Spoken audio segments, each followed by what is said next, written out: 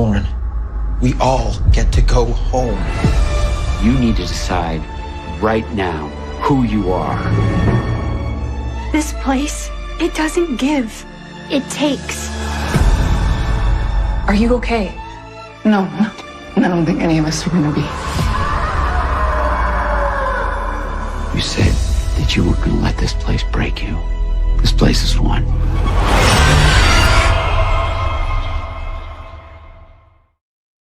What is up, people? What is going on? Welcome back. We are here with the second to last episode of From. Got Julie in the house, and Brian will be here later. Also have a guest, Nakisha Moore, decided to pop on with us today. Julie, tell the people where they can find you real quick.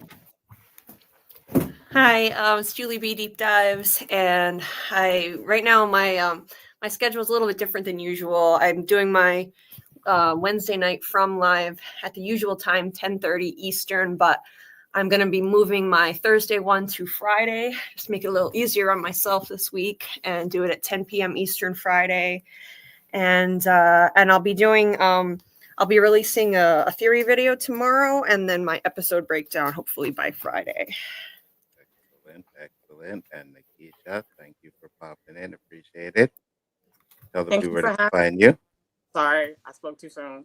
No, it's okay. Don't worry about it. Tell the people where they can find you.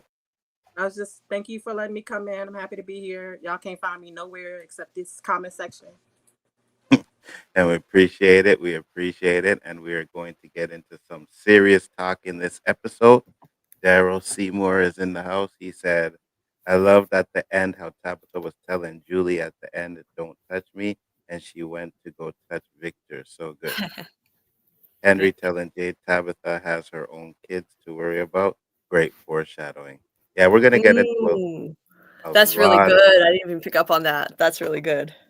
We're going to get into a lot of stuff in this episode. Going to be a lot to break down. It should be fun. Brian should be here in about 5 or 10 minutes, so we can get into all of that. I'm going to bring up the stream here, and we are going to get into it. So first off, I want to get you guys' thoughts on this episode. Julie, how did you like this episode? Well, I absolutely loved it. I was completely blown away. My mind was blown by the ending. I mean, it's not that I was surprised, because it confirmed the theory that I've already been working on for, over a month, and I already believed it. But I was just surprised that, to me, it looks so obvious that Tabitha is reincarnated Miranda. It's just, to me, it's like, I realize there could be an alternate explanation and she's just receiving memories from Miranda, but I don't know. To me, it's undeniable. It looks like reincarnation confirmed, and I never expected them to actually go this far this season. I thought this might be a season 4 kind of thing, so I was not expecting that at all. And the rest of it, I had issues, there were some issues with it here and there with the pacing and stuff, but I was thrilled to get almost an hour-long episode. That was great. I wish they would all be that long. So all in all, I'm excited to see where it goes. The Fatima and Elgin stuff, obviously, we had a lot to talk about there. So great episode, though. Probably my favorite of the season. Excellent. Keisha, what about you? Did you like this episode? What did you think of it? I did. I liked the episode, but I've liked every episode of From so far, even the slower ones. I appreciate the story as they tell it. I was kind of surprised by the title. I didn't really feel there were many revelations, but I guess that's why it's part 1. Like Julie said, I feel like it was pretty much a foregone conclusion that Tabitha was reincarnated Miranda, but I'm glad that they all but confirmed it for us. I am interested to see what happens next week. I think that this episode set up a lot of things. I want to see the conversation between Henry and Victor, when Victor tells him that he blames himself for what happened to his mom and his sister. I think I was excited to see Boyd and Kenny kind of reconnect, but I feel like it also set up some tension between them because Boyd's still lying to Kenny. So I think maybe it was good title revelations. I'm more excited about this week's coming up episode. What do you guys You'd be think about? surprised though. Go ahead. Sorry, you'd be surprised though how many people still don't think Tabitha's Miranda reincarnated I was now. just about to ask that question because I'm seeing a lot of people online and they're still not convinced about the reincarnation stuff. What do you guys think Yeah, about that? I've seen that too. I saw a lot of people saying that she's Eloise now, that they're like Mm, convinced that that's mm-mm. what that means. But that's not really what I got from it. But maybe we'll be surprised, or maybe Yeah, we can told you so. Julie, go ahead. I don't understand that. I can understand sort of, but if you they literally gave us a one-to-one comparison shot. Like I understand they're showing us a flashback in which Miranda and Eloise are hugging Victor, but they gave us a one-to-one comparison shot of Tabitha's face on Victor's shoulder hugging him in the present, and then another shot of Miranda's face over Victor and Eloise's shoulders. It couldn't be more obvious what they're trying to tell us, that at the very least, Tabitha's receiving Miranda's memories, whether you want to call it reincarnation or whether you want to call it like she's a chosen one, and because she was drawn to this place. Some people are taking that approach where they're thinking, okay, she wasn't literally reincarnated, but she was chosen and she's receiving the same memories as this person. One or the other, but I don't think that it correlates to Eloise. I just don't, especially when you factor in all the clues, which I actually just finished my script for my video. Laying out all the clues starting from season 1 to this episode, and it's going to be out tomorrow. All of the clues point to Miranda, not Eloise. All theories are valid. I'm not hating on anybody's theories, but I'm looking at the evidence, and I think we have to kind of look at the evidence and not stick to confirmation bias because we want it to be Eloise. I got you. Um, First, let me get to these comments here. Mark, what's up? Daryl said people complaining about not having answers. Meanwhile, I'm over here saying they're giving too much answers too soon. The show could not. The show could not make it more obvious that Tabitha is Miranda. I love the pacing. A lot of the scenes were A plus, 9.5 out of 10. And what's up, Vanessa? Thank you for popping in. Much appreciated. So I'll say this on my point. I never was really 100% on board with the reincarnation stuff. But it seems like this is the where it's going, right? Like if you look at it logically and all the theories that came out, it looks like that what it is. Now it's possible that it could be something else because this is from because we all thought that damn doll was gonna talk and that didn't happen, right? So it could be them trying to mess with us again. But at the end of the day, it like if the clues are there, I'm gonna say, okay, those are the clues right now, and I'm gonna stick to that until they show me otherwise. And I agree, it's more Miranda than Eloise, to be honest with you. So I think people just have theories and they don't want to be wrong with their theories. But I mean, I was team no baby and I was 100% wrong. I'll own that crap. You know what I mean? I was wrong. I still think Fatima may be turning into something, but there's definitely a baby coming up in there. So we'll I mean, definitely see. Go ahead. I was just gonna say that you might not be completely wrong. Like you still might be partly right that she might be turning into something, and there's an entity baby going on. So we don't Could know that. be. Plus, I still know one thing that she exposed in that interview that they haven't shown yet, right? So I'm still have that in my head. But yeah, for the longest time I was team no baby and so but it is what it is, it's okay to be wrong. And I think that's where people are like, oh well no, I'm gonna stick to my theories and stuff like that. And then not only are they saying they're gonna stick to their theories, they're like, well, if it's this, like I heard someone say if it's reincarnation, then I think that's gonna be stupid. And I'm like, why? Why? Uh, It's like a month ago when I said it in a video. It was like 5 weeks ago. Two people in the comments said it would be boring. I think it's really interesting. I've never really seen this portrayed on a popular show before, or any show. I think it's interesting. Absolutely. And I think with the way the writers are and how they do the show, they'll probably make it work. So I'm not worried about that. Definitely not worried about that. But we will get into the episode because the episode starts off with Um, oh my gosh, Boyd and Ellis looking for Fatima. Sin starts to kick off. I'll let you go in the first, Nikisha. What did you think about when you seen that his Parkinson's was coming back like full fledged now? You're muted. Of course. I was surprised to see the Parkinson's symptoms coming back, but then I feel like I shouldn't have been because it always feels like it pops up to distract him from something. So I wonder what he was close to, or maybe did they not want him to communicate with Ellis? Were they close to finding Fatima? I'm not sure. Um, I'm more with the Parkinson's. I have more of an opinion about the scene later on when Boyd actually tells Ellis than this setup for it this time. I got He's not a you. good son. He's not a good son. Nobody don't really like Ellis. Julie, what are your thoughts on this part?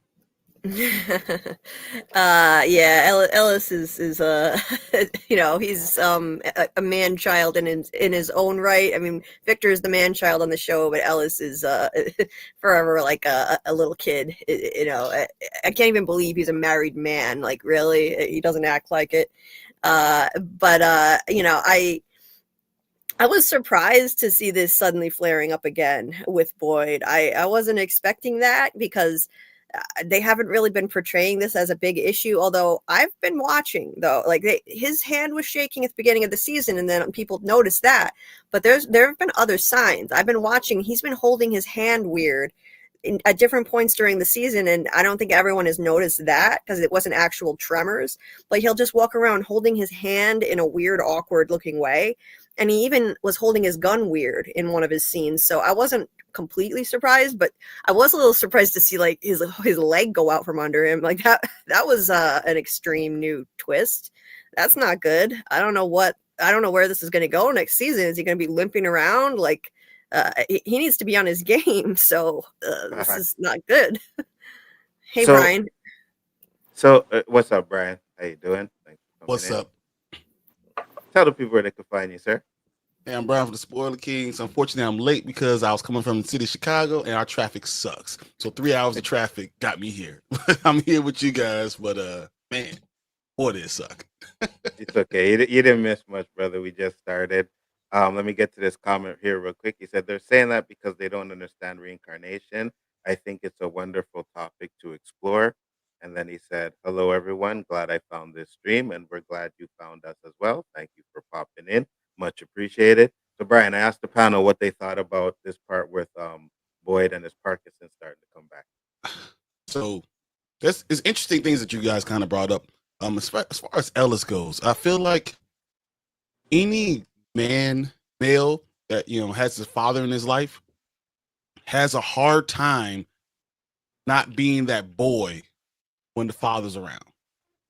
And that happens a lot to Ellis. So anytime he's around, Boyd, he's that little boy that you always looked up to him to daddy. That's just one of those things that you have a hard time with. It happened to me. It took me till I was like 23 to really like look at my father as like another person. Till then, you're on a pedestal, especially if he's in your life the entire time. So I understand why Ellis does these things. It reverts back to that because he doesn't do it all the time. It's only when in regards to Boyd. So I feel like that's his real excuse, and that's more of a what's going on with him. As far as Boyd goes, he's going to hide that because once again, as a father, you're always going to hide that from your son. You don't want to show that, and the talent's already weak, and he's the strength. So if he shows that he has any weakness there, the whole town starts feeling like at any point in time we can go. So he's trying to hold everything together. He's trying to hold all the pain and keep it away, put it on me, and I can carry it. But now even in the background, he's not. I'm sharing with Ellis. If he's sharing with Ellis and he's sharing with Kenny, then he's really thinking, okay, what am I going to do after this? I need to have a contingency plan after this. And he's trying to prepare Ellis for the next step. He's trying to prepare Kenny for the next step. So I think that's what a lot of this whole part was really about. It was about understanding the maturity or not maturity of a young man young male trying to become a man, and can't do that always with your father right there. So I'll ask you guys this: do you think Boyd was like was he cured at one point, or did it just start manifesting even worse now? Because it seemed like at one point after he got the worms in him, like he was okay, and then like you said at the beginning of this season, he started twitching and stuff. So did we just assume that he was okay because they never really showed it and he always had it, or is it the town now really trying to mess with him harder than they did before? Anyone who wants to go first can go first. I think Go ahead, that the Julie. worms were like, I remember in season 2 when he had the worms, he said, my hands not shaking anymore, but I've got these worms under my skin. So I think it was the worms, because if it were the spider bites that got rid of it, like some people were thinking, I think that he wouldn't have symptoms. He still wouldn't have symptoms, because there's some research that shows spider venom can potentially treat Parkinson's. So I think it was the worms that temporarily got rid of those symptoms. And maybe it's because those worms are supposedly, they're supposed to keep someone alive forever. So like so like basically whatever health condition he was suffering from, it would be negated by those worms, but he'd be tormented by them forever. Like that's the trade-off. Yeah. I got you. Nikisha, what do you think? I don't know whether it was the worms or the spider bites. I didn't really think along those terms. I feel like it was more of the town just luring him into a sense of comfort, making him think that he was okay, waiting for the right moment to bring it back up. I got you. Makes sense. Brian? I think that's a very good point. I think honestly, this is the whole season about tormenting Boyd. So if it's to take away your Parkinson's, stuff, your shaking and all that stuff, or if it's giving it back at bad times, it's just in terms trying to break him. No matter what, that's the whole point of this entire season. How can we break Boyd? And do we break Boyd? Is he going to have this issue in season 4? Like, are we really going to see Boyd get broken down by Parkinson, or you think there's going to be a fix for it? I hope Go ahead. not. I hope not. I mean, I would rather this show not turn into a soap opera where we're focused on, a health problem that any show can deal with. Like, I'd rather that not take center stage. Just like I was worried about Fatima's pregnancy being so much the focus of this season, I was pleasantly surprised with that, because they took it in a supernatural direction. So I was relieved. Rather than just, she's getting sicker and sicker and she's dying of this, like this is a totally, I mean, she was full on drinking blood. So, like I'm here for that. So as long as I'd rather them take it in a more supernatural direction and not focus on the Parkinson's so much. Right? I think he's just cured somehow. I think all this is trying to break him, and he doesn't get broken, something's going to happen that he gets cured. Okay. We'll cure you as long as you're here. If you try to leave, symptoms comes back. Nikisha? Yeah, I've said this before, so sorry for repeating myself, but I was doing a rewatch like last week, and I don't remember if it's season 1, the second episode, or the third episode, but the episode where they are about to put Frank in the box, Boyd gets in the box, and it was something about the way they shot that scene, seeing him sitting there. I think Boyd's going to end up in the box. I don't think it's going to have anything to do with the Parkinson's. I think the town is going to turn on him next season and put him in the box. Will the monsters do anything to him? Oh, I don't know. I think Boyd kind of has to die for the story to progress, because like he is the town's hope, and I think it's going to come down to like the people being the monsters and the monsters being the monsters, and like a lack of actual like care for humanity. And I think Boyd has to be out of the picture for that to happen. Oh, if they kill Boyd, I'm going to riot. I am going to riot if they kill Boyd. That's me and you both. We're going to go. We're gone. I know you can't do that to me. You can't kill him. Ellis having death chats. Tilly telling him life is short. Ellis telling Elgin about his mom dying and saying he can't go through that again. With Fatima, and Boyd talks to Ellis about his Parkinson's. So Boyd is essentially the father figure of both Ellis and Kenny. Pretty much. 100%. Pretty much. Yeah. And I the don't rest of the think. town. He's Pardon everybody's me. dad. I said, and the rest of the town. Boyd is a father figure to like most everybody there. At least He Oh yeah. is, He's but a like their lot of hope. them, yeah, but a lot of them are losing faith in him now, right? So do they still feel Boyd the same way, right? Do they still feel he's that hope now? Well, when the chips are down and they have an emergency, they're all like banging down his door, expecting Boyd, him to save save us. them. Daddy Boyd, save us. Yeah, exactly. I don't think Boyd was cursed. We assume. I don't think the town made Boyd think he was cured. Was as the audience assumed it. He always still had it. I love the Parkinson story in this episode. Made for great character moments. I definitely agree. Thank you, Susie, for popping in. Much appreciated. And everybody that popped in. Junku Doll, if I pronounced that right, I do apologize. I tend to butcher names, so don't hold it against me. I'll stop watching if Boyd dies, shaking my head.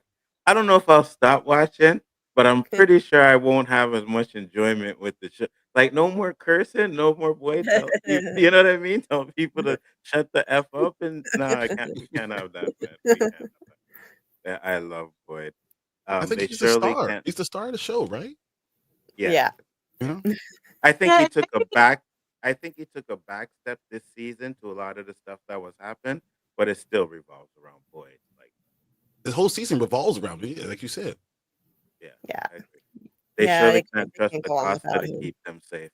Oh hell no, we don't want. We don't. We're gonna get into Costa over here because she did some shit in this episode. And I I'm was not ready. like, Oh, what? What are you doing? No. I Such think a a cop pretty got her panel. bullet. Thank you very much. What's that? no, I think I saw you say that. That's That her was bullet. smart. That was a couple of people said that too. Said And what? not just I that she missed had her bullets, but that Uh-huh. she had more rounds. Maybe Mm. those weren't the full bullets. Because she did, and we're gonna get into because she did go for her gun, right? She did drive for Yeah. some like Yeah. why? What was she reaching for a gun for if there's no Yeah, bullets in it? that's a good point. They certainly listened to Boyd at the front of the diner about the search. Yeah, we're gonna get into that. I think it would make for a better story if Ellis dies and Boyd is broken. Yeah, I don't want to see Boyd.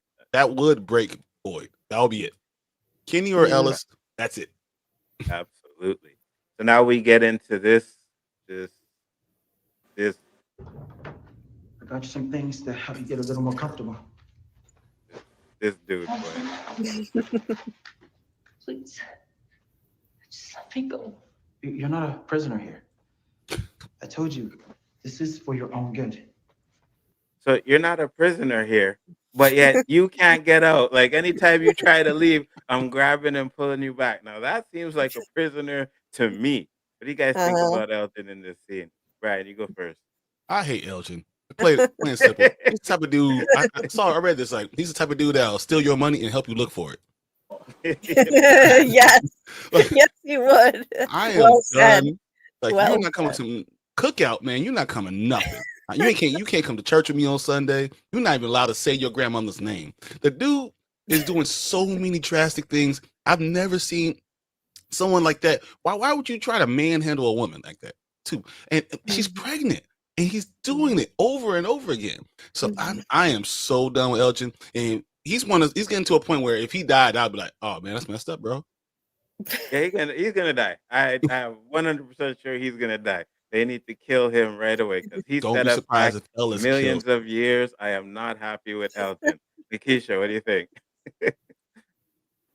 I want to like ride for Elgin because I do sympathize with him, but he's making it hard. But even as I found myself criticizing him and being upset, I also am like, but it's not his fault. The town, is the voices, whatever. He's confused. He's sleep deprived.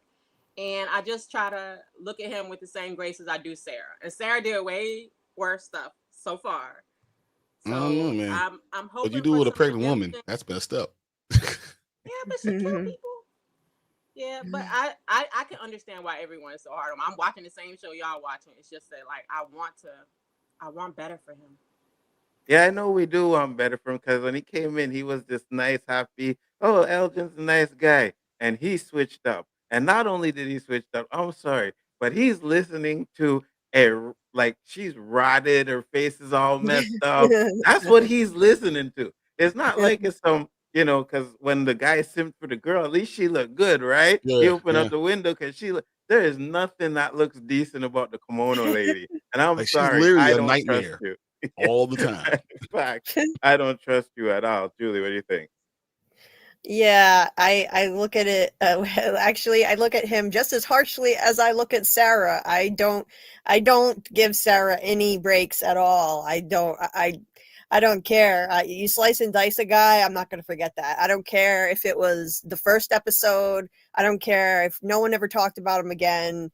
I don't care. I'll never forget that she ripped that guy up. And the only reason that people are harder on Elgin is because we got to know Fatima so well and we actually care about her. We like her. We didn't know Toby. So it's like, okay, let's forgive Sarah. No. That's not me. That's not me. I'm still mad that Sarah's sitting pretty in her big house all by By herself. herself? Yeah, man. Yeah, That's by just herself. There aren't that many houses in town. So yeah, what Elgin is doing, there's no excuse. I don't care how deluded he is and thinks that actually this is somehow gonna help and get everyone home. I think he's out of his mind. Like he sounds and looks deranged in this episode. Like the smiling. Yeah, he's gotta go. So I'm gonna say this. I understand, you know, yes, Sarah did this, but Sarah saved a couple people at the end towards the end too. So that's why I can give her a little bit more sympathy for that, you might right? kill 3 people, but you save like 4. So like Yeah. Maybe he'll save people too. You know, who Well, knows? You know. until he does, you know what I mean? If he does, I'll he be like, still okay, I'll just messed up on yeah, the wager, like if right. he put it on Or both sides. or if He we hasn't find had the out that chance yet. You know, or if we he find might. out that he was right about her having a baby and help save people, like, okay, Elgin, you did the right thing. I didn't like the way you did it, but you did the right thing. But until then, no, sir. No. I can't do it, Elgin. I can't give you that pass, man. Brian, go ahead. Dude, he doesn't deserve anything. Forget Elgin. I have a soft spot, especially for pregnant women. Like you kidnapped her, you lied to her, you're setting up all these things. It's just it's inexcusable. And so she's a person who can't help. She can't defend herself. And you allow this to happen. You're listening to a demon. Straight up talking about your grandma or taught me all. She taught me about all this stuff, and then I believe in this. And we went to church every Sunday. Forget you. That doesn't make any sense. You're doing the work. You're doing the devil's work. I'm done with Elgin. And you know what?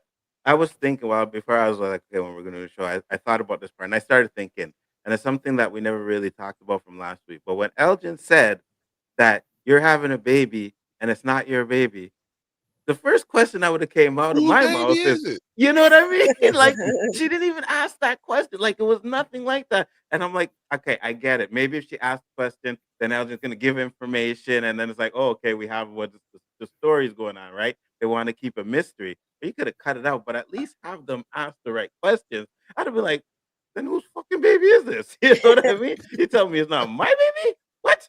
What are we doing? I What are we think she talking about knows. here? Huh? I think Go she ahead, Nick. knows. I think she has like a suspicion she's known. I think she's known ever since Ellis wanted to do the ultrasound and she was like, oh no, we can wait till tomorrow. Like she knows. She just doesn't want to like have it confirmed. I don't know how much more confirmation she can get. You're right. She probably do know, but at the same time, Elgin seems to know a lot more, and you ain't asking him any questions. Like, how do you know that it's not my baby? What have they told you? What is this? What's going on? You know what I mean? Like, those are questions I would be asking, and like, it's just like, oh no, Elgin, no. But at the end of the day, I can't stand Elgin. But Elgin does something. It's okay. Tells her to sit down. Sooner you eat. I don't remember what happened. Can someone refresh my memory what happened? He said he remembered his dream and that helped Boyd save the town. What did he do? How I did he don't save a remember. town? I don't He- remember. Do you guys remember? I remember. Go Yeah. ahead. So he heard incidentally Tilly saying that Fatima was pregnant when she shouldn't have known she was pregnant, but that's neither here nor there. He overheard that. He found out Fatima was pregnant, and all of a sudden he remembered his dream from the bus. But I still think he didn't remember all of it. He remembered the boy in white was reciting the cicada nursery rhyme, and he was just saying part of it. And then Bacta overheard it, she said, "Oh, my grandmother used to tell me that nursery rhyme or sing that to me," and then she finished it. And when she finished it with the line, "Unless you stop the melody," the music box, meaning the music box. And so Boyd, once he heard that, he thought about it for a while, and eventually he realized, okay, I need to go back to the ruins, find the music box, and smash it. And that's so that set all that into motion. It started with Elgin remembering his dream, and then Bacta filling in the rest of the nursery rhyme. Boyd goes out to the ruins with Sarah. She was like, okay, I hear the music box here somewhere, but they're looking and it's not there. Eventually Boyd realized he needed the torch, got back to the dungeon, smashed the music box. So technically it did start with Elgin, but it wasn't just Elgin. It was definitely a team effort there. So I don't know. So Elgin is it was a little because overstated. it was because he remembered the nursery rhyme and then Bacta Right. finished it. Okay, I got you. Yeah. Yeah. I get it, but you know what I mean? Like that's like, oh yeah, well I remember the nursery rhyme. Thank you guys. I helped you save the town. Like So anyway. how did that save the town? Maybe I'm not putting two together. I don't know. It started with People him. It sleep started again. with him, but it wasn't all him. Also, Yeah. people are able to go sleep again. That's exactly right. That's right. Yeah. We Whatever, had more man. dialogue. I'm so sorry. Yeah, no, go ahead. No. Go ahead. I wish we had more of the dialogue between Elgin and the kimono woman. Like, just a little bit we hear. It's really hard to like defend him. I wish she was like more in his head. Like this, I wish we had heard the voices for Sarah too. I want that perspective. After Sarah, though, don't you just not trust any of them? Sarah's like, they told Sarah, you all you have to do is kill this little boy. Is that worth going home? Like, in what way is that okay? Listen, I'm on Randall's tip. I don't trust nothing. The boy in white, don't trust you. You know what I mean? The only things that I'll say I can honestly say I could probably trust is the Akui kids. Them I will trust. You know what I mean? Yep. But the boy in white, no, you don't do it for me either. I still think there's something sus about you. I don't He's trust getting you. older. What ghost gets older? I ain't trusting no voices in my head, the cicadas, nothing. If you tell me to do something, I am going the opposite way. Guaranteed. Hey, it'll save the town. Well, I guess we ain't getting saved because I ain't doing it. You have to We find stuck someone then, else. huh? Call me Christopher because we stuck. Fact. Elgin decides to give Fatima the blood. So And hungry. she resisted. Just a little, please. You helped me so much since I first got here. Please let me help you. She ends up taking the blood. And again, I'm with you guys. Like, you want to believe that Elgin is doing the right thing, but you can't trust that kimono lady. So no matter what you think you're doing, you are not doing the right thing.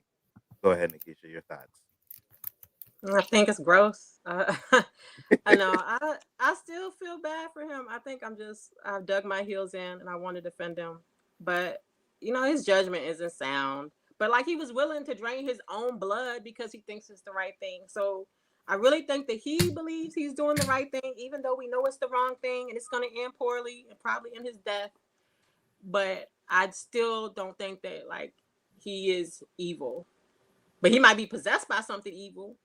But I wish, like I said before, I wish we saw more of the conversation between him that was convincing him of that. I wish he had like scratch marks on his arm. Like if they were torturing him too to like force him to do it, it would be a little more easy to be sympathetic. I feel bad for Fatima, but she's in it now. She's double fisting it. If you have two hands drinking it, it must be good. Yeah, she took it and was like, oh, okay, yeah, I can do this. But I'm going to get back to your possession thing because I do think there are things like there's possession in this show as well. And I'm going to give you an example of why I think that way when we get to the point. Julie, what do you think? I also don't think that he's evil, nor do I think that Sarah is evil, by the way. I don't think either of them are evil. I think that they're both flawed, that there's something wrong with them psychologically. Like I think Sarah has trauma and mental illness, and Elgin is probably just not too bright. Maybe he's just not too bright, and the two of them have both been manipulated. That doesn't mean that they shouldn't be held accountable for their actions, though, and that doesn't mean they're not dangerous. That's the problem.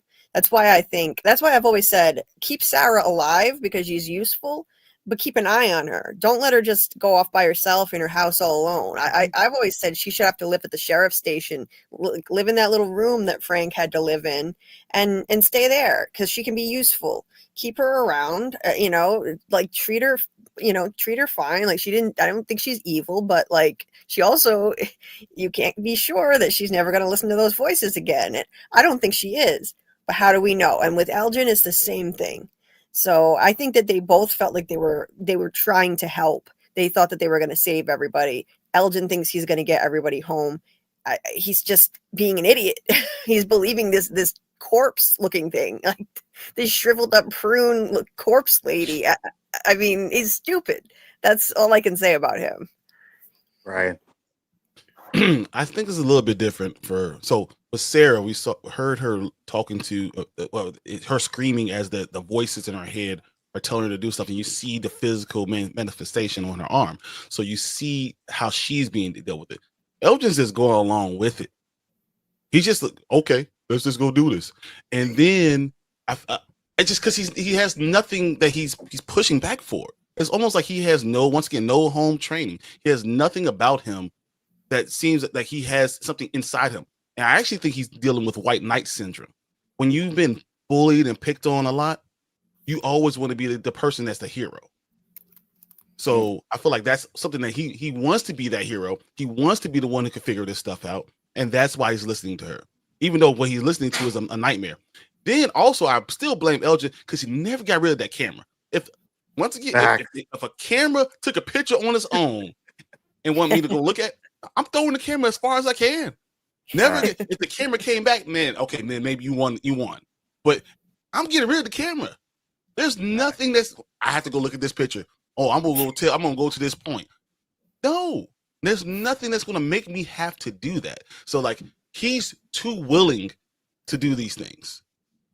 Fact. And that's my difference. And since you brought that up, I'm going to talk about, because you said the camera, right? I think the camera is something that is possessing him, because earlier or later on in this episode, when Sarah starts to hear the voice, she starts to hear the voice when she gets that little thing put back together, right? The thing with her brother that Kenny broke. She puts that back together, and all of a sudden the voices start coming again. So I'm really believing that maybe these material things are what's helping possess people. What do you think, Nikisha? I think that's possible. I think it's it's going to be a combination of things messing with them. I'm still thinking that the water is poison. There's some kind of drug or toxin in it that's making people more docile. I think that's part of the reason Acosta is still pretty militant. We haven't seen her drink anything at all. There's a scene later in this episode where, I always say her name wrong, Muriel, I think is how you say it, where she shoves a glass of water in Julie's face. So that's suspicious. But I'm curious how, with everyone saying how they look at Sarah, how they look at Elgin, the things that they're doing and they need to be accountable, where does Fatima go into that? Because she killed Tilly. Mm-hmm. So should she also be held accountable? Should she be locked up somewhere? Or is she more of a victim? Excuse me, because she's pregnant? No, she's a danger too. Yeah, she's a danger to herself and others. So yeah, she shouldn't be roaming around for sure. Yeah. I'll save her and they'd have to chain her to the bed or something. Well, listen, she makes the best weed, so they better save her. Like, she's priority number one. Because I don't know how I'm living in this town if we ain't got no weed. I'm not a big drinker, but if we ain't got no weed, I'm not living in this town. So we gotta save Fatima at all costs. You know what I'm saying? Unless there's someone else that has a green thumb just like hers, then she's expendable. She can go. But if not, no. We gotta fix her. But I get to the comments real quick. Susie said, "That's my stance on Jade." Said, "Boyd is the glue that holds everyone together. He can't die." I agree. Intimidation factor. Oh my gosh, Elgin, man. Yeah, I know. Trust me. FROMILY Theory said, "Hey, FROMILY, thank you for popping in. Much appreciated. Always pleasure. He's so much taller than I realized." Who is Jade, or are we talking to Boy and White? Elgin looks like at least 6'4". Oh, yeah, Elgin. Elgin is tall. Elgin makes my pressure go up. Yes, Elgin does more than just make my pressure go up, brother. I'm just like, no, what are we doing here, Elgin? You can't be doing this stuff. Said yes. You know where it is. Get him out of there. As much as I hate Fatima, I dislike Elgin even more. Hey, familia, how you doing? Thank you for popping in. Yes, we got one episode left. It is going to be hard when that episode is done and we have no more from to watch. Like, come on, And they we gotta still wait. haven't said season 4. Yes, Yeah, I know. I think they will, though. I hope they do. it's taking too long. I can't I do hope this. they do. Leave me filming Yeah, tomorrow. said yeah, that was sketch as F. You'd be like, Dale, oops, sorry. Elgin is too nice. He didn't tie her up after she attacked him. Wait, hold on. Wait. No, Daryl, come on. no. No, that doesn't work, brother. He is not nice at all.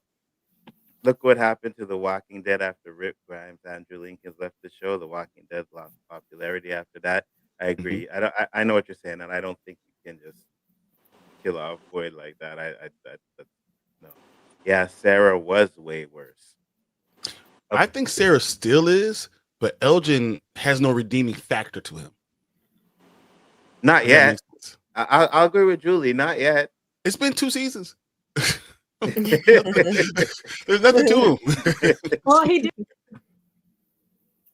Oh, he did. You're right. He did. He Hold did. Drive to go get the truck. He went to got the truck to save the person he's Yeah. right now kidnapping the wife of and holding her hostage. Okay, yeah, well, he did one thing. Well, he did go get the truck. He was brave. That was brave. Mm. I Yep. guess. But if he remembered his dream, and I think by this time, no, he didn't remember his dream yet, did he? No, he didn't remember his dream at the time. But still, you know what I mean? He probably knew that nothing was gonna happen to him because he had a dream that certain things was gonna happen. So yeah, I don't know. Of course he's handling her. She keeps trying to escape. Yeah, Shouldn't- but You're she kidnapping someone. Are you mad at her for trying to escape? she shouldn't have to be trying to escape. You know what I'm saying? Like, what are we doing here? Sarah tried to dang kill a child. No, I agree with you. Elgin said Fatima killed Tilly because the baby was hungry, so of course he's going to give her blood. And also murdered a random dude and left 2 others to their death. No, we don't like Fatima. I guess I could say we did, but now, yeah, something's definitely happening to her. Elgin kidnaps pregnant lady. I'm just saying murder times 3 plus attempt on a child. I'm gonna say Trump's kidnapping in terms of ethnic. No, TBF. it's both I bad. don't. Huh? That's Yeah, both bad. I mean, it's I just, agree. that's I don't up. think anyone would want to live with Sarah. Says Yeah. Ellis. True. Yeah. Sarah is my girl, one of the only ones living in the reality of what is. Yeah, but remember what she did in that reality as well. Like she literally tried to kill somebody. You know what I mean? Like Trying to kill a child. facts, 100%. Okay, back. Said, why was there even outside? Like knowing the monsters were there and everyone was outside. Why was she even outside? Which part? Who was outside? For me, Elgin is like all in now without question or doubt, all in for Kimono Lady. Yeah, Mm. Yeah. I don't know why these guys are simping for these weird looking ladies, but that is one that you stay away from 100%. And does she have some kind of like butter that blocks out the monsters from being able to find people in a bush, but they know what they're doing and thinking, and their name's so confusing. So it's a good question. It's a good point. Like people were hiding, but people say there's a hive mind and stuff like that. I'm not too sure about that one. It's just I think at this point it's more of a game to them, and I'll tell you why when we get later on in the episode. But I hope Fatima survives the burst, but then turns into a monster. I think that's where Ooh. we're going with that. I think that's where we're going with that. 100%. Brian, this isn't a normal pregnancy. Eldon has more info than we do. Yeah, but Maybe. Dude, does Yeah, he? but it's the source of the info though, right? Like you can get as much info as you want to, but you need to have a good source for that info.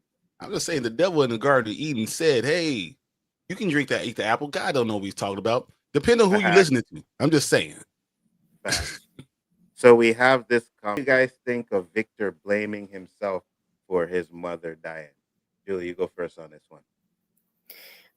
Yeah, I figured this was going to happen. Once he recovered that memory of, him telling his mother, the boy in white said Christopher needed to go in the tree. Christopher refused, and his mother came to this place already knowing that she had this mission to save the children. Apparently, she just needed that piece that she didn't, that piece of the puzzle. She had these visions, knowing that she needed to save some children, and she was a chosen one. But apparently, going into a tree to save them wasn't part of it, or maybe this instruction wasn't supposed to be for her. I'm not sure about that part, but I personally, I know some people have gotten mixed up by this and think that maybe Christopher's was the chosen one.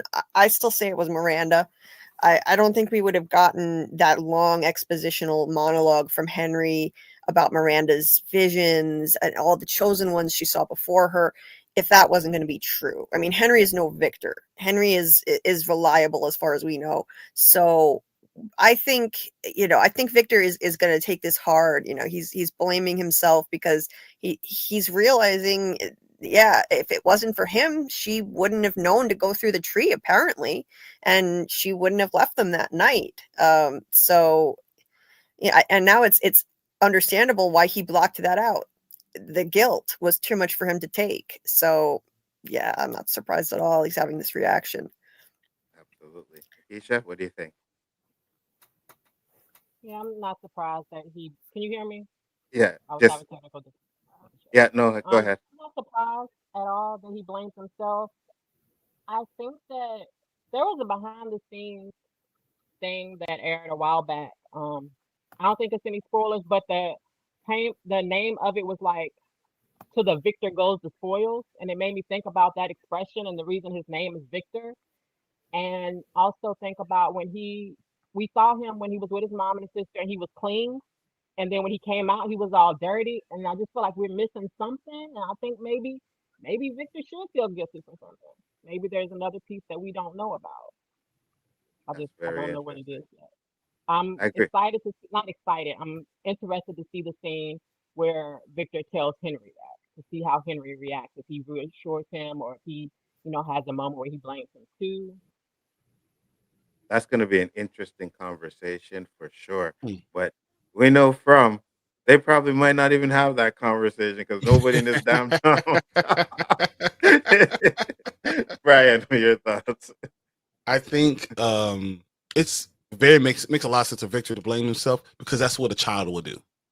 A child would blame themselves, not realizing all the other things that she's an adult, she's the mother, she made a decision, she knew the risk that was going on, not the monsters, not any of those things. You blame yourself. And I think if Henry's anything of a good father, he would tell him, you are not the problem. Your mother made a choice. We're a child. Don't think to try to blame yourself. That's what a father should do. Because just like kids think they're to blame for everything when something bad goes on. No, it's my fault. No, but adults know maybe it's not. Maybe that other adult made a decision, and I'm hoping that Henry would try to help him realize that. I got you. Would hopefully too, and the way Henry's character has been, it definitely seems like he would go that way. But now we get this, and this is something we first instinct of something going on when she touched Victor. Now, first off, before I let you guys go, I'm gonna say this, and then you guys can respond with your answer. She touched Victor before. Why only now? That's exactly what I was thinking. That's exactly what I was thinking. I don't get that. I'm like, wait a minute. This is not the first time she touched Victor, and all of a sudden it popped up. But Nikisha, you go first. Uh, I okay. I agree. I'm not sure about the timing. I feel like on a rewatch, maybe we'll see something different. See the signs pointing to it. That tends to be how it goes with the show. Um, I'm more interested in Sarah and the way she's observing them and the way she questions Tabitha about it. I really would like to know what she's thinking. Interesting. Julie? Oh, this is trippy. That first moment where I was like, "What's happening here?" Because it wasn't clear. Like, this was the first of it took 3 different weird moments with the creepy music before she got the full memory at the end, and this was the first one. I was like, "Okay, what's happening here?" I didn't know what to make of it at this point, and I think I wonder why it's being triggered there and now is what I wonder, because I understand why it was triggered in the root cellar. That's the first time she was probably ever down there since what I think was her past life as Miranda down there leaving Victor. But now it's interesting, like why here? Maybe it's just because she's spending so much more time with Victor and all this emotional time together, helping him recover his memories, being so maternal to him. That's the only thing I can think of as to why this is happening. So that's what I'm thinking at this point. It was just in the previous episode when she was helping him recover those memories, I just was like watching this like, could she be any more his mother right now? This is crazy. The way she would calm him down, it was so in my face. So I think that's what's starting to trigger it. And that was the beginning right then. So my question is, because you said that was the first time she was in the cellar where she gets the full memory. But didn't they come out of that cellar when she went into the tunnel and Victor saved her in season 2? Isn't that where they came out? Nope. No, when they came out, that was the cave. They came out of the cave. And then, so I don't think Tabitha's actually ever been to the root cellar. It's kind of a bit out of town. It's never been made clear just exactly how far from town it is, but they've never shown Tabitha there before. Okay. Brian, your thoughts? I think what's going on is that as she gets closer to the memories of what happened in whatever it is, reincarnation or whatever it is, as she gets closer to those memories, she remembers other things that involve Victor, more and more things that involve Victor. And I think it's a connection between this life and the past life, possibly, and that's what it is. And Victor is the one thing is the same in both. So as she gets closer to that point, the lines kind of get blurred. And that's what triggers her memories now. And as she goes to new places, I think the same thing will happen. Because as of right now, there's no kids around. There's no gym. She's literally, it's just her and Victor and her touching and her trying to comfort. Trying to comfort Victor. So like, if that's all that's going on, maybe that's more of an easier way for her to connect, with Miranda. So let me ask you this. Are all 3 of you on the reincarnation train? Well, I am. You don't even need to ask. Yeah, I know. I gotta say, Brian? Two. Brian's on the train. Keisha, you're on the train too? Yeah, I think so. I think Yeah. if not all, most of the people there are playing a role that someone else played before. Yeah. So, because if that's the case, I don't believe it is everybody that's there, maybe, but Just the a few. main players, right? Jade, Tabitha, and whoever else. I think some of the main players. But yeah, I can definitely see that being the case. Absolutely. Yeah, it's I'm not everything. still not 100% on the bandwagon though. Like I said, you're gonna have to show me. Oh yeah, there's irrefutable evidence that she. Can I is, right? ask you guys though? Do you guys Yeah, believe go ahead. Boyd is one of them? Is Boyd a reincarnated entity, or is he a new one that they've never seen? Interesting. Go ahead. I would have to say no. But you go ahead. You go ahead, Nikisha. You go first.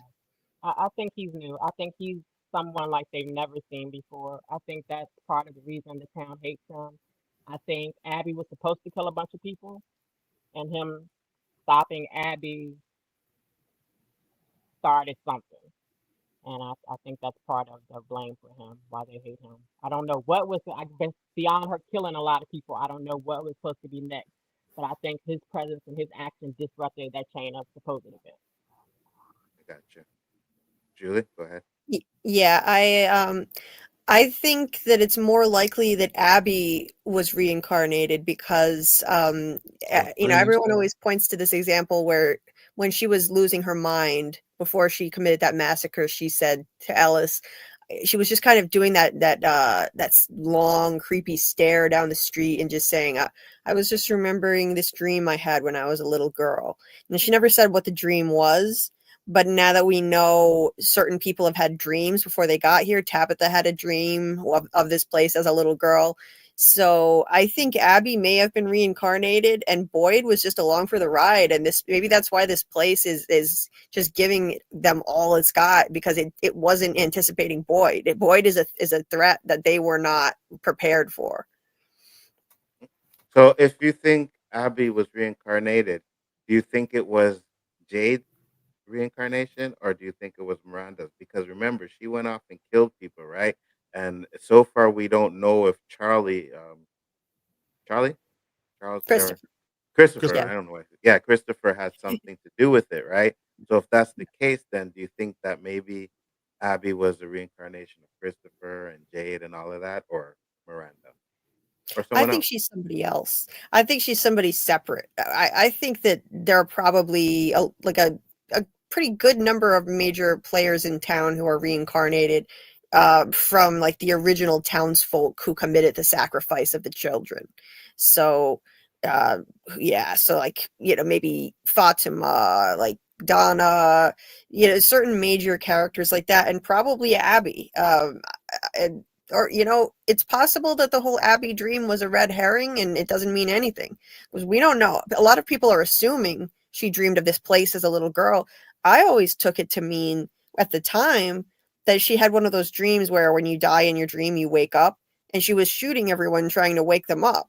It's possible she didn't even dream about this place, but it would be interesting if she were one of the reincarnated people, but she died, so I mean, we'll never know. Absolutely. Yeah. What do you think, Nikisha? I think Abby was reincarnated, but not Miranda, Tabitha, Jade, or Christopher. Because just like I'm not a reincarnation expert, but looking at like their ages, she's like in her 40s, probably maybe 50s, so they're alive at the same time. Like she's alive at the same time as Tabitha, as Christopher, as Jade. So I don't think it could be like that stream of reincarnated people. But I think she was somebody. I think she was I important. got you. That makes sense, right? Because they were around, right? No matter how Yeah. old they were still around, so she wouldn't be a reincarnation of them. Brian, go ahead. You answer your own question. I don't. The answer is I don't know. But what I will say is, I think we're gonna find out more to the night. Just what Victor is remembering is not all that's happening. I think we're gonna see even more. Like we saw a little glimpse of it, but there's probably more that led Miranda to this point, not just what Victor said. And I think we're gonna find out there's always been moles in the town, and there always been people trying to stop them from getting to where they're trying to get to. So there are going to be good people trying to get stuff. And I think there's going to be bad people, and we're going to find that out. And that's what was really going to, really bother them. And they were going, so who do we trust? Now who do we trust? So they probably get some answers, and they realize they can't share all their answers with everybody else because there's certain people you cannot trust. Facts. So we get to Kenny barging in on them and telling Tabitha that her daughter Julie had an issue. So Julie's in the hospital and she's talking to them. Tabitha runs in, really not much, just conversation. Of course, she tells them nothing happened. It was a dream. And I was like, okay, here we go with the not talking again, right? But now Jim, when Tabitha comes in, Jim decides to go and see Randall. And when this happened, I was like, oh my God, Jim is going to be, Jim. Jim. So they have the conversation. And I want to get into the talisman thing for a second. But first off, Nikisha, just what do you think about Boyd telling about the Parkinson stuff before you go? Because I know you got to go soon. I gotta go to work. But I didn't like Ellis's reaction. He went from being, oh, you should have told me. But like even when he's trying to tell him, he still can't give him his full attention. Like he still can't focus on him. He's still worried about Fatima. So I don't know why he's acting so hurt. Every time Boyd tries to communicate with Ellis, he acts like he has a wall up and he can't, have any time to really open up to him. So I don't know why he. Maybe it's just natural because he's his son. Maybe he's jealous of Kenny, but it didn't do much for his character to me in this thing. I'm really hoping that man has a really great arc, and by like the last season, we all love him and he's like a hero. Maybe after Boyd dies, he'll take his place. But Ooh. I don't know. You're still on the boy dying, eh? You're on that train. Yes, It's all good. yes. So I know you have to go, but thank you for coming in and appreciate it. And you're always welcome to come back whenever you want to. Thank you for letting me come through. It's so much fun. I wish I didn't have to go to work, but gotta pay these bills. Thank y'all Understood. for having me. I'm still gonna be in the chat listening and maybe typing if I can. No problem. Thank Thank you That's for you. awesome. coming. Nice Have a to good meet one. you. That's awesome. Bye, Nikisha. All right. So now, what did you think, Julie? What do you think about this conversation? Do you agree with Nikisha that Ellis kind of was more concerned with Fatima than Boyd?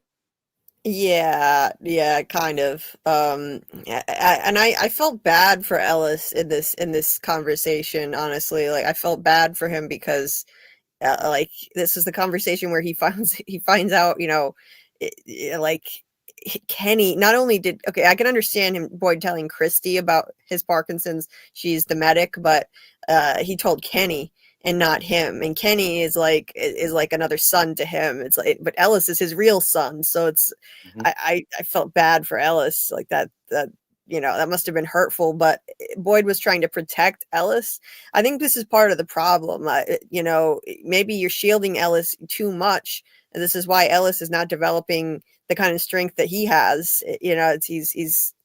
He's going too easy on him. Like Ellis is never going to come into his own and develop the kind of strength his father has if he's coddled like this. He should have been told the truth before now.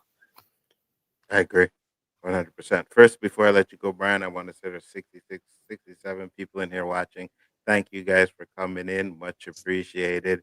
We just try to put out some good content and have some fun. So I appreciate everybody that came in here to watch us out. And yeah, thank you very much. Brian, go ahead. I guess I see it a little bit differently than everyone else.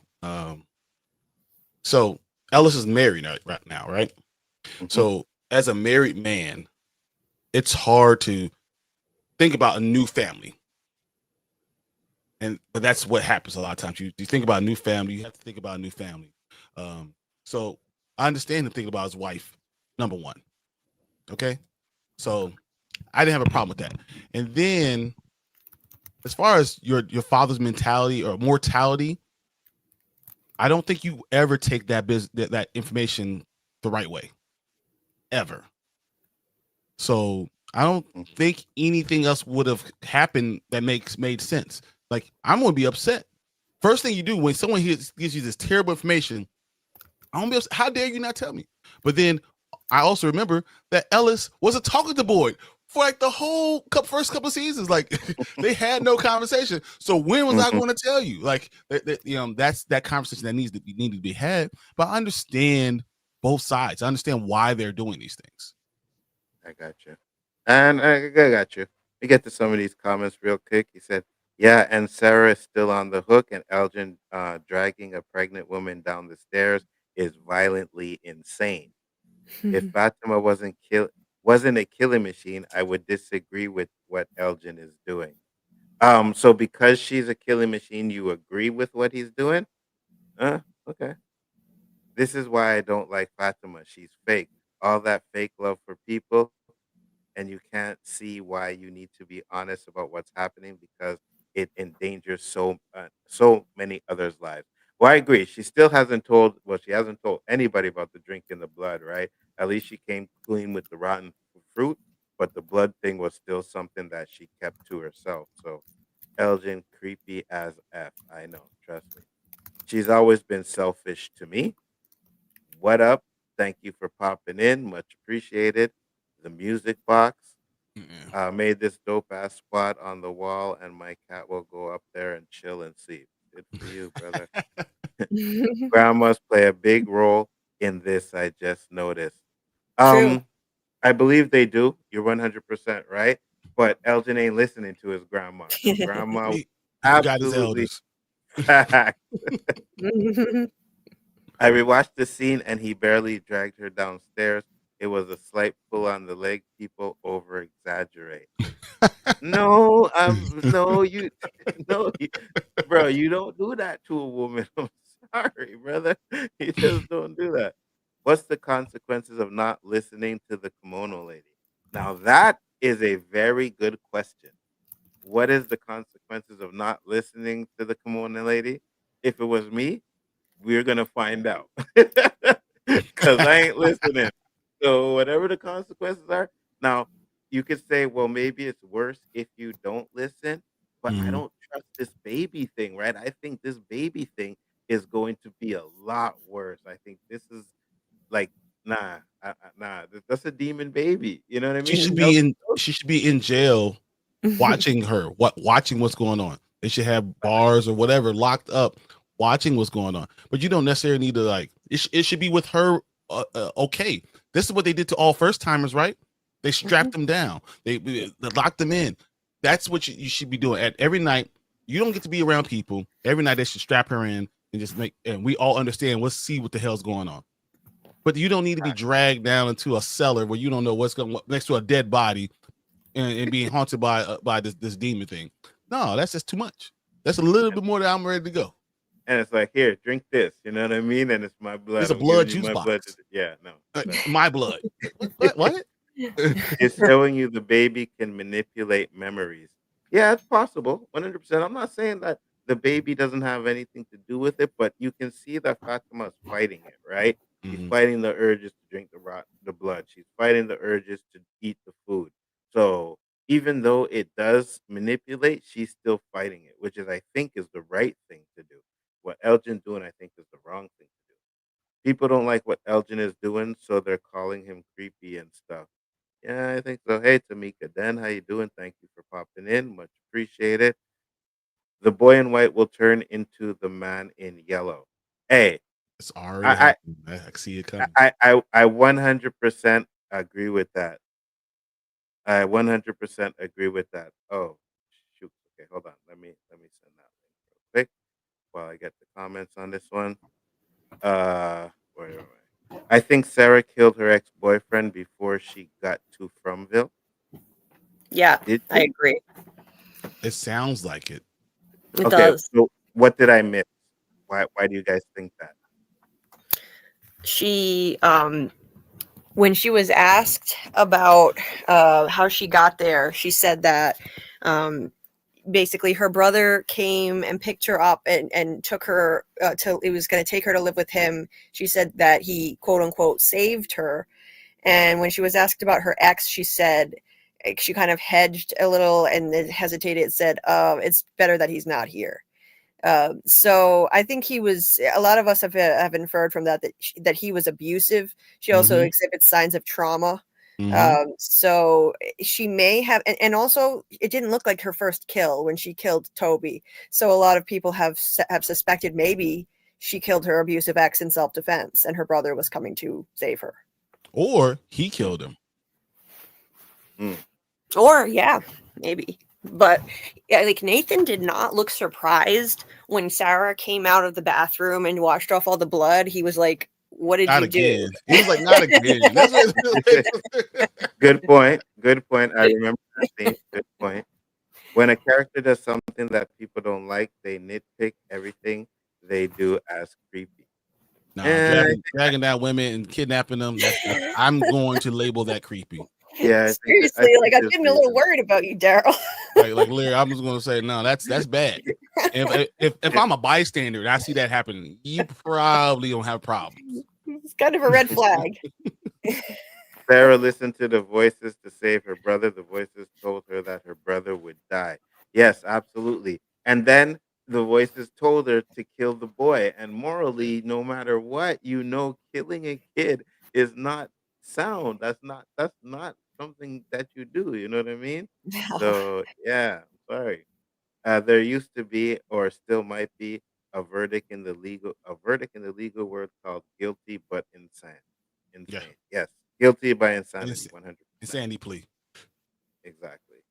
I had a Ferber once that started talking in my closet like 3 years after I had taken the batteries out of it. and packed it away. I would Yeah, have threw it out the window as far in as the I could. garbage. Like, ah! I think Sarah and Elgin are guilty, but insane to speak. Yeah, I agree with you. Elgin isn't killing people like Sarah was, so it makes sense for him to listen to the kimono woman rather than Sarah listening to the voices. You've also never been trapped in Fromville, though. Yeah, if you're talking, yeah, you're right. But still, you know what I mean? I still listen to my Listen, ancestors, man. There's some things I just don't do. listen, guys. Listen, guys. I'm gonna tell you this. If I am in Fromville, I am going to be high every day, right? Every day. And if you watch the Cat Williams comedy, you know when you high, you get that fuck it shit, right? So yeah, I would I not don't know know. what you talk about. Anzo will be on the couch. Everyone else screaming, running from us. He's on the couch just chilling. Like, what? Smoking What's facts. going on?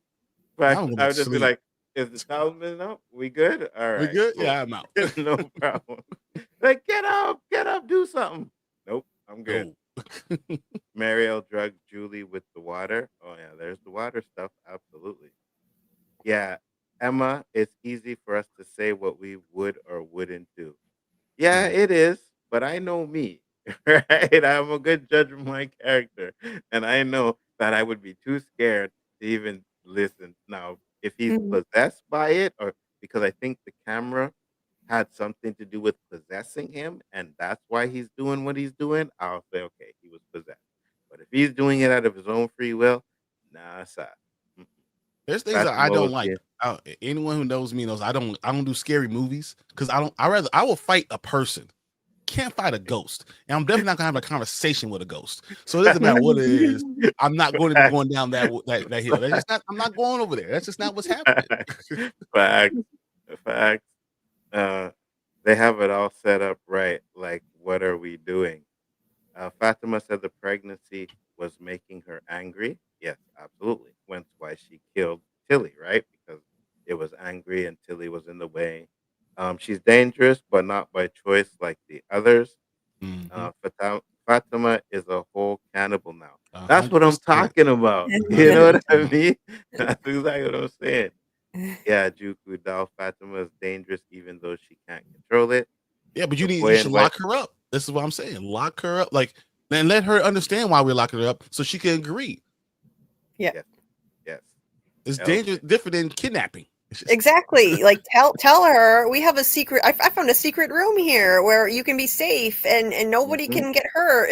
There's no reason to keep that a secret from Alice if this is on the up and up. Why can't you Exactly. tell her husband?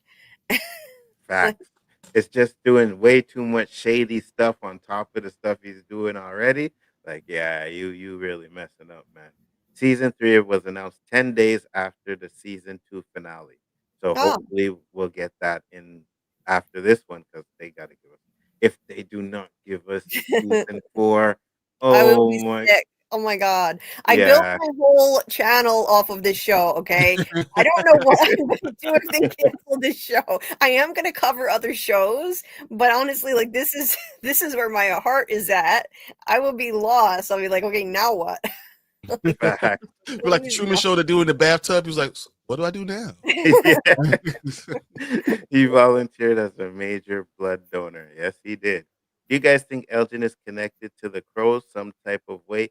He didn't change clothes, and they are really driving that crow shirt home. They really, really are. Mm-hmm. That's why he's What do you called Smelgin now, because he never changes his clothes. Ever. So what do you guys think? Do you think he's connected to the crows in some sort of way? I think it means that he's I don't think it means that he's evil. I personally think the crows are symbolic of the evil entity because we see, two different times in this season and in the beginning of season 1, we saw a crow looking down at somebody arriving, kind of like from the perspective of whatever's watching them all the time. So I took that to mean symbolism of the evil entity watching them. So I don't think it means Elgin is evil. I think the crow on the shirt means he's going to be connected to an evil entity, in this case being manipulated by one. That's what I think. Brian? I think that it means that evil's near. That's all I think. I think this evil's near. Whatever the entity that's doing these things is near. That's what the crows always come up. Hey, you're trapped. This evil's coming in. That's what the crows mean. Or it could mean death is on its way. Yeah, crows usually Mean death. Yeah, kidnapping a serial killer. Let's go here. Victor feels responsible for Don't you have to everything. kill more people than to be a serial killer? Yeah. I think minimum 3.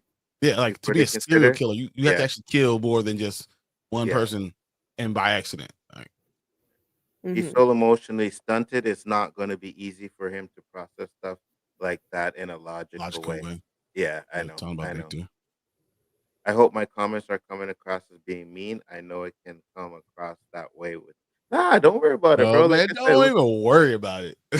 It's just listen, we all have our own theories here. We all like who we like. Like we were on the stream the other day, and there was so much gym love. I was almost gonna vomit. I was like, "Wait, what are we doing here? Like, where's all this gym love coming from all of a sudden?" Now, if you had said it after this episode, I'd have been like, "Yeah, I'll give it to you." But before this one, nah, I wasn't feeling the gym love. It just makes me sad because none of it is his fault. And in the same way as it makes me sad that Henry is going through it the same way. Mhm. Yeah, Henry is going through it because I guess you could say, like, he never expected his son to turn out the way his son is. So he's having a little bit of issues with that. So I agree. Mhm. Why did the boy in white tell Christopher and not Miranda if she wasn't the chosen one, though? Ooh, okay, so let's get into that because That's a I good question. personally have a theory. I think Christopher was actually the chosen one, right? And I think so. I think maybe there's more than one chosen one, right? So they all have roles to do. So what Christopher's role was, he didn't do, right? And I guess Miranda may have had a different role than him, and she ended up going to do Christopher's role, and that's why she ended up dying because it wasn't supposed to be her that goes out there. And I'm just like, wait a minute. I thought there has to. I hope there's a gap there because I'm like, why'd you go at night? Why didn't you just wait till the day before you went to that tree? So there has to Mhm. be something that was going to happen the There's a next time day limit on it. that It was a time right limit. that made it feel like a rush that she had to go to the tree at that moment. What do you think, Julie? Yeah, I agree with you that they were both chosen for certain purposes. So they're both chosen ones in different ways. Miranda, I think, was the chosen one to save the children.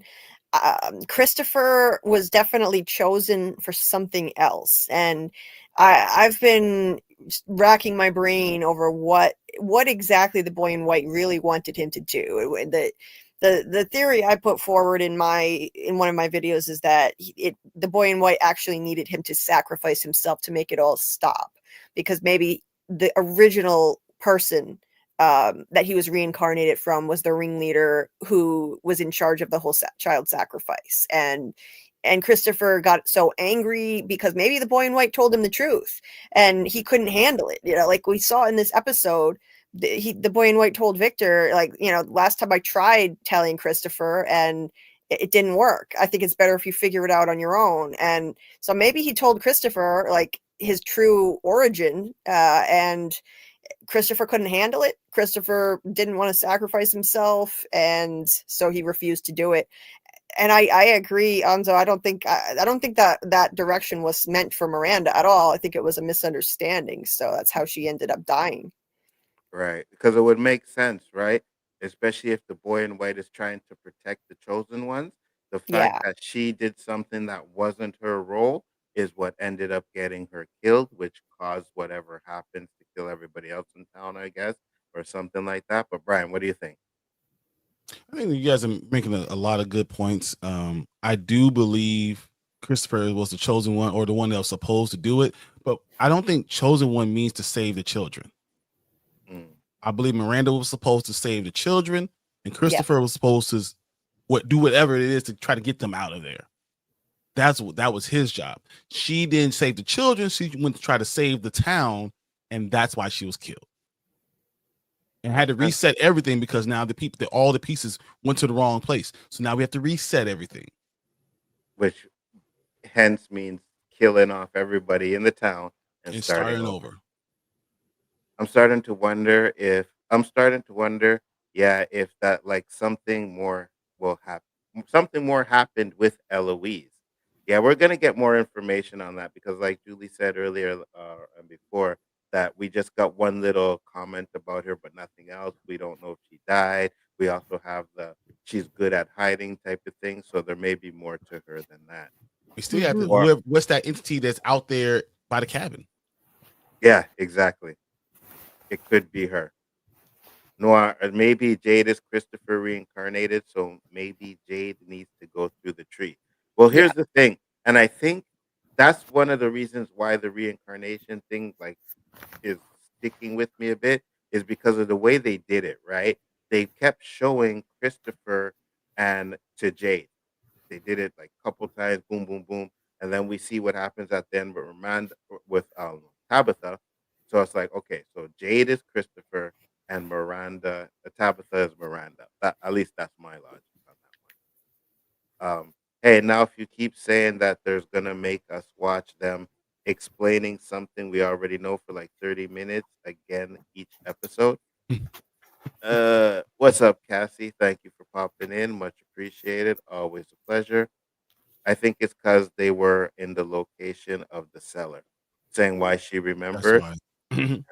I think we'll get into it. What's up, brother? Thank you for coming in. What's up, Fletcher? Thank you for popping in. Much appreciated. Now, we get to Donna, and Donna's having a flashback. She's I not Glad think sure you're Ellis what. here dies. then. Many Really? of you arrived since, but all of you. So now, when they showed this scene, I was like, oh, they're gonna show how it started. I thought this was gonna be the moment where we found out like why she got pregnant, but no, she was just reminiscing. And It's then we probably get her happiest moment. That's probably the huh? one time there they felt safe. They Yeah, felt like a family. They were yeah, celebrating someone they loved. And ever Mhm. since then, it went downhill. yeah, Mhm. absolutely. But did any of you guys think that that was gonna be where it started, like the pregnancy? Maybe they were gonna show her give that flower to her and be like, "Oh, maybe that's what happened," because that's what I thought. I thought you were gonna see like they gave her that scarf or something like that. Hmm. And every time she sniffs the scarf, it gets worse and worse and worse. What do you think, Julie? Um, well, that scene with Donna, like, whenever they start this is the second time this season they've shown a flashback. We're now reminiscing about Fatima again. That doesn't look good for Fatima to survive the season. Oh, That's she the dies. second time. They don't do flashbacks very much at all. This season is the first time they've ever done flashbacks. They've done 3. One was the Matthews arriving in the first episode, which was kind of pointless, and then the other 2 were Fatima. Fatima was, if you climb up high enough, even a nightmare looks like a dream. They showed us that. That was one of her most memorable, most hopeful moments in the show from season 1. Now they show us this. And she was wearing her favorite sweater, which is yellow. Yellow in the show is all over the place. Mhm. Yellow in Western cultures symbolizes hope. Fatima is very much the hope and the light of this place. Donna was talking about that in this episode, that people aren't going to be able to take it if they find out what she did because of what she means to this place. She is like a ray of hope for this place, or she was. Ever since she got pregnant with this entity, she's become dark. And it's interesting. I think it all started that night, the Colony House Massacre night, when she interestingly Oh gave yeah. her yellow sweater away to Trudy. The massacre happened. I feel like it was symbolic of that moment where that's when her hope went away. Died. She's been traumatized ever since that Colony House Massacre. She has not been the same. And then whatever entity impregnated her. So So I you're think she's thinking gone. they needed? You thinking they needed to break her happiness, will, whatever, before they could actually possess her and do what they needed to do to her?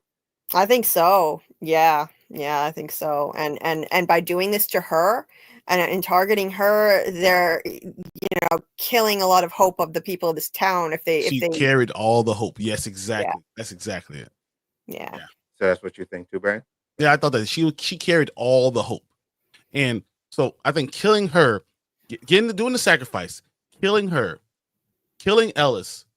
If you don't do that, if you do all those things, boy, gotta be, that's it. He's done. Mm-hmm. You take his son, his daughter-in-law, all his family is gone. He called her family. Mm-hmm. And so if you kill his family in front of him, it's over. He's done. Actually, come to think of it too, I was just thinking she gave that yellow sweater away to who? To whom? She gave it to a girl who then immediately got murdered. It's like Murdered. it's Yeah. like complete symbolic. It's symbolism of her hope getting murdered. Like it's right there in front of our faces. Like I love the stuff they do with collars in the show. It's so well done. Everything about the show is so well done. I agree, and that makes a lot of sense right there. So now we got Jim moment number 2. Let's go, Jim. Facts.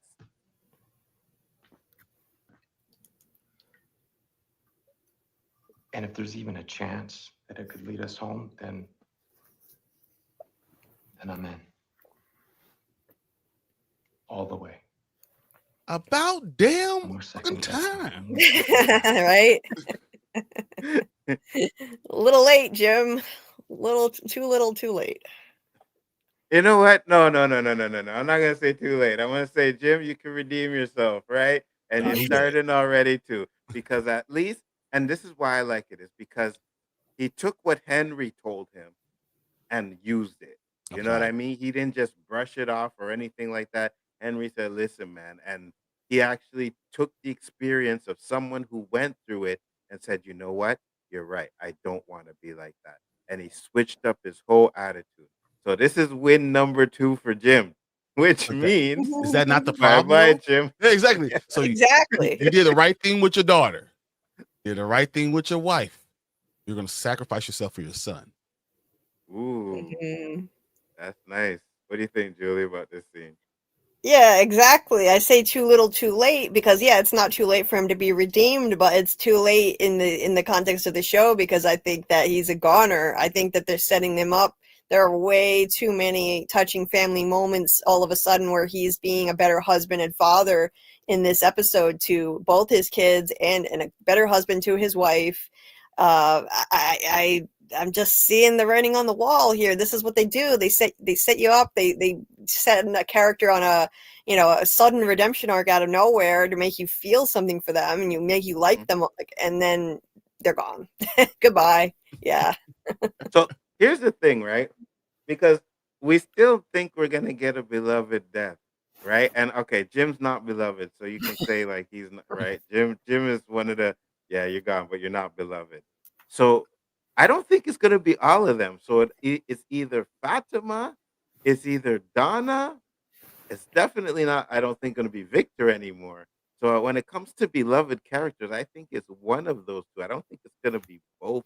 Well, Ellis too. Ellis is See, not really this is, beloved. but what it is Fatima turns into a monster, right? Mm-hmm. Ellis kills her, but she swipes at him, killing him. So the two lovers die, and that kills Boyd's. All his hope is gone. And then they're going after the kid. So once again, the redemption arc of Jim being a good father. And he saves his son. Ethan is saved, and he throws him in the house, and they close the door, and he dies. Yeah. Julie? So all those sacrifices kind of really make it a crazy redemption. I agree with you. I agree. Julie? Interesting. Yeah, I could see that happening. I definitely think that if I think that Jim is going to go, I think they're setting it up for a shocking demise. I think it'll be a heroic death. I agree. I think that'll be like the ultimate kick in the gut. Like it'll be a moment where you're really on board with him. Like even people who didn't like him for this entire series, like they're actually feeling something for him, and then he's gone. I think that's probably going to happen. And the thing is, yes, he's not beloved by most of the fans. However, I'm holding out hope. Maybe the showrunners overestimate how much we like Jim. I mean, we like the actor. He's a great actor. He's well known in a lot of things. He's a beloved in that he's a beloved family man. He's got family who love him on the show. So I'm hoping we don't lose somebody we really want to stick around, and it's going to be him and probably Fatima, because she's just looking really obvious. Well, let's be fair, right? We were like, no, we don't like Jim. But when that stream and all the Jim love, I was Yeah. like, okay, there actually are some Jim fans out there. You know what I mean? So yeah, go, maybe, Jim, maybe he is a go. beloved character and just not to us. I don't know. I don't know. They've I come wasn't out of the feeling it. woodwork. All these Jim lovers. I don't know where they've been all this time. All I ever see in live chats is Jim. Jim can die. Jim can die. Mhm. Like I don't know where these Jim lovers came from. I think it's probably a reaction to the mounting like extreme level of Jim hate this season. That's what I think is going on. Like I think people are feeling like they have to defend him because like Jim has been really getting it pretty hard this season from the fans. So Right. that's probably what it is. I feel like it was the seller that triggered it, since it was like the same thing happening again. Yep. Something must have happened in the church. When you're talking about when she went out of Fromville, maybe.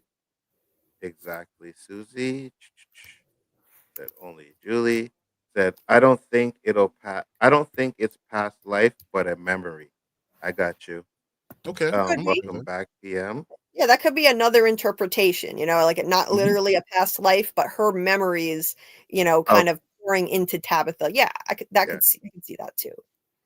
We're talking this we're taking this reincarnation too literally. It could just be Tabitha having visions of previous ones, like Miranda did of the others. I believe in reincarnation, but it's not confirmed. Well, I don't think anybody's 100% said it's confirmed. It No. seems like that's where the road is leading to. You know what I mean? It really seems like it's going down that road. But I do agree, it could just be memories.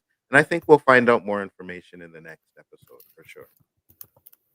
Julie, Jade, Elgin, Kenny, Ballerina Lady, Kimono Lady, Victor, and company seem to be the only cellar dwellers.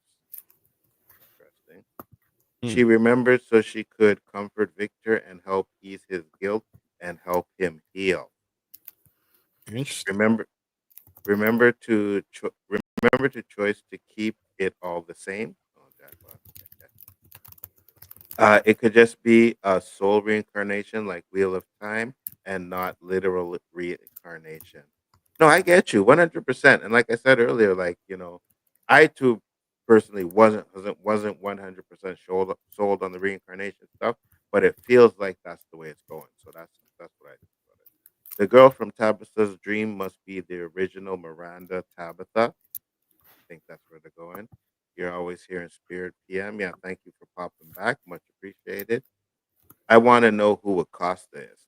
I think we're gonna find out who Acosta is. I don't think it'll be in the last episode of this season. We're You gonna don't have to think wait so? until season. No, I think we're gonna find out in season 4. What do you think? I was hoping. Yeah. Yeah. I don't think What we're about gonna you? find out. I don't think we're going to find out this season. It's gonna there's something weird going on because the actress won't say what her first name is in interviews. She had a weird kind of sketchy response. So something's up with that. I think we'll find out next season if we're lucky.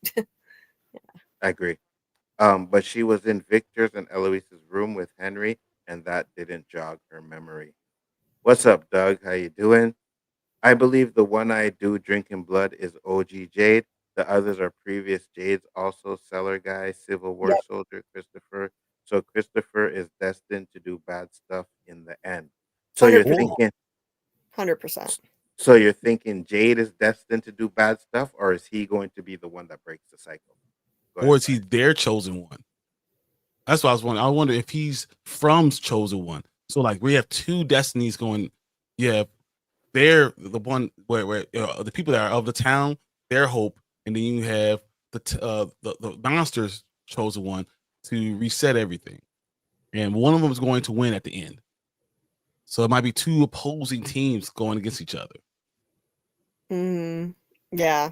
I think And that's what it. I think that's pretty much what it is. I think that Jade is unfortunately destined to be, at the center of it all. Like we had this really striking visual at the end of season 2, which I think is symbolic. It showed him from up above, standing right in the center of all those kids on sacrificial slabs. There he is standing right in the center of it all. And to me, that was a clue that the original Jade, if you will, whoever was the first one, and all of these this long line in his role, that person was the ringleader of the child sacrifice. And unfortunately, I think Jade is going to have to probably do something to sacrifice himself to stop the whole thing from happening. I hope I'm wrong about that part, because he's my favorite character. So that tells you I'm not biased in the way I come up with the theory, because I love that character. I don't want that to be true. but I mean, he's selfish, he's self-centered, he thinks a lot of himself, but and not of everybody else. Yeah, exactly. But it's like, I think that he could. I think he'll ultimately, though. We've seen how much he's grown in such a short time. Like he's really grown to care about other people other than just himself. Like he went into the caves in season 2 just because he thought it might help Julie in that catatonic state. Like the ghost Tom said, maybe this could help her somehow. So he went down there and risked his life. So I think he's undergone a whole lot of growth. So he won't ultimately, we're not going to see this end with him massacring everybody, like massacring a bunch of kids or whatever. He'll do the right thing. So do we think Jade's going to be the one to sacrifice himself and not Boyd? I think so. I think Boyd lives. Maybe Boyd Boyd, lives. but I hope Boyd lives. If you want to see a season 4, Boyd lives. You do not kill him season 3. He lives at least till the series finale. He's got bulletproof plot armor. I'm fine with that. Exactly. So wait, so are people like Kenny reincarnated too? No, he just had a terrible life. Terrible. Sorry. Lousy luck, probably. I think Boyd got trapped because of Abby. 100%. Abby was actually right in a way. What, to kill them all because it was a dream? Maybe. And maybe Sarah was right. Maybe if Sarah had killed Ethan, they all would have got home, right? We don't know that, but we all know killing kids is wrong. But this show started off with the kid getting killed. You know what I mean? So maybe if Sarah had did that, it would have sent everybody home.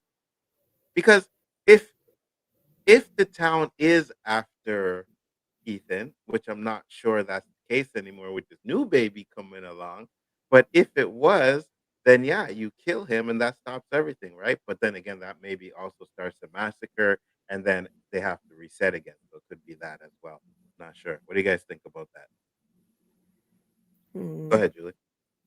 I think I think the moment anybody considers killing a child for any reason, then it's not going to mean anything good. I think that kill the boy message on Sarah's arm, that was a trick. That wasn't going to get everybody home. I mean, there are some people who think that maybe it meant the boy in white. I don't know. I don't believe that either, because I think the boy in white, I know you don't trust, I don't know you don't trust the boy in white, Nzo, but I personally, it's taken me a while to come around to this way of thinking. I've shifted my own theory, and I think the boy in white is helping. So yeah, long story short, anytime, like if anyone is considering killing a child for any reason and actually manages to do it, I think it would probably trigger the end of the cycle. Like I think that might be how it ended the last cycle. Maybe Christopher was, driven insane and was planning on sacrificing Victor and Eloise. Yeah, that's what I think. I got you. I've been thinking Boyd is going to have a terrible ending. Either dies the same way Kenny's father, or he loses his mind, and I believe he could do an Abby. That's interesting. I believe if reincarnation exists, then Boyd would also be reincarnated as all the other people. The rule would have to apply. Unless that's why the monsters are so interested in him. They're like, wow, we've never seen this. Now we get to play a new plaything. That's why they're trying to do, and they're trying to test what makes him tick, what makes him save all these people. Because without him, they wouldn't have talisman. Without him, they would have no structure. So they're like, I'm interested in him, and I don't just want to stop him. Because he becomes a martyr, but I want to Mm. ruin him from the inside out. And I think I that's what's got you. going on. I think Yeah, some people are just collateral damage. Oh, sorry. Go ahead, Julie. Yeah, and I agree with what this commenter says. I think some people are just collateral damage being in the same vehicle. Yeah, I was just gonna say I don't think that everyone is reincarnated. I think it's possible, it's likely that Boyd was not, and Boyd was a wild card this place wasn't anticipating, like we were talking about earlier. And I think honestly it wouldn't make sense for literally everybody can't be reincarnated because certain people just seem to fill roles. Like Ethan is clearly filling Victor's role as a child. Well, Victor's Mhm. still alive, so that wouldn't work. That wouldn't make sense. So yeah, I don't think literally everyone is. I don't think Jim is reincarnated. I think he just happened to marry someone who is. Mhm. That's my opinion.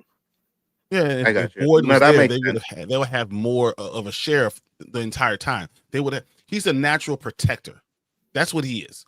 He's a natural leader and natural protector. They didn't have that before then. People were just hiding in the bushes, underground. You know, him being there changed the game, and now the game is changing back. I agree. And that goes to something else that was said in the show, right? Before Boyd found the talisman, he said the creatures were different, right? It's when after he found the talisman, they changed, right? Before that, they were yelling, making noise, and all kinds of stuff. So again, you might be correct that Boyd was like an X factor that changed things, and that's why they're so um wanting to break him. They're so enamored with him. It's because, oh, we haven't seen this before. This is different. I feel like it's more like soul groups, like the 10th insight of the Celestine prophecy or brain was. Yeah, right over my head. I'm sorry. uh, would that make Tabitha 30? No, because if Julie is 16, Nah. I don't think she's 14. I mean, the Jim act- is that type of person. You never know. So I don't know. the Yeah. So actress is how old would 43. Tabitha be You then? know that. No, I think she'd be Okay. like Yeah. So 40, she's in her. 42. Yeah. Yeah. She's Yeah. in her 40s. Jim probably in his 40s too as well. Yeah. Within a year of each other, 42, 43. The whole world would be a cycle of reincarnated souls, but some are specifically damned to be trapped in from like Tabby and Jade over and over again, while others had different lives. I got you. And the jargon's concepts. Jack Laws.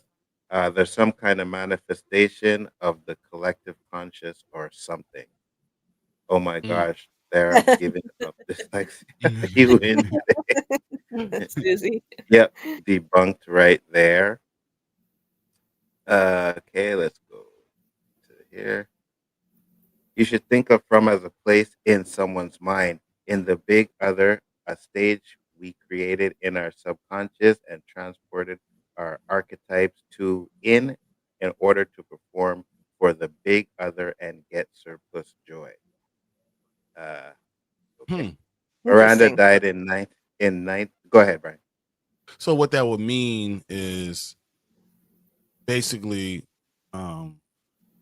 we could all be dreaming, but it's almost like a joint hallucination. Like everyone's in the same dream and in a dream state, so they can find out they do wake up if they die. So that's possible, I guess. I wouldn't want them to do that because it'd be like everything you went through meant nothing, but that's a possibility. I agree. Julie, what do you think? Yeah. I don't know if I like. It's interesting. Like it's an interesting way to view the show through that lens. It's like I don't know if I think it's literally in somebody's head and they're dreaming. I hope it's not personally. But I mean, like that's an interesting way to analyze the show. David always comes up with such deep concepts that really make me want to reflect on that. It's interesting.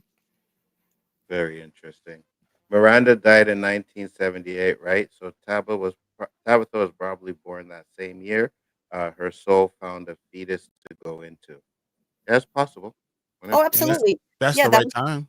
that was Mhm. 46 years ago. Tabitha's the actress who plays Tabitha's 43. So I mean, like the math works fine. Like they could just adjust that. She's close enough to Miranda to the time when Miranda died. So yeah, that works. Absolutely. All right. So now we get back to Boyd and Kenny having a conversation. I love this scene because they're talking about what's going I on didn't with want to him. worry. You should have told me. I'm telling you now.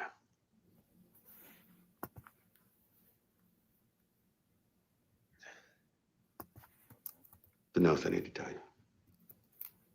And he tells him about Tien Chen.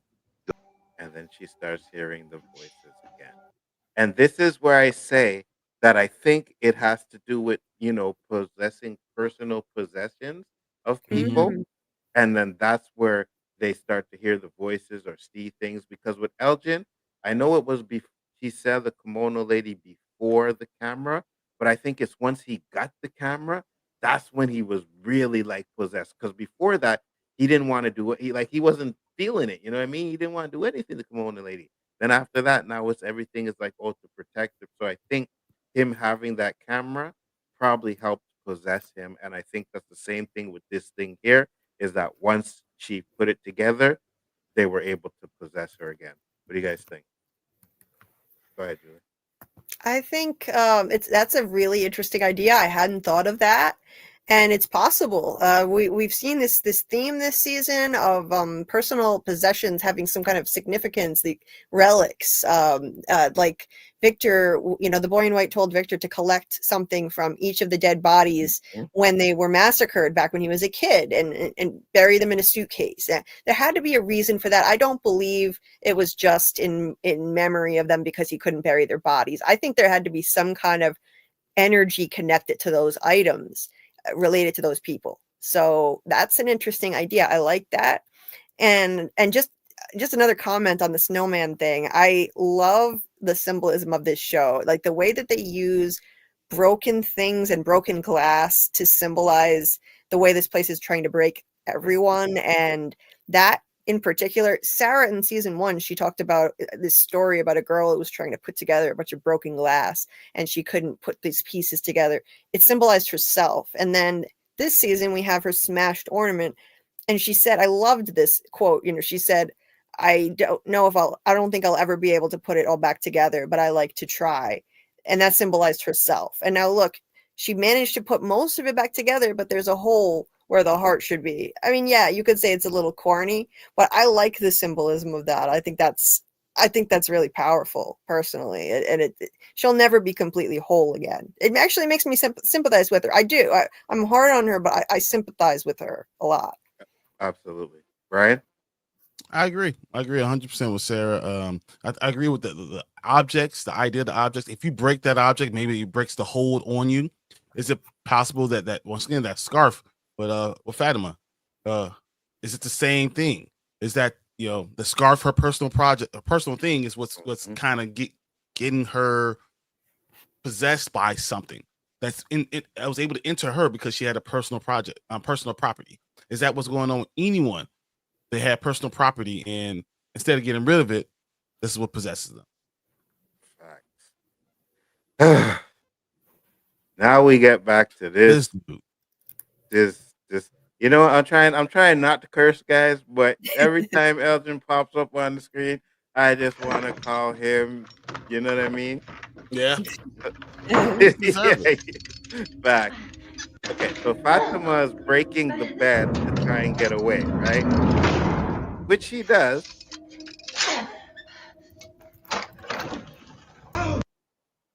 I was like, why the hell did you cut his hand? You should have stuck that thing right in his gut, and I would have felt no way. I would have cheered for you.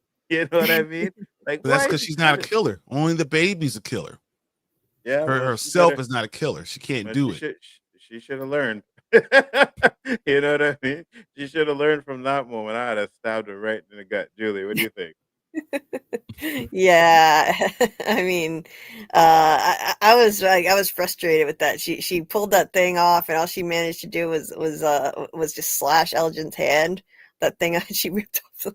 Like, come on, you couldn't do better than that. Damn, she You know, stabbed Billy right in the heart, but that was not even her that was in control at that moment, though. That's why she was more effective, because that thing inside her was controlling her.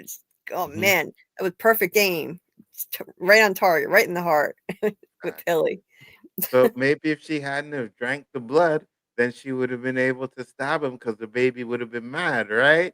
But Uh-huh. unfortunately, she drank the blood, her stomach got big, and then she wasn't able to stab him, and she tried to get away, and he doesn't. All she had to Donna do, is about to tell the entire. Go ahead. all she has to do is stab him in the foot. Like if you deal with big people, our knees, our feet that's what you get us. We can't run after you if you stab me in the foot. You stab me in the knee. Facts. Like Facts. you do that and you kick us in the balls, and as we go over, Facts. Facts. you go as far as you need to go. So Facts. you need to plan this out a little 100%. bit better. That's what I'm saying. The gym was amazing this episode. Kind of feels like a goodbye, a Game of Thrones style of goodbye. Yeah. Yeah, you know what? To be honest with you, I think we all said that. And I think there's a lot of characters that they did that to this season because they did hint that beloved characters were going to die. So they gave everybody these kind of dramatic moments so that you would actually, oh, could it be Jim? Oh, could it be Donna? Oh, could it be this and that? Right. So we're going to find out next episode who it's going to be. But, I still got my money on Donna. I hate to say it. Jim just didn't want any smoke from Randall. I mean, he came one time. I would have grabbed the stitches. What you gonna do now? What you gonna do now? Jim? What? Got you about stitch? Can't do nothing with that. This was the first episode Jim didn't irk my nerves. No, I agree with you 100%. And I think they did that by design because it's like you're probably gonna say goodbye to Jim by the end of the season. They're trying to make us like Jim, so you know what that means. Yes, absolutely. Chitty chitty bang bang. Done. Jim was very likable, very demure. Yes, he was. In Twin Peaks, there is the lingerie. There is the lingering question: whose mind are you inside? Is it Laura or is it Dale Cooper's? The real answer is we were in our minds because we all have these archetypes. I've never watched Twin Peaks, so I couldn't tell you anything about that show, to be honest with you. Shouldn't Jade be the same age as Tabitha? Miranda and Christopher died in the same time, supposedly. Um, I don't know He if he might would be. be the same age. He could, yeah, he could be. He could be around the same age. Doesn't have to be exactly the same age, but maybe 2-3 years apart. It's from 2022 in From. It's 2022 in From. Okay. But that might be too dark for TV, right? I'm not sure what you meant, Jack Loss. She's like a little sister to him. That's gross. Are we talking about Randall and Julie? Yeah. Yeah. But that's the Shit, answer. taking them all Randall away at would the same never. time is too. Taking them all away at the same time might be too dark for TV. Absolutely. Killing everybody. Mm-hmm. 100 Nerdman, I sent you the link already, eh? So if you're still there. I like Jim that he's trying, at least he's been through it too with the loss of his son too. So I don't mind Jim. No, I agree with you 100%. I think Jim is going to redeem himself and like Brian said, probably gonna sacrifice for something too. Jim put his thinking cap on. Well, he needs to because he's about to lose his wife. Let's be real. If you're in From fighting for your life, are you really worried about Julie's romantic relationship? Shaking my head, even though it wasn't even like that. Only thing I would care about is if she was safe. Oh my gosh, I have so much to say about Ellis. I can't write my dissertation. My hand would die. I can't believe the finale is this Sunday. It makes me sad. Yeah, I'm right there with you, man. I'm right there with you. But we still gonna be doing some kind of From content, so don't worry about that. We're definitely going to be doing some stuff. Yes. Julie said, I was with Randall. Her parents are like, oh my God, Julie says it wasn't like that.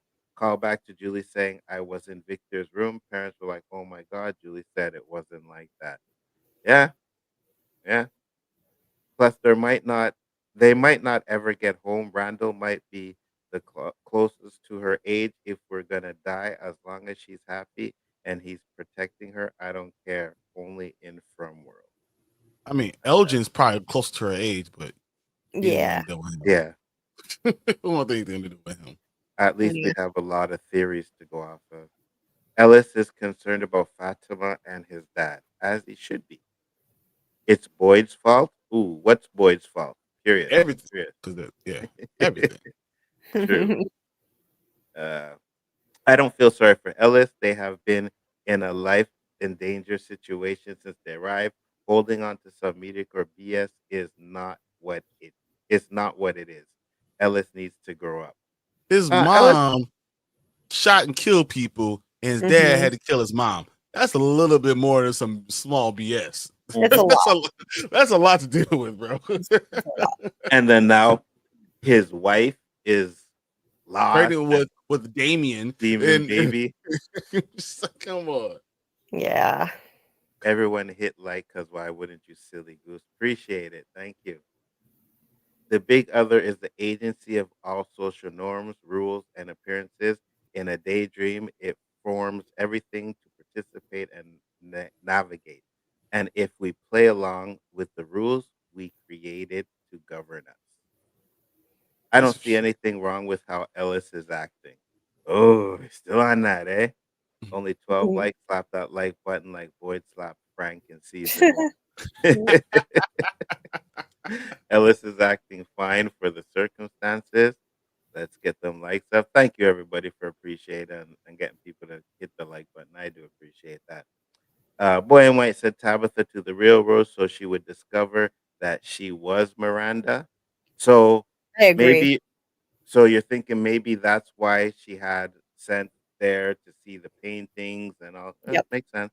And to Makes sense. find Henry and to learn about her and then made them get closer together. That makes sense. Yep. Hey, what's up, Perp? I know you said you wanted to come on. I didn't know if you were busy or Perp. not. Let me know. Sure. What's up? Perp is the reason why I think me and Brian both started watching From. Yeah. Because he was on there talking, yo, you need to watch From. You need to watch From. He was like, you know messaging what? you like, hey, he's messaging, hey, Yeah. watch Yeah. it. I'm like, oh. Yeah, he was. He was like, yo, you need to watch From. So I decided to watch it. And yeah, you got it. Nice. The Big Brother is why Lost and From and other films involving psychology mention the rules. What the rules are is not what's important, just that they are there, and that's where we transport ourselves. I got you. Fatima is not a killing machine. She's been controlled by the entity. That's Yep. why she couldn't kill Elgin when she had a chance. She can't kill him. I'm just not her. She's not a killer. Yeah. When your life is in danger and you got something that you're gonna find out you can be a killer real quick. You know what I'm saying? At least that's me. I that jumped on that dude. I mean, you wanna ever touch me again? It's over. Trust me. Yes, Elgin is right. You got to take action and maybe start the apocalypse. Facts. Can't just hang out and From forever. Exactly. What's up, brother? Thank you for popping in. Much appreciated. Always a pleasure. Fromily Theory, I was waiting on your channel live stream. Got you. Well, I appreciate you for being here. Always a pleasure. Right. I would have to find out. All right. So now we get into, I'll catch up to the chat with a little bit more coming up. Let's see, I'm pretty far behind. But we get to Sarah. So this is interesting, and I'm glad Sarah ran to them to tell because we always like is skeptical when she starts hearing the voices. So the fact that she went to tell them was great. But I think the biggest part of this whole conversation is that she kept saying they. Mhm. They are laughing. Who the hell is they, Brian? The original killers of the children. I believe they're the ones that are really doing all these things. They're the ones that are controlling the whole Fromville. That's who they are. My question is to Sarah is why is she still doing their bidding? Facts. They asked her to go tell her. Guess what she did? Went and told. Facts. And also had a new member. I didn't see that earlier, but thank you for popping in. Much appreciated. Also, Always Joshua. a pleasure. Thank you, guys. Thank you. Julie, what do you think? That is a great question. Who are they? What is with this they? Because I think of the big bad as a single entity with various entities that are lower than it connected to it, with a hierarchy. The monsters are at the lowest end, and the tip of the spear. And then you've got like the cicada entity, which is higher than that. Maybe it's just kind of a collective they.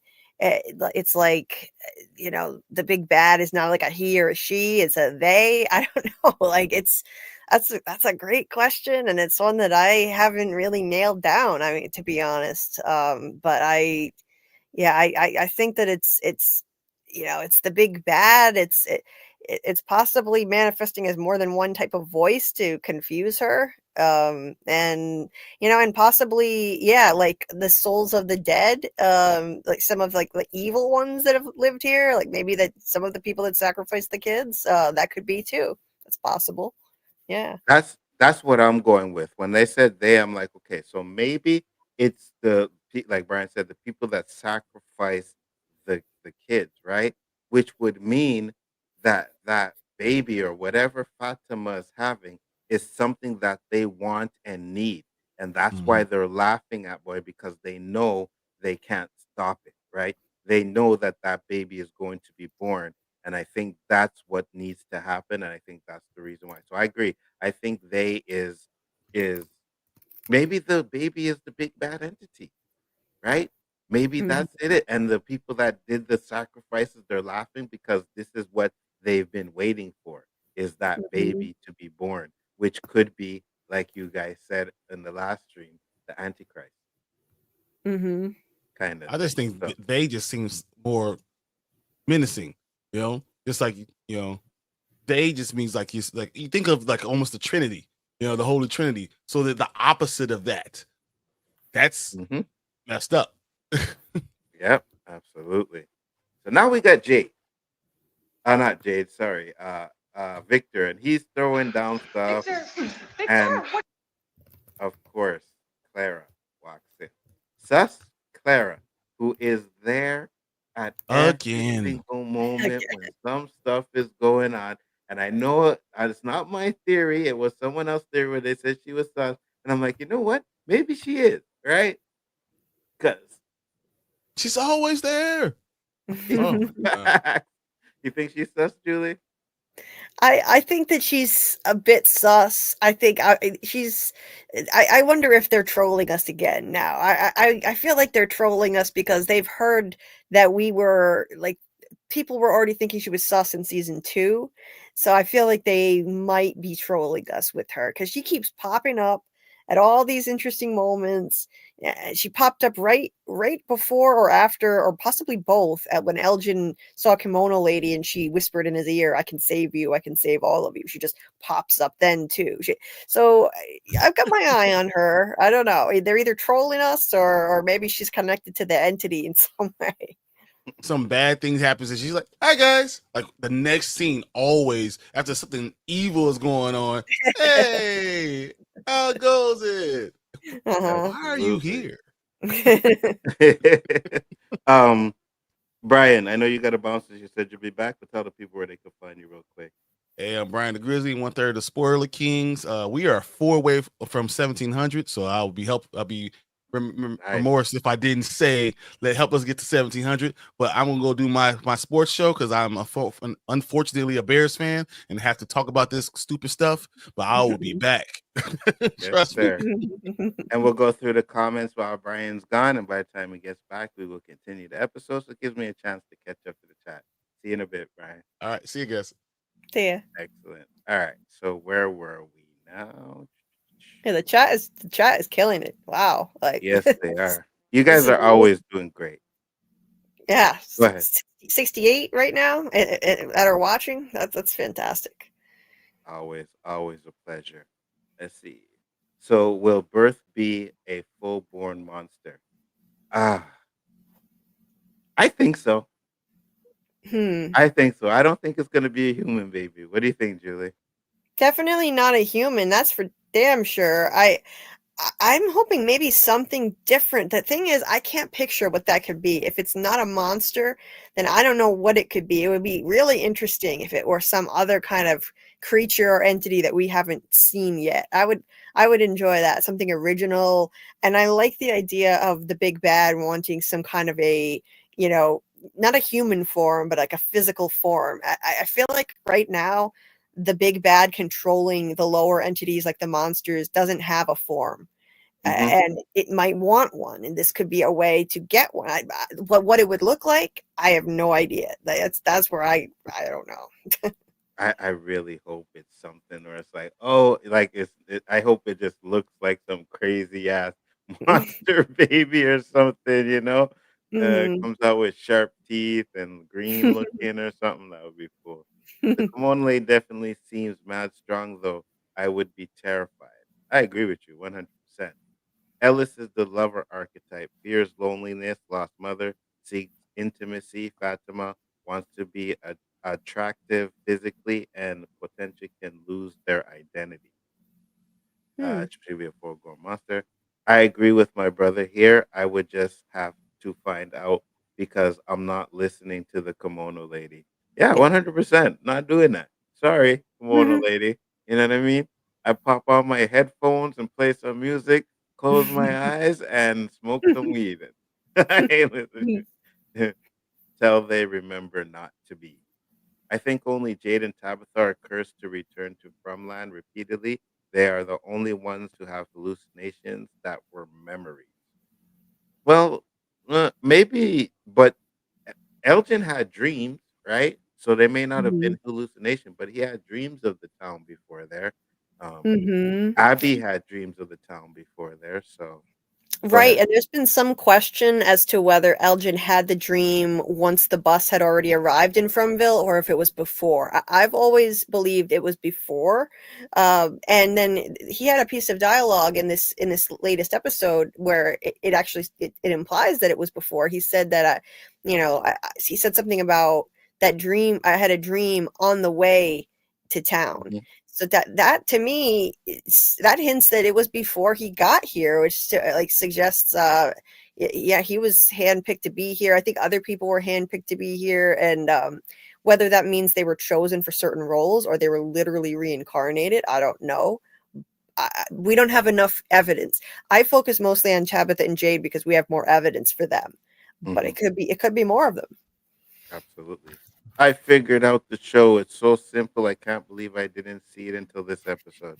Well, you had the link, nerd man, and I guess your mic wasn't working, but definitely tell me what you think. You get drowned in the bathtub. That's what happens. Yeah, she got drowned in the bathtub, and he still decided to follow what that kimono lady was saying.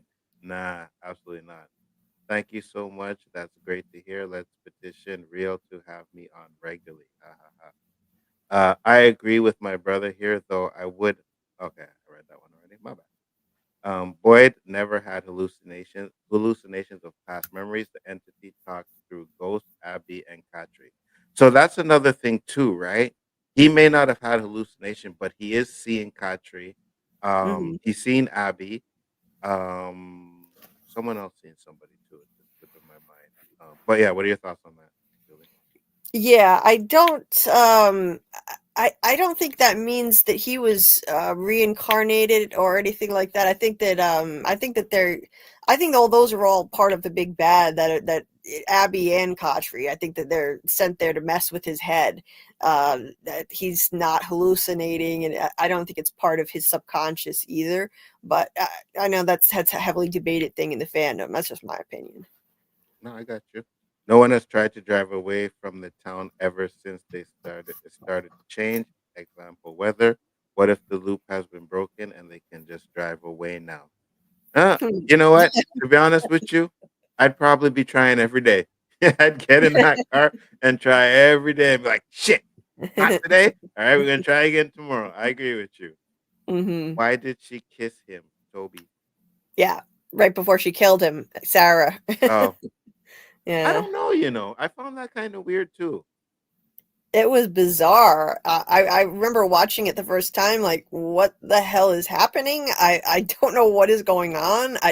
Like, and when she did it, she had a completely different demeanor than when she was just arguing with the voices a moment before in the next room. She comes in and she's perfectly calm.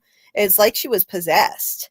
She comes in there and sits in a chair, and there's a completely different demeanor. She kisses him, then she stabs him. So I think she may have been temporarily possessed. Maybe. Hmm. And she did say sorry too, right? She said I'm sorry and then stabbed him. So yeah. She said, "This isn't your fault." Yeah.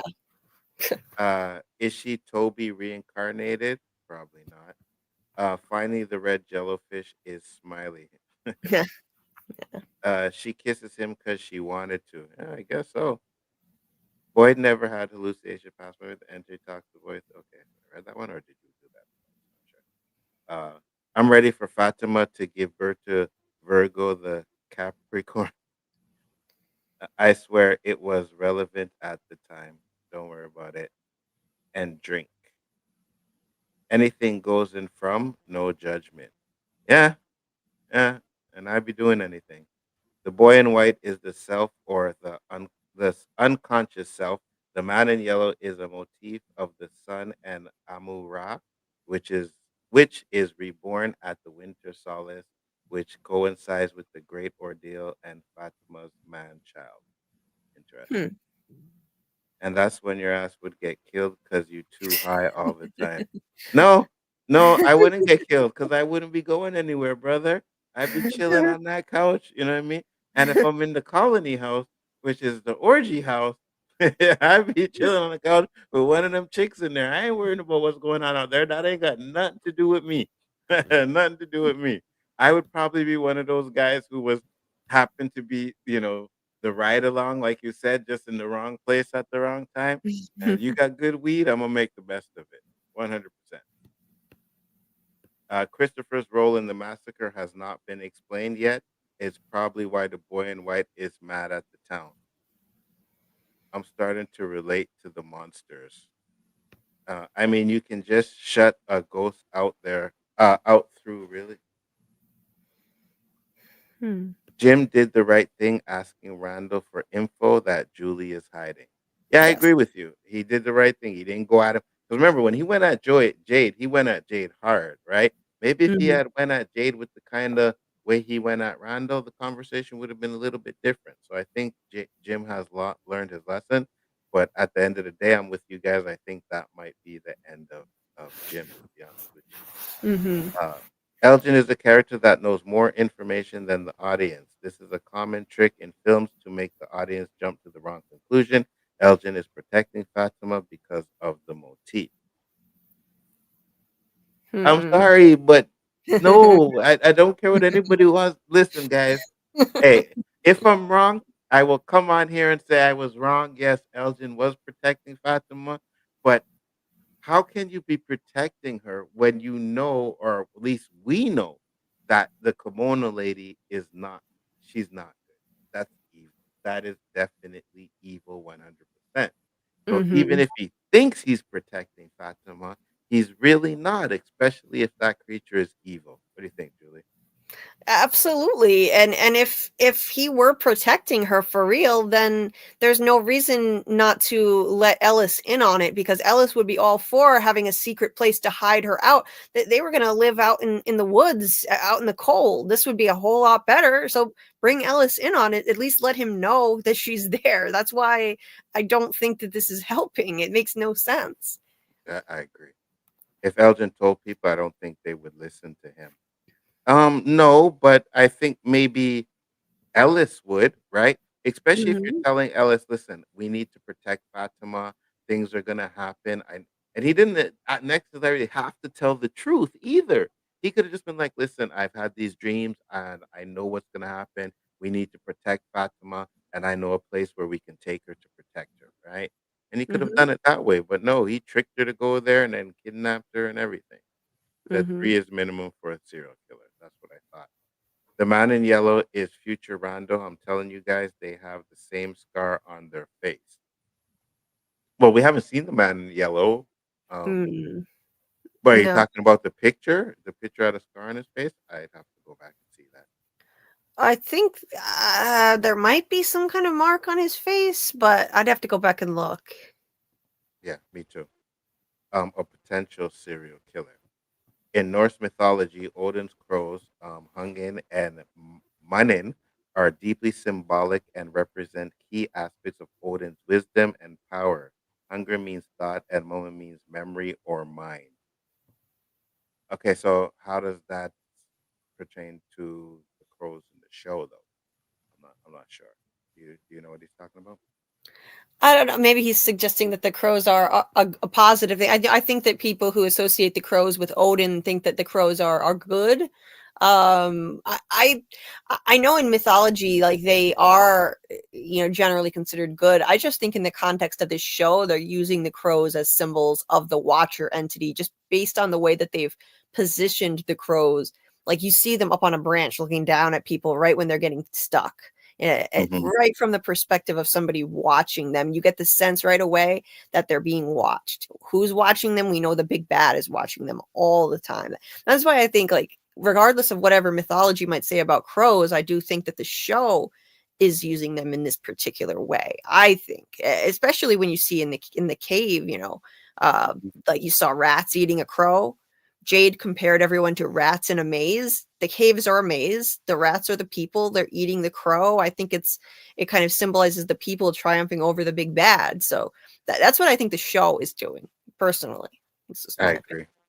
The man in yellow didn't have any scar tissue on his face. I didn't think so.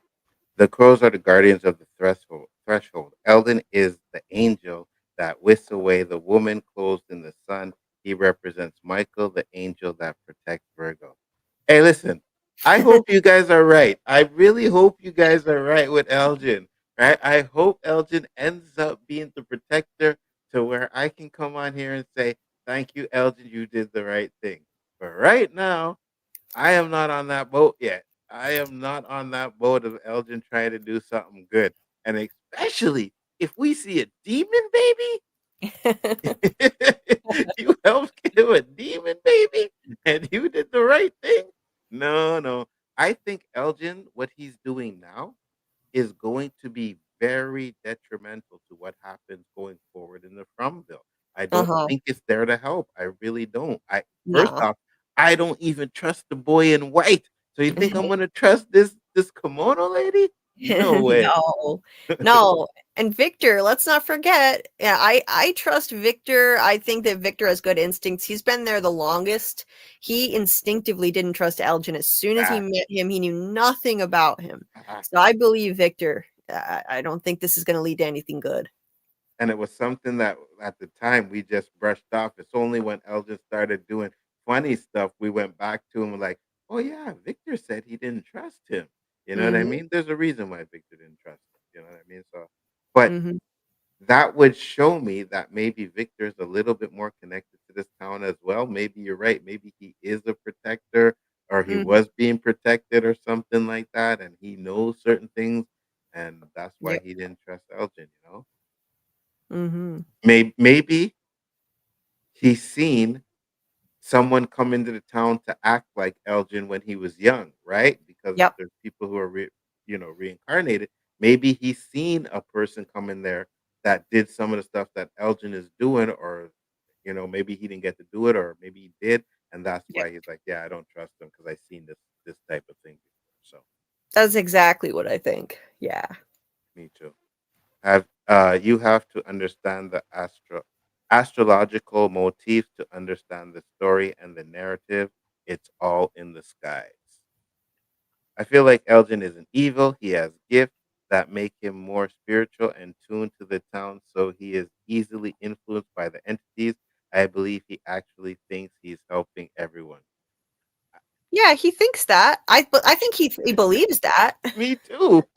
but it's I not think gonna help. Me too. I Doesn't make think it he's true. doing facts. Hey, he thinks he's doing the right thing, and you know what? He could possibly think he's doing the right thing, but in my eyes, you fucking up, Elgin. That's what I'm saying. In my eyes, you fucking up right now. Oh What yeah. if Miranda and Christopher choose and run roles characteristics switch each cycle? Miranda played violin and painted, and now Jade draws and plays violin instead. Very interesting because Hmm. if you see the trailer and if the trailer, like giving us some things, they do show him playing the violin. So interesting. Yeah, it's an interesting point, and I've thought about that. Like, what could that mean? That is interesting. Listen, I'm just gonna say it. If he's playing the violin, then the numbers are musical. That's what Yeah, I believe. You know what I mean? If I that's think what's gonna so. happen, yeah, I think that's what it is. I think Why is so. he all of a sudden playing the violin and Tabitha's in front of him? They're looking at something. So Uh-huh. yeah, it's definitely that. Was Christopher Jade's dad? No, I don't think so. No, no, no. I don't think that the times match up. No, it doesn't match up. But I know people are questioning, like, why is Jade's dad suddenly being brought into the script? So I get why people are asking that because, all of a sudden Jade told Henry in this episode, Henry said, what would you do right now if your dad showed up here and saw you like this? Mhm. Meaning, like yelling at some guy that's not even there because Henry just caught Victor yelling at, I mean, not Henry just caught Jade yelling at, like a vision. And he's like, what would you do if your dad just came and found you here like this? What would you want him to say to tell you? And Jade said, "Oh, first of all, I'd like him to tell me what the hell, where the hell he's been my whole life, or something like that." So people are wondering, okay, like why was that brought up all of a sudden? Is Jade's dad somehow relevant to the story? I don't know personally. I think that people tend to jump on any detail in the script and think that it means something. Like they thought that Bacta mentioning her sister out of nowhere meant something, but I don't know. Sometimes I think they throw these things in there just to make us think it's relevant when it may not be at all. So I I don't. agree. Because I know we talk about it and like everything is planned out, it's mapped out. They don't put anything there on a purpose, but sometimes they have conversations just to have a conversation. That's Right, what I like feel. not every single detail that they say has to mean something important, Agree. right? I agree. I believe there are 7 chosen ones: Jade, Tabitha, Abby, Elgin, Sarah, Katri, and one other person who I forgot. Maybe she's in the hatch. All of the archetypes are on their own psycho-spiritual quest. Jade and Christopher embody the magical archetypes. They both seek to understand the world. I wonder if Miranda was followed by the Akui kids. Oh yeah, Followed by definitely. them? I bet I'm sure she probably was. Before she even got there, she painted the Ankui kids. So I bet she was. Um, her her and Desmond just type in 4, 7, 12, 16, 74, 47. Isn't there one more number? I think I there's think one more number. I think there's one more, and I can't remember what it Me is. neither. I think there's one more number. Yeah. Family theory, that would be a wild twist. Vanessa, Daryl Seymour, I think you might be right. I'm wondering what would happen if Jade goes through the tree. I think we're Mm, gonna find out. I think, and again, like I said, I know it's like, oh, who's the chosen one? But I agree. I think there could be more than one, and I think that. So if you say there's 7, and we're not even gonna go with the ones from the past. We're gonna go with the ones that are there now. I think it's the 2, which is Jade and Tabitha. I think those 2 are chosen, but I think they have roles they have to play, right? So you're mhm. chosen to do this, and you're chosen to do that. So that's what I think. I think that they're both chosen. What do you think, Julie? Oh yeah, definitely. I think they're both chosen for specific purposes. Absolutely. Yeah. I think in a way, I think a lot of people are chosen to come here for certain purposes. Like Elgin, I think, was chosen to come here to do what he's doing right now. That's why he had that dream on the bus on the way in. Absolutely. Miranda could be in the hatch. I didn't think of that. You guys remember that hatch imploded though, right? You guys Mhm. remember that, right? So Donna was so emotional. Yeah, I think next week I think next week when we do this, I'm probably gonna have a tribute to Donna because I think Donna is gonna go. You know what I mean? Jim will get a little small tribute, but if it's Donna, yeah, we definitely gonna have to say a rest in peace to Donna. She Yeah. about to die. Thank you and goodbye. I know. I know. I think that Fatima's pregnancy is just Fromville's away from twisting her fears into a nightmare. She didn't think she could get pregnant, and now she's pregnant with something evil. No, this thing taps into weakness, which would make sense because when she had that breakdown, that was her weakest moment. That could have been a way that the entity was able to get over to her. I would just like to know the exact moment. I really hope that they give us the exact moment so that it can be like, oh, now I didn't see that, but yeah, you know what Yeah. I mean? Like I want an exact moment when it comes to that. Mm-hmm. She was weak after the massacre, and it allowed the entity in. When did Fatima become a ray of hope? Maybe that's why I always found her annoying. Well, In Donna season said that. one, she Yeah, was. In yeah, season yeah, one. yeah. What else would you call it when somebody who lives in this nightmare monster town takes a teenage girl up and shows her, the view out the window and says, when you climb up high enough, even a nightmare can look like a dream. I mean, to have that positive of an outlook in a place like this, yeah, I would say she was a ray of hope in season Mhm. one. I'm not saying I love the character or anything, but she definitely was like the most positive person there. And Elgin said she was his.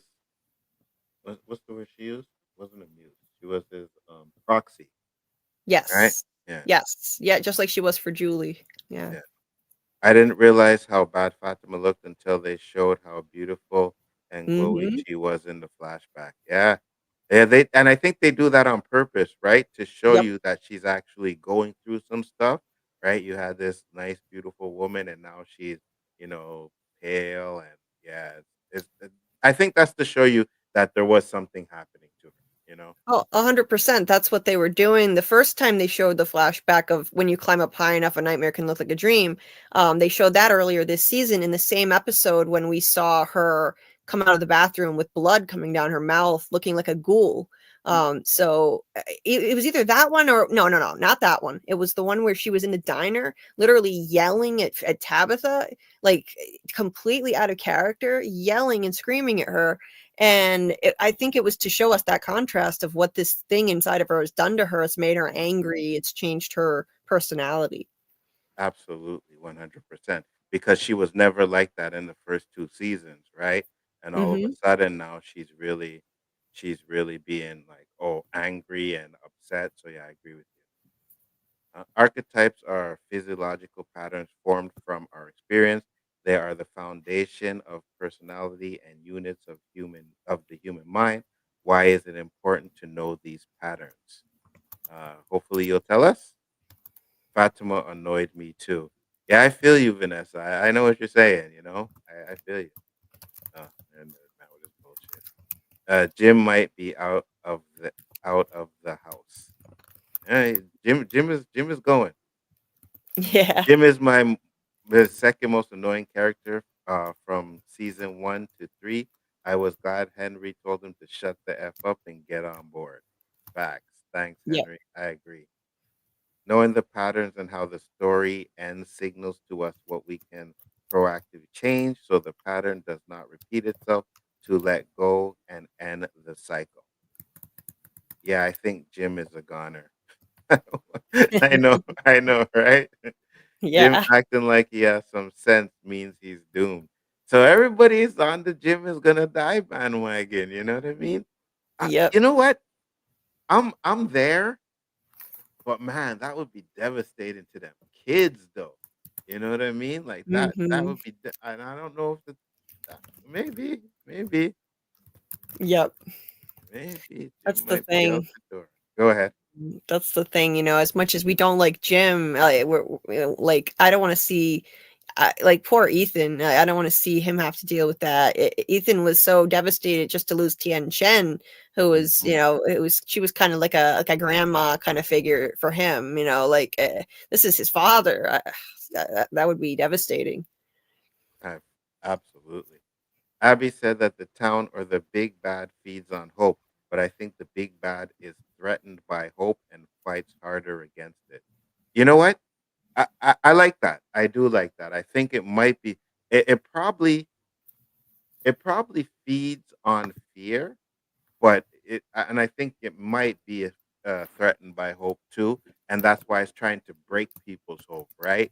Giving them hope and then taking it away from them, which would be Yep. even more devastating, right? Like if you just like don't have no hope or whatever, and then boom, it's gone. But if you get hope, like for Victor, father came, hugged his father, got some real hope there, started really wanting to get these answers to questions, and then you take his father away, boom, that kills his hope right there, which makes it more devastating and easier for these creatures to get in. So I would definitely agree with that. Jim is Hmm. on a roll. Bye bye, Jim. Damn, you guys are heartless for Jim tonight. So where's all the Jim love? I don't get it. Tonight everybody wants Jim gone. Last week Right. everybody was in love with Jim. Where are the gym lovers? Where are they at? The writers had to make him a bit lovable again before he dies, since they said a beloved character would die. Which, hey, that would make sense. And if it's Jim and not Donna or anybody else, okay. Yeah, Jim was beloved. Your guy is correct. Bye, Jim. See you later. Yeah. Jade about to get Tabitha. Oh, really? Really? Really, James? Do you think Jim dies in the lighthouse? Um, I don't know if Jim dies in the lighthouse. I would think, like Brian said, he probably dies protecting his kids. What do you think? Yeah, I don't think he literally will die in the lighthouse, even though Tabitha did have a premonition dream in season 1 where she was going up the Oh lighthouse yeah. steps and Jim was hanging upside down, right? Oh So, yeah. yep. But I think that I don't think that's literally going to happen. I don't think anyone will be able to get to that lighthouse except the chosen ones like Tabitha and Miranda. No one else would be able to even get there. So I think that was metaphorical. Like he's going to be in some kind of peril. I think that was foreshadowing his death, but he won't literally be hanging upside down in the lighthouse. That's what I was gonna ask you. Is that foreshadowing Jim's death? I Yeah, I think think it so. is. Yeah, I think it is. I think that might have foreshadowed. Yep, Jim is sleeping with the fish. I believe Ellis is dying the most. First you hate on Jim for no reason. Now you wish death on the man. What did this guy do to you? Not to me. It's just I just don't think he's gonna survive. That's all. Not Yeah. Donna. I know. A lot of people saying not Donna, and I do say that not Donna as well. But the way they've made Donna so emotional this season, I could definitely see her being an issue. Come on, come on. Do you think Boyd could be like Kellogg? Has has how he sees the world if he walked out of Vault 112? I have no idea what you mean by that. I don't know what that means. No idea. Beloved characters: Boyd, Victor, Tabitha, Kenny, and Donna. I agree. Donna, Mm, Kenny, no. Tabitha, no. Victor, not yet, and Boyd, not yet. So out of the people you put there, I only see Donna as the one dying. I'm sorry, I just do. What about you? She's the only one that I could see them getting rid of because she doesn't have like a special role in this place in terms of Mhm. phenomena, like weird phenomena happening to her. Like she's important to the place emotionally, and that's why they could get rid of her because she doesn't have visions. She's not seeing any strange things, having any strange dreams. So that's why I think that she could be on the chopping block. I hope not because I do like her. This season she's really frustrated me. I haven't always liked her very much anymore, but I would hate to see her go. But if you think about it, yeah, what is she doing to get them out of here? Why she's not seeing anything strange like Jade? That there's no way they'd get rid of Jade because his visions are too unique. You can't get rid of him. You can't get rid of any of these people that are having visions. I mean, other than Elgin. Elgin, I think, is on his last legs. Yeah, Yeah, once this storyline is played out, then that's it for him. I agree. And that's probably one thing he didn't see in his dream was his death. You know, these archetypes are figures that exist throughout all mythologies. They're not literally embedded in our minds. They're metaphors for physiological process that are expressed internally and externally.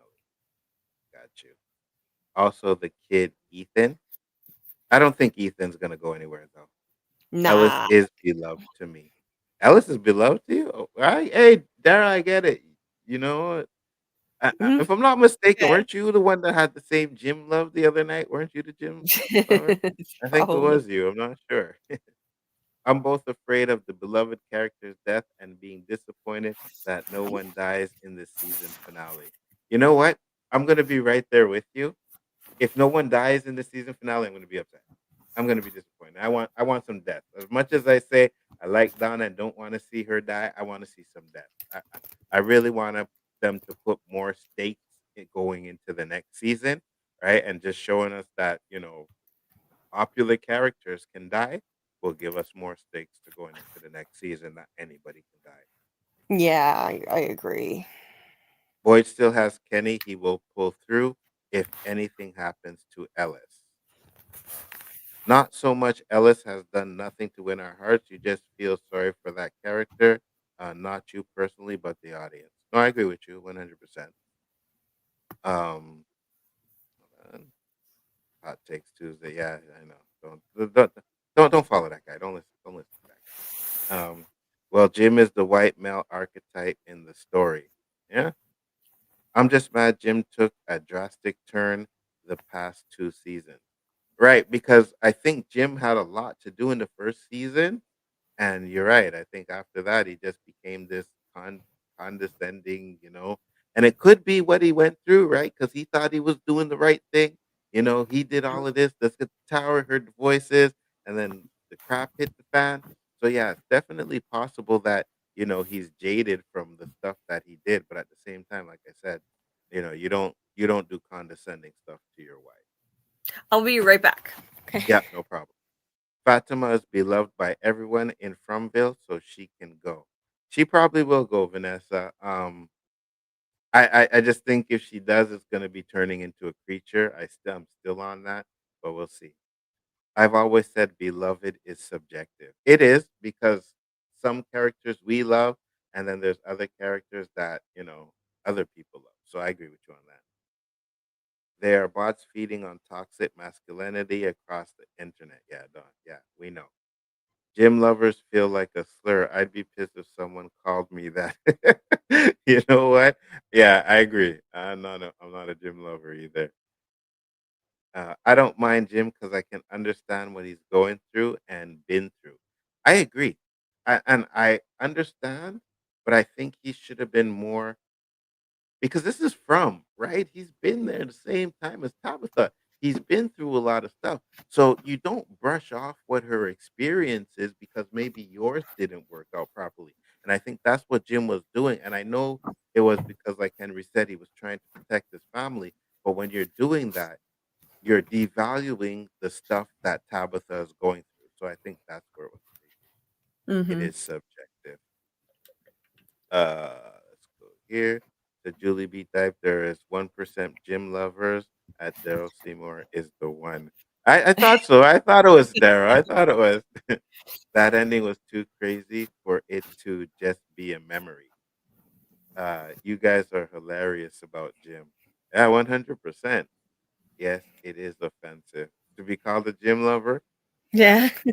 yes, Vanessa, the one and only. See, I knew it, Daryl. I knew. I'm like, I see all this Elgin love, and I'm like, Daryl, weren't you the same one that was loving off Jim? Yeah, I get you.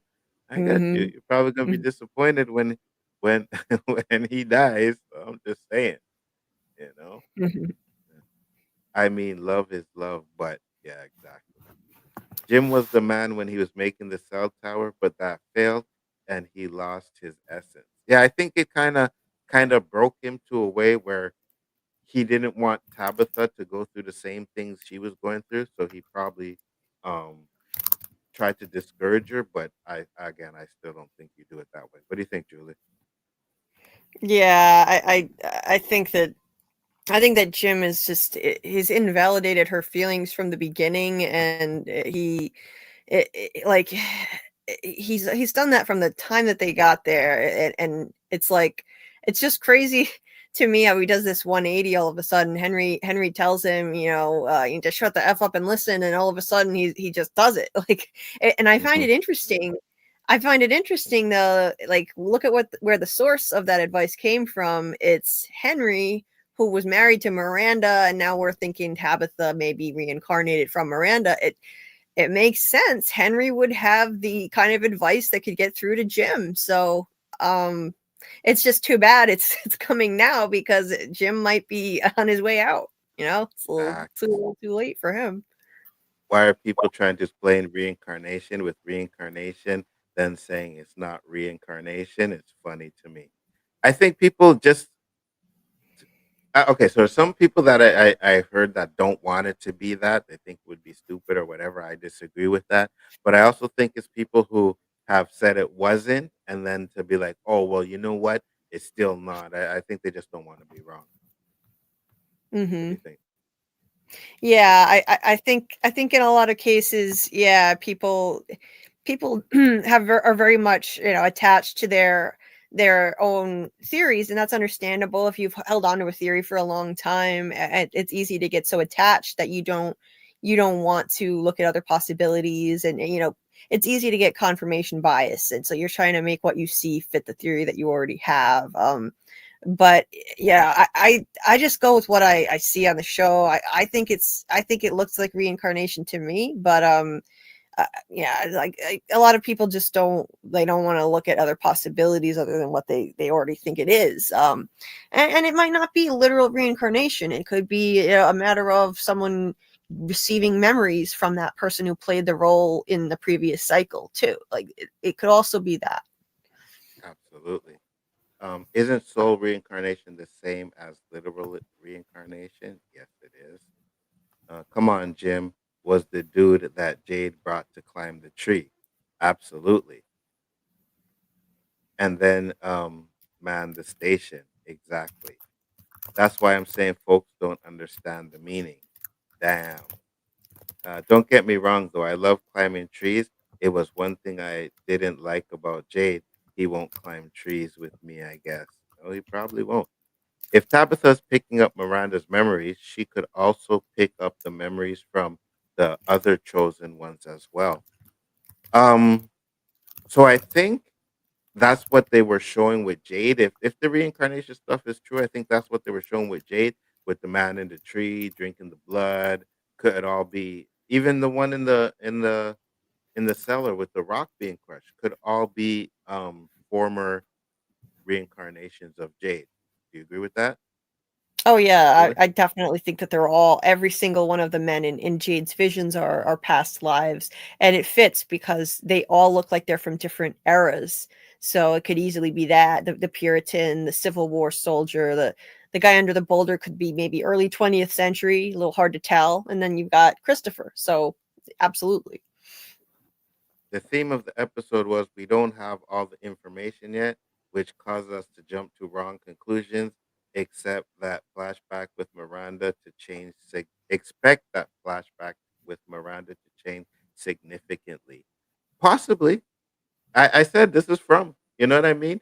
They for how many episodes did we think that this doll was gonna spit out some words and say something creepy to find out that it was the boy in white, right? So it's from. It Hmm. could be 100%. I'm just saying to me, the signs are leading to the reincarnation stuff. Hmm. Jade is the boy in white. Mm, I don't think so. That's a Smiley new did one. not. Pardon me. I said that's a new one. I haven't heard that one Yeah. before. Yeah, me neither. Oh, she said LOL, so she probably just making a joke. Oh, just kidding. Yeah. Yeah. Smiley didn't want Miranda to get in the tree at night. First time a creature ran to kill someone with urgency. Yep. This could introduce new characters as the chosen one. Well, I do think that we will get new characters at the beginning of next season because so far it started off with the van, then the bus. So I think we're going to get new characters. I think there's a rumor, a theory that when people die, they bring in people to replace them. So that could be a possibility as well. And just Yeah. like with Smiley dying, I think the baby could be there to replace the creature that died. So Who knows? Who knows? Maybe. What if there never was a way out? Oh, then I guess they're doomed to repeat the situation over and over again. That could be interesting. Because he's smarter than everyone, it's exhausting and boring.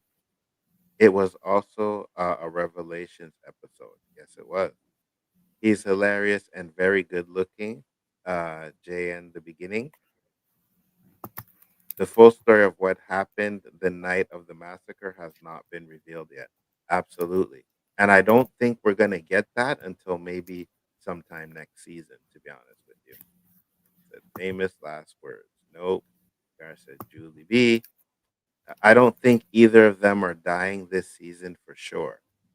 Jade isn't sacrificing himself unless he figures everything out. I don't see it of Jade.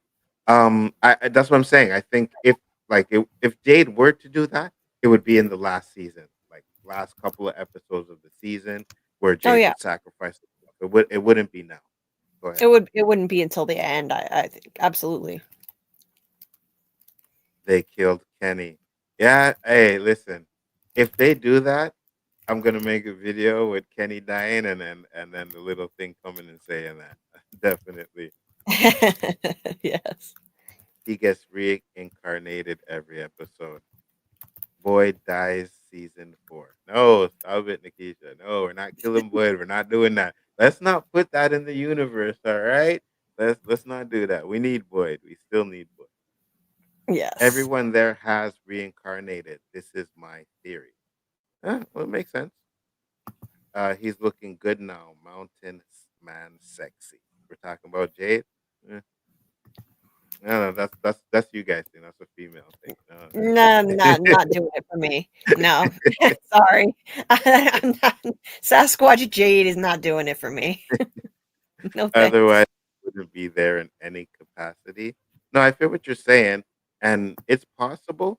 But I'm just more with Julie, where I think that some people are there just because they were in the wrong place at the wrong time. It would be strange to have everyone reincarnated, and you have a bunch of people who are red shirts that aren't just doing anything, just walking around the town to fill out the town, right? If everyone's reincarnated by someone, then you would think that they would have roles too, and not everybody does have any roles. So, Right.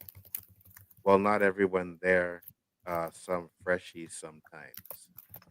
I do believe there are 7 reincarnation people, and the rest of the people of FROMLY are families of the people who were there before. Could be, she said. Kidding. Hey, 100%, no problem.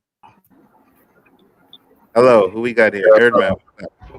I'm finally here because I've got to make some boring flashcards. So I'm gonna talk some from. No problem. I'm just going through the comments real quick. So Yeah. wait for Brian to come back, then we'll get back into the show. But first, let me get your thoughts. What do you think of this episode? Good episode. I've look. I think this season has had the biggest revelations, obviously. But I have to say, to me, all in all, it's been kind of I don't know, because it's had such good moments, but it hasn't caught me in the same way, like the whole way through as some of the seasons, or in fact, both of those seasons. Season 1 and 2, I was like, just totally. There wasn't a second that my attention wasn't grabbed. But in these last few episodes, they've been fantastic. It's what I've been wanting all season, kind of. But at the same time, I thought there'll be more deaths. To be honest, I thought there'll be, some serious shit, like, apart from Mrs. Chen obviously dying. Like, I thought I can understand that. I think that there's a few people out there that, kind of think the season was a little lackluster and stuff like that. Personally, I've enjoyed every moment of it, but I can understand why people feel that way. The cycles, first episode, sorry, just off. Go ahead. Like, from that first episode, I thought they had a really, it could have just been really interesting to spend just 2 days in From for the whole season. You know, I like what they've done more because we've got more revelations about what From is. But just from that thing of, oh, we have no food, right? You know, if they had dwelled on that a little bit and, you know, just them constantly being in threat by these monsters the whole season, I would have found that kind of fun. But at the same time, I think the revelations are more, it's better in terms of moving on the story. So yeah, go. Absolutely. The cycles keep failing, but the cycle is going to break though. These new archetypes the mind has created will shed light on the darkness that created this plate. Child sacrifice, they will remember. I agree. This girl's going full Jungian, huh? Yeah. Everything's like some mystical archetype of a collective unconscious and shit. Yeah, I love can't it. believe there's one episode to end the season. Yeah, I know, but you put fire there, and I'm not sure that's fire though. You know what I mean? Like it's good. I'm enjoying it, and I think the last episode is going to be a banger. But once that last episode drops, that's it until next season, which is probably a year away, maybe two. We should just get these actors in, like, you know, like it was like a rat trap. Like they just have to start filming straight away. Like Facts. allow this break time. Facts. You're paid enough. Facts. You could have 2 weeks like the rest Facts. of us. Facts. We should Fuck have you, to wait man. like 6, especially if it's only 10 episodes a season. We should have a season every 6 months. Yeah, a month of holiday is fine. Yeah. Come on, bro. A month. I agree. You know what I I'm was saying? wondering if Fromville was built on ancestral grounds. I don't know, Julie. You have any theories on that? If Fromville was built on what? Ancestral grounds. Maybe I've thought about that. It's an old trope, you know. I feel like that trope's been done a whole lot. I've thought about it, you know. I don't know. I don't think it's. I think it's more like a pocket dimension that's kind of all around us. Henry described it the way Miranda said. Miranda told him from her visions that, you know, this place is kind of all around us, but you can't find it if you try. And you know, once you get there, you know, you can't leave. And to me, it sounds like a pocket dimension. Like it's kind of all around. It doesn't have a geographical location. Yeah, I agree with you. Nerdman, what do you think? Say one more time the question. One more time. Because just say one more time. Yeah, I'm wondering if Fromville was built on ancestral grounds. Oh, it could be, but I figured it out, bro. I straight up figured it out. Okay, so I hold heard on. somebody else. Yeah, go on. Yeah, go ahead. Go ahead. I want to hear what you have to say. Go ahead. No, so you know how what do they call those people who are like sensitive to psychic muse callings or whatever? You'll know, Julie. You know what I'm talking about. People who have like some psychic sensitivity or something like that. There's like a medium. The medium is the noun, and then there's the adjective for them, right? They are something. Anyway, whatever. You get what I'm saying. They're sensitive to like psychic energies or whatever, right? Mm-hmm. So I think a lot of the people, somebody said this already, like a lot of the people are just bystanders, but they were going with this reincarnation theory, right? Now, the reincarnation theory, I think, may well have some merit to it, but there's too many plot holes, if you think of it, of the reincarnation theory. It doesn't quite like map straight onto what's happening, right? Like, so my thing is, that it's bringing both forces need these psychic people for some reason.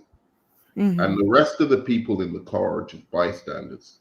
Boyd might even just be a bystander who just threw the monsters specifically and whoever's on their side for a loop. And now I do think the kids, the Ankui kids specifically, I do think they're good. I don't think they're evil. So it's just, they need these psychic people for something. Well, you and obviously maybe didn't the figure it out monsters. yet. That's pretty. You're just What do you saying they mean? need them for something. So what do they need them for? You didn't figure that out yet. They didn't figure out nothing. Like you're telling us, What do you oh, the mean? Ankui kids. You're like, oh, the Ankui kids, I think they're good. Yeah, we said that like 2 weeks ago, bro. Yeah, Shut up, man. I thought I had it, man. What are you talking yeah, about? you thought you did. Brian is back. What's up, Brian? What's up, guys? I told you I was gonna be back. I was like, come and All run back. right, you're right, Brian. See Oh what I man, mean man, about this guy? He's always bullying me. Then why is this cycle different? So I don't think this cycle is different yet. I you think don't there think will be Boyd's the deci- reason? No, I think Boyd is just like an X factor, I guess, or something that's like something that shouldn't be there. But I think so far everything is going out to plan. I think what happens is someone who made a bad decision in the past is going to make the right decision this time, and that's what's going to change it. So right now, I think the cycle is going the way it's supposed to be, but of course, Boyd is a thorn in their side, so maybe it's taking longer because Boyd's there. But Mhm. I still think that it's going the way it's supposed to be. It's just someone is going to make a decision that's going to break the cycle. Julie, you go Mm. first on that thought. Yeah, I definitely agree on that. I think that Boyd is a wild card, that he wasn't part of the plan. I think that he was either that, or I'm also open to the idea that there could be an entity that's bringing people here to try to help. Um, so I think that that's a possibility, just because I find it so uncanny that this is a guy, when we saw his flashback and he was arriving, they made a point to have him just specifically talk about the type of career he was just leaving. Not only was he in the military, but he was specifically, for 30 years, he was specifically sent to some of the worst hellholes on earth and had to make do with the limited of resources. So they called him Mr. Fish and Loaves.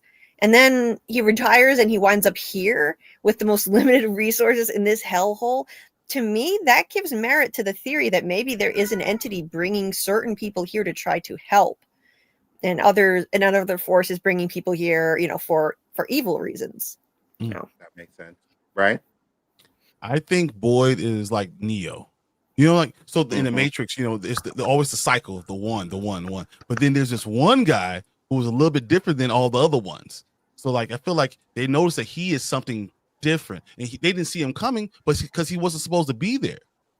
He was, I don't know. I think he the just opposite. happened to be there with his wife. He just happened to be that one. They didn't know he was going to be that, and that's why the monsters are taking so much interest into him. And I think that's why the town is like taking so much interest in him anyway. Because like, why is this guy here? Why is he doing all these things? I think they are interested in him overall. I got you. I think And you said the I opposite. think the Go ahead. same, but for the opposite reason. That's that. I think he's essentially like, they're like, why is he here? In the sense like he ain't supposed, like he's not supposed to be here. In the sense like we didn't bring this guy here. You know what I mean? Like he's random, whereas the rest are actually part of this cycle or whatever you want to call it. I got you. It's possible. I think we're going to definitely find out. Just going to get to a little bit more of these comments, and then we will move on to the episode. And I think I lost my place where I was with the comments. So we'll start from here. Hold on. Sorry if I missed some, but she was weak after the massacre. Okay. Oh. Because I know once I see Nerdman's stupid comments, I can go further. Hello, man. Just okay, skip. there we go. They're gonna argue over who gets to sacrifice themselves. No me. The cycles aren't different. It will end the same way. Jade sacrificing a child, probably Ethan, like the one-eyed dude drinking blood, OG Jade. They won't be able to stop the curse, and the cycle goes on. Ooh, that would be interesting. What if Jade does that and tries to sacrifice Ethan, and once again, Jim somehow saves Ethan but sacrifices himself? It could be. Listen, I'm like this, and because Julie said that's a dark ending. I don't mind. I don't mind if this show ends in a dark ending. I really don't. It was a dark I beginning. yeah, Killing yeah, kids from no. the beginning. Yeah. I don't mind if it ends dark. You know what I mean? I'd be fine with that. But I think it would be maybe unsatisfactory Also, if it just, everybody dies and we have to start this all over again, right? Because it's like, Yeah. okay, so we didn't really get a definitive end. We don't know how it ends. We don't know what they had to do. So yeah, I don't think it's gonna end like that. But if it does end on a positive note with some major deaths, I'm good with that too as well. Boyd is the wild card. Abby was reincarnated and Boyd happened to be in the car. I agree. I still don't think it's a sacrifice. Okay. Uh, Boyd being there was a mistake, and they like him because he's unpredictable to them. If he is it, would be Martin by blood and as a monster killer. Nerdman. My theory is that the town is dragging in people with. Okay, you already said what your thing was. The boy in white said it was a sacrifice. yeah, And that comment was my energy towards Boyd. They like him almost. It's almost like enjoyable for them that he's there. You're not wrong. They seem to be He's enjoying him, enjoying torturing him. Right. here's my thing. You said he's like Neo. I think he's like the guy The from virus. Die You think? Hard. From Die Hard. You know what I'm saying? Like just this dude like who like messes up like this completely master plan. Like there's no kinks in it. And then like, some dude comes along and just fucks it up for no reason, you know. Hey, yippee yay, Yippee-ki-yay, motherfucker. It's like, so I feel you. Joshua said he just subscribed. Thank you. I appreciate it. And subscribe to Julie if you're not already. Subscribe to the Brian from Spoiler Kings as well. Absolutely. I kind of don't want them to get out. Yeah, I'm right there with you. The Mighty Ducks jersey for me. Oh, Yeah. in the background. It's signed by Joshua Jackson and Emilio Estevez. Oh, nice. And so like I have signatures all over. It's like from the cast. Nice. Oh, Shut up. You met Joshua Jackson. No. So I bought this online from an auction. It was an auction, online auction, and I bid something for it, and someone outbid me, and then they didn't have the money for what they outbid, so I ended up getting it for a discount. Oh Nice. man. I was a huge Dawson's Creek fan, man. Team Pacey all the way.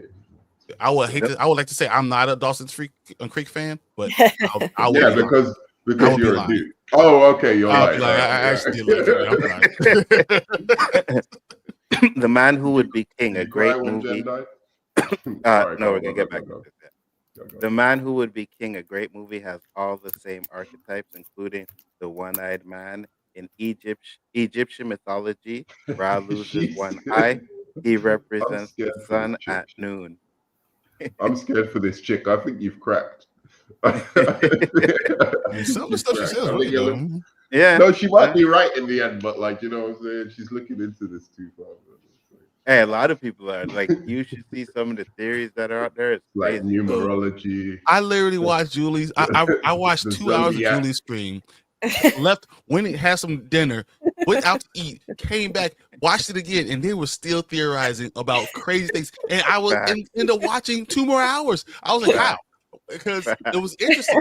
People have really good ideas for this stuff. They have good theories. But don't let From get you. That's all I'm saying. Don't let it get you for real. You know, it already did, nerd man. You know it's too late. Yeah, it's too late. It's too late for me. I just did a live that was almost half of a full day. I mean, 11 hours. So I've been on there for like 5 hours. Like they keep getting longer and longer every week. So yeah, I promise you, I watched the beginning and then came left. Did something for real, like a real thing. One drove, had like a hibachi grill and all this stuff. Came back and then watched another hour. I was like, how? I believe 7 reincarnated people. Some people there because they were the chosen one in a vehicle, and others arrived because they are family of the people who were there before. I got you. So let's continue now. Acosta. So I like the speech. I'm glad that he did that. So they decide to pair up, and let me just go real quick to this mother effer because he decides to go with Kenny, and then we have this Ellis, mother. Oh my god. need someone to search with? Yeah, I'd appreciate that. Anything I do to help? Anything he can do to help, Mm-hmm. and the This only way guy, he's trying, the only way sorry. he's trying to help, okay, the only way this guy is trying to help is to keep Ellis away from finding Fatima. What are you gonna say, Nerdman? No, this guy, man, I love him. He's like the cuddly Mr. What do you call it, Mr. Fred or whatever, like from those old sitcoms. How did he become this evil? Like all of a sudden, I never noticed how evil he looks. It's so weird how he's like, He's you know, creepy looking now, eh? yeah, he's so creepy. He's actually a really good actor because for him to look I like agree. a teddy bear this whole time, and then all of a sudden you just see another side to him, and you're like, wait a second, this guy, there's something off about him, like from I jump. agree. What do you think, Julie? Yeah, I'm amazed at how he went from this, this unassuming, sweet, innocent looking guy that I never could have envisioned doing anything sinister to suddenly being a total creep. The smiling, the creepy, sus looks on his face. Hats off to him. I remember I called into Tony Teflon's show earlier this season when Nathan was on, and I said, like, this was when Nathan had just had Elgin had just had the vision of the kimono lady reaching out and touching his face. And I said to Nathan, I really hope that you have a lot more interesting scenes this season. And he played coy. He played coy really well. I had no idea this was coming. None. These people, and also like these people defending him. Like, can we get a look of one of his creepy faces? Because like these people defending him are on some crazy shit. This guy's on some straight up Diddy madness. Like get that. You can see in his face, man. He's on that get that shit, man. What do you think, Lock Brian? you in my tunnels. Oh man, I told you he's the type of person to steal your money and then help you look for it. That's the problem. That dude, he deserves whatever comes to him. I don't care what it is. He deserves it. And you know, I hope the baby somehow. No, I'm not gonna say that. I'll wait to the end because I have a theory of what's gonna happen to the baby. I believe the baby won't be born. You can't redeem this guy. I don't care what anyone says. You cannot redeem him. That he's enjoying. He's taking pleasure out of like being part of the search party. You can see it. He's taking a little bit of pleasure. The power of it. He looks like It's the white knight syndrome I talked about earlier. He thinks he's saving everyone. He's like, haha, I'm here to rescue. You know, and that's him right now. So we have this scene. Okay, let's skip a little bit. Oh, she felt it. Okay. This I did So not now, see coming. A freaking So yeah, exactly. We're doing this now? We're going the What do you lost guys? route. What do you guys think is in that what's the hatch? clock? Right, you go first. What do you think that hatch leads to? Honestly, I think the monsters could get in. I think the monsters get in through that hatch. I think that they're going to all. It's going to be like, you know, as I said, the Antichrist. So everyone's going to be sitting there celebrating that the birth of this Antichrist, and the monsters are getting in through that hatch, and they'll be all around the bed celebrating the birth of their boss, the big bad. That would be really, really creepy. I like it. I could see that. I honestly, I'm really struggling to imagine what could be down there. Like, maybe it is something like that. Like a shortcut to get to that space for the monsters to celebrate it. Maybe that's the best idea I've heard. Because I can't think of what it could be. What if they have the baby and they hand it into the hatch and they take the baby? Yeah. So one thing I will say is I know that place has a talisman on the door, right? So I'm guessing it's not where creatures can't get in. They could probably get in, but now, but there's a talisman there, they can't. So I'm trying to figure out maybe From the that front hatch door. is, huh? Yeah, the They front can't door. get in from the front door. No, but once you have a talisman up, you can't get in through any door. Mm-hmm. Right? You can't get in through any door. So, I think that Is hatch that really a might door? lead to the caverns, like the where Julie went down there. It could lead to there. I'm not sure, but hopefully we get some answers to that. Nerdman, what do you think? Dude, so I was just doing work. Question, quickly. Yeah, the hatch. What do you think that hatch leads to? I have no idea, no earthly idea, but I suspect it isn't good. I suspect given from it isn't good. Of course, it can't So, be anything good. you know, What so if we it's like have to the real world? Oh. like maybe like what the bottle tree transports you to the real world, that transfers you to It's the. a one hatch you can get out and go to the real world. It's Which an makes interesting sense. one. Why she wouldn't be able to opening that? Definitely interesting. We have Well, that Don drove on me nuts. That when her with her pulling on it the whole episode. Oh, God, just open the damn thing. I want to know what's in it.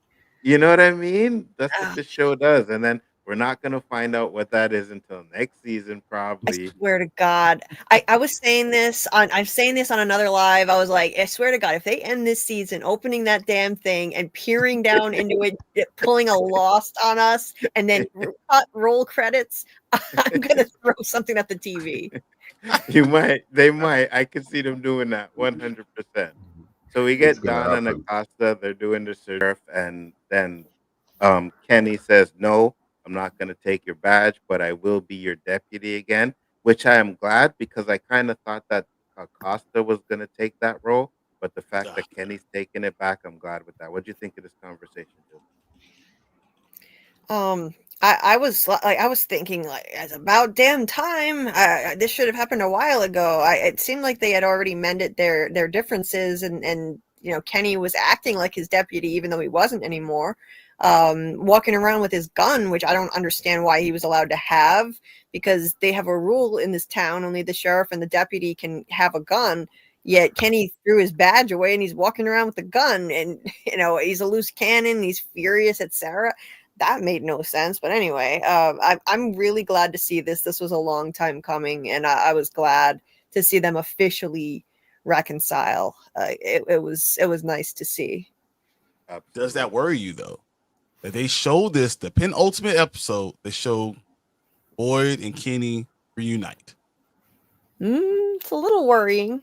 It's a little worrying. I would be upset. I consider Kenny to be a beloved character. I love Kenny. I think a lot of people like Kenny, and he's a beloved person in the town. People care about him like they cared about his mother.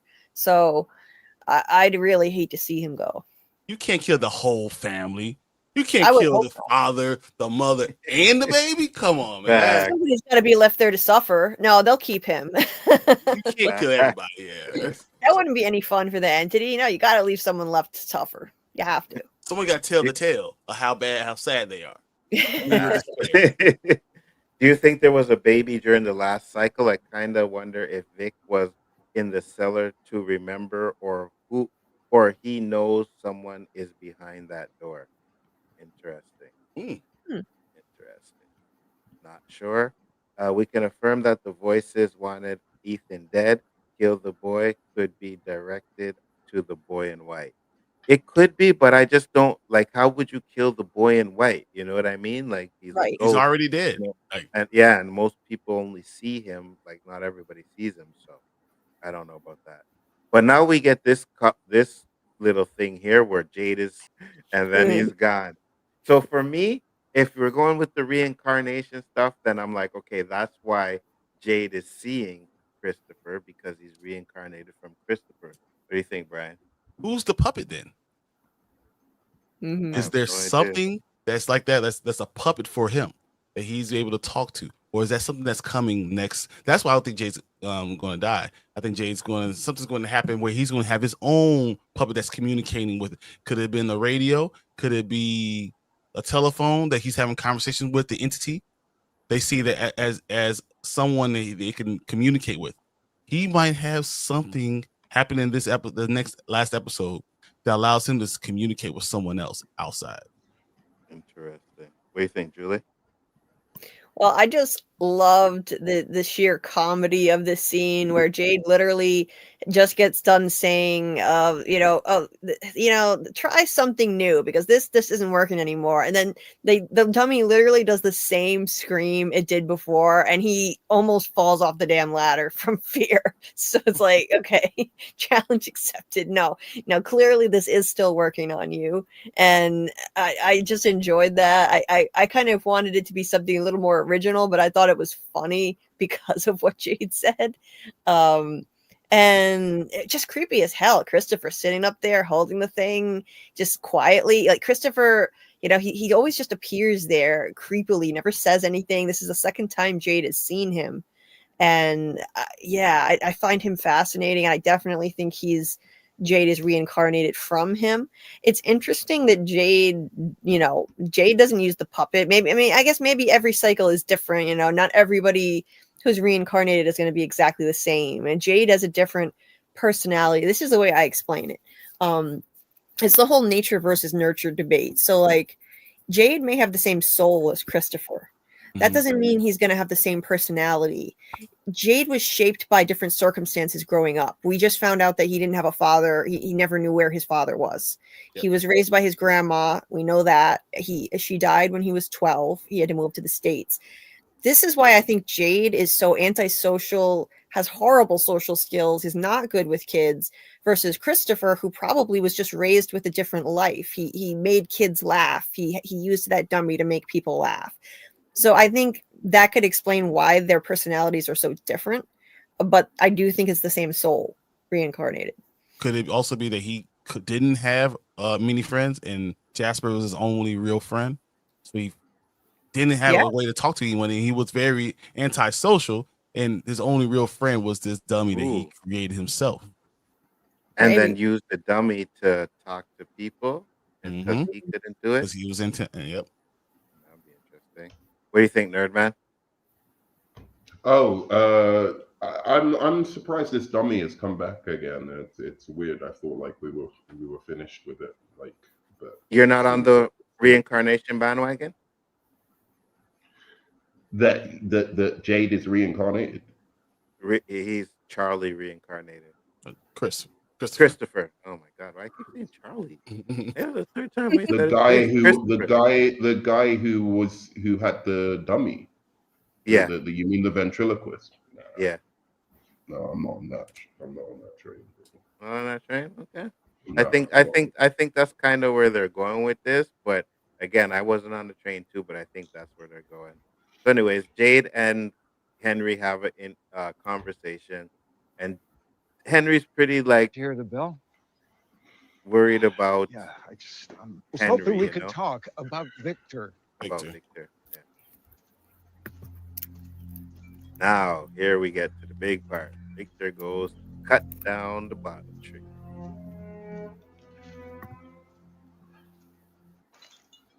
And then he tells him to leave the tree alone and then walks away. All right. I want to hear you guys' thoughts on this scene and the boy in white. Brian, you go first. The man in white with the deep voice. I was like, man, stop. I'm like, what? Where's this come from? Like, right? It's crazy. It makes you just so if we know the story that the faraway trees come from the Cooey kids and from their hope and everything. So maybe he's actually trying to save the kids. The kids only would be saved by these faraway trees. If he cuts down that tree, they lose hope and the entity wins. Maybe he's telling the truth. Maybe he is. I'm going to lean towards that he's doing a good deed overall. Lean. All right. Julie?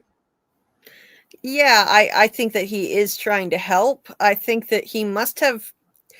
I think this goes back to whatever it was that he told Christopher that made Christopher snap. He tried telling Christopher what to do, and Christopher freaked out. We saw him yelling. He said, "You lie. Everything here lies." I think he was actually trying to help, but maybe it's like these people can't handle the truth if it's just told to them. They have to kind of come to it on their own, figure it out slowly so that they don't go completely insane. That's what I think he means by that. And so he's trying to help, but it's so frustrating though. This scene, oh my god, like you couldn't give him even a little hint, like just a little something. He wouldn't give him anything. I mean, Victor had that. I mean, if he doesn't want him to cut down the tree, Victor could just start hacking at the thing. Okay, I'm going to keep hacking at it until you tell me something. But I don't know. I like the idea that if you cut it down, though, like that's the hope that represents the hope of the children. So that would be a bad thing to do that. You need that tree. So yeah, but yeah, I found that so comical and clever the way that they explained his growth. I'm glad they did it this way rather than fading him into the background. We barely saw him in season 2. He was there for like 20 seconds at the end of the season and then he's gone. I'm glad. I like this character. I find him one of the most interesting parts of the whole show. It's so mysterious. And rather than recast him or just write him out, I like this. Like they can easily, this is Fromville. You can explain anything. Like, okay, everything's changing here. He's some kind of weird entity. Yeah, obviously he's not a boy. He never was. He's an avatar for something. And so, okay, he looks older because everything's changing. I think that was clever as hell. I liked that. So yeah, frustrating scene, but very clever how it was done. Nerdman, what do you think? I like the scene, but it throws my whole Victor thing out of the window, kind of thing. Because like now he's having visions by himself. There's no one else around. It's just him. He's having the visions, and he's clearly trying to help the people. So my whole Victor is evil theory, kind of like that's out the done window. with. But I'm looking for those characters who you never see having these visions alone, or are always retelling the story of their visions, right? Like as opposed to us actually genuinely seeing it, because all of those guys are suspect. But who knows? I mean, it's hard to say with this show. But as for the boy in white, what he's up to, again, I'm baffled. I don't know. I can't go down that same rabbit hole of the shadow and the collective unconscious and all of that kind of stuff, because I think you'll just go a little. I would go doolally trying to go. No, the boy in white is still suspect to me, man. I'm sorry. I get it. It really does seem like he's trying to help, and I also understand. Because again, if you go back to the Lost theory, there was a thing where you had to make your own decisions, right? So if you wanted to, it was to make your own decisions. So I can understand why the boy in white is doing that, because when he tried to help, it didn't work out the way it did. But Victor is not like the rest of them. Victor's been there for a while, so you could give him something, just a little something. But no, don't cut down the tree. And then walk away and disappear and leave this poor man there with no answers. You know what I mean? I'm like, come on, give Victor give him a sign, give him something. But when was He like, did told him the story. He already told him the story with how these trees have been made. How important these kids are. So I mean, Don't I don't do know. that, Brian. Don't do that, Brian. Don't make excuses for him. Because he didn't tell it to Victor. Victor overheard it, so it's not like he told Victor, and we don't know if Victor heard everything that he told. The correct way. Yeah, you know what I mean. So now you got him there in front of your face. Give him tell some him, isn't information. it? Yeah, fact, 100%. You're supposed to be his friend. If you're supposed to be his friend, you tell him. Yeah, but they didn't want to give him nothing. And then he walks away. Victor has his little panic attack, and then we have this one. I was like, finally, yes, you're getting some conversation. You are doing the right thing and telling your mom. And I said last week that this is what needs to happen. I said Julie needs to tell her mom. If anybody she's supposed to tell, it's her mom. So I was happy with that. Brian. I'm wondering, like, what's going on in their relationship that she doesn't do that immediately. Like immediately, like that would be the first person I'm gonna talk to, no matter what's happening with my mother. Like, especially as a young girl at 16, that's when you hate your mother, but you tell her everything, right? Like, I don't understand what's going on, and they must be terrible parents outside Fromville too. Oh yeah, I believe they were 100%. 100% they were bad. Julie, what are your thoughts? I'm leaving a second, okay? Yeah, no problem. Never mind. Julie, what are your thoughts? Yeah, I was like, I was in shock. I was in utter shock that she actually, not only did she communicate, but she literally went point by point and shared everything that she saw in that entire dream sequence, that dream state. So finally, yes, she needed to tell her mom from day one what, like, everything. Like, she needed to be telling her this about the screaming she was hearing in her head. She didn't tell her about that she felt like something, you know, like this place had gotten inside her, and she was afraid she was going to become like Sarah.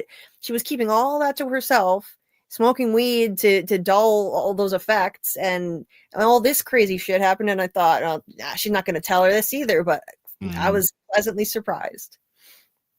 Absolutely, 100%. And I was just like, thank you for that. Thank you. Brian. No, I mean, I'm very happy that she finally said something and we're getting somewhere. And then it's cool that they're now going to trust each other, because now with her sharing that with her mother, now her mother's willing to share with her. That was pretty cool. Absolutely. Then we get the hug and the embrace, and What is it? It's one of them watching us. Children? Yeah. What is it doing? She wants us to follow her. Pause it for a second. Follow her where? Yeah. We don't do these things. That's why it had to be her. Because no, I'm not following no little kid into the woods. No, it's not happening. I don't understand why do they forget all the rules of staying alive? The kid said, let's follow me into the woods. It's getting close to dark. Let me go. Hey, let's do it. What? You deserve to get stabbed. Like, I mean, like literally, you're following the rules of do I deserve to get stabbed or not? Yes, you do. I'm right there with you, Brian. We don't do that stuff. You know what I mean? But we follow them. Come on. Everything about. What do you think, Julie? You following the Cooey kid? I mean, in a normal world, be honest. But I would in this case. You see? I would in this case. I would. You see, Brian? Never. It would never happen. Nothing. Like, it would be a totally boring show if it was me and Nzo. Like, camera, take a picture, we throw the camera out the window. Everyone else trying to save the day. We sit on the couch, chilling. Be like, oh, those Cooey kids are trying to help. They ain't trying to help me. Help who? I'm like, I don't see no Cooey kids. I don't see nothing. I'd probably be blaming it on the weed. I'd be like, damn, Fatima made some good weed, boy. I'd be seeing these little creatures over here and stuff. I'd probably wave back to it. I'd be like, hey, little Cooey kid, how you doing? Where? What? Follow you? No. Sorry. No. I'm not doing that. That's not happening.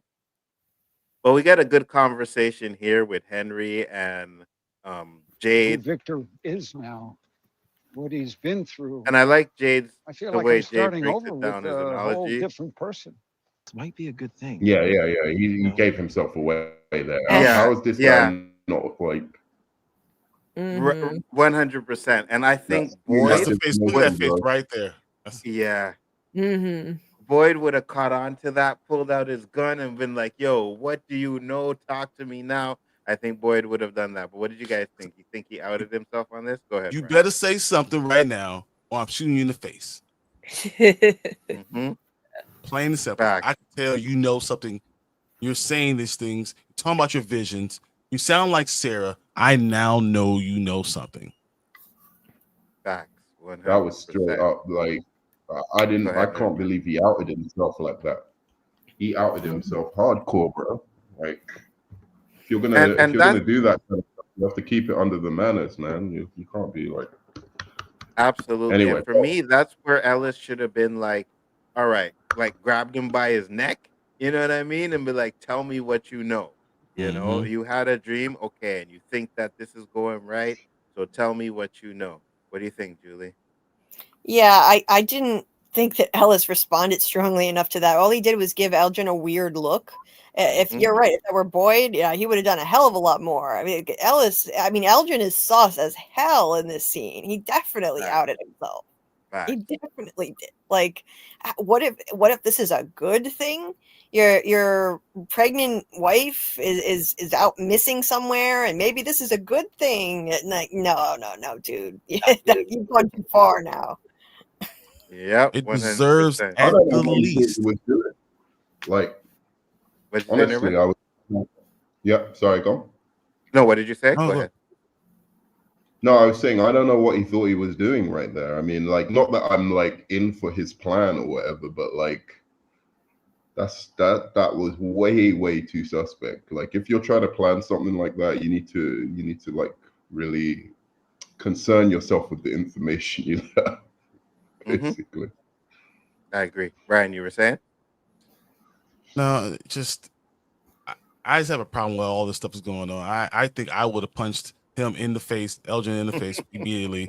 I would have put him in sleeper hold. We would have been having conversations about what the hell's going on once he was tied up. Because I'm looking for her, and you saying all these things. You see the whole town's out here looking, and you're telling me all these little games. Nah, something's not right. When you wake up, you're gonna have to have some answers, or we're gonna leave you out here in the middle of this forest. And simple. 100%. in the night. Yeah, Exactly. 100%. Yeah, and leaving your ass out here. But okay, so do you think if they did, the creatures would be killing Elgin because they know he's trying? I guess he's trying to get that baby out. So you think they would have left him alone? If they did, I know that I got my answer. One way or another, I got my answer. Good point. Good point. Good point. All right. So now they have the conversation. He talks about the baby. I don't want you to be afraid. I think she's gonna Rookie be okay. mistake. I actually think Ellis, like you said, he gave him that look, but I do think Ellis was like, okay, now something's not right here, you know? So I don't get it.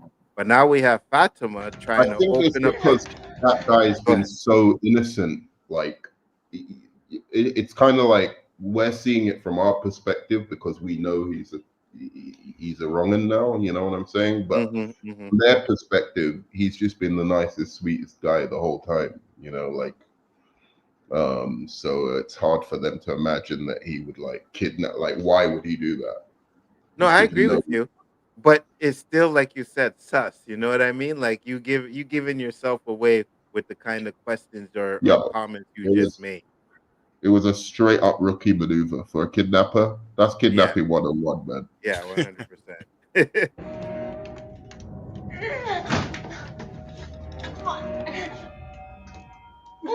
Damn, she couldn't get it open. And then Kimono So you lady just can't be popping up all downtown. I'm like, look, lady, this ain't your room. Back. You need to go somewhere else. This make no sense. So she's following the Akui kid. And we don't know where she's taking her yet, but we get back to Fatima. What do you want from me? No. Stay away from me. Stay away from me. Stay away from me. Stay away from me. Stay away from me. She tall as hell. Julie, you remember when I think it was a couple weeks ago, I told you in the trailer that they showed a scene where the kimono lady was on top of the bed on top of somebody, and you're like, oh, the trailers are kind of like mixed up with fan service. When I seen this scene, I was like, oh my god, they spoiled this part in a trailer 2 weeks ago. Yeah, they actually, some idiot did that with an official trailer. They do these things. They take an official trailer and they put spoiler images into it. So that some channel had that on there, and I fell for it, and I played it in one of my lives, and I didn't know that it wasn't legit. So I thought that this scene was going to be in the previous episode. Luckily, I mean, it was toward the end of a very long live, so I was just like, I'm not clipping this or taking it down. I don't think it's going to matter that much. But I literally I actually had put a screenshot of this scene in a video, and I literally had to take the video down and redo it because of some idiot putting out this fake trailer. I was so mad. Why do people do these things? Like, I know. It was like, you know what? When that scene came up, I was like, oh my gosh! I was like, that's the scene that was in it. So yeah, someone did something. I don't know how they got the trailer, that they put it in there. I was just yeah, upset that they did that. You know what I mean? I had to But redo a whole video.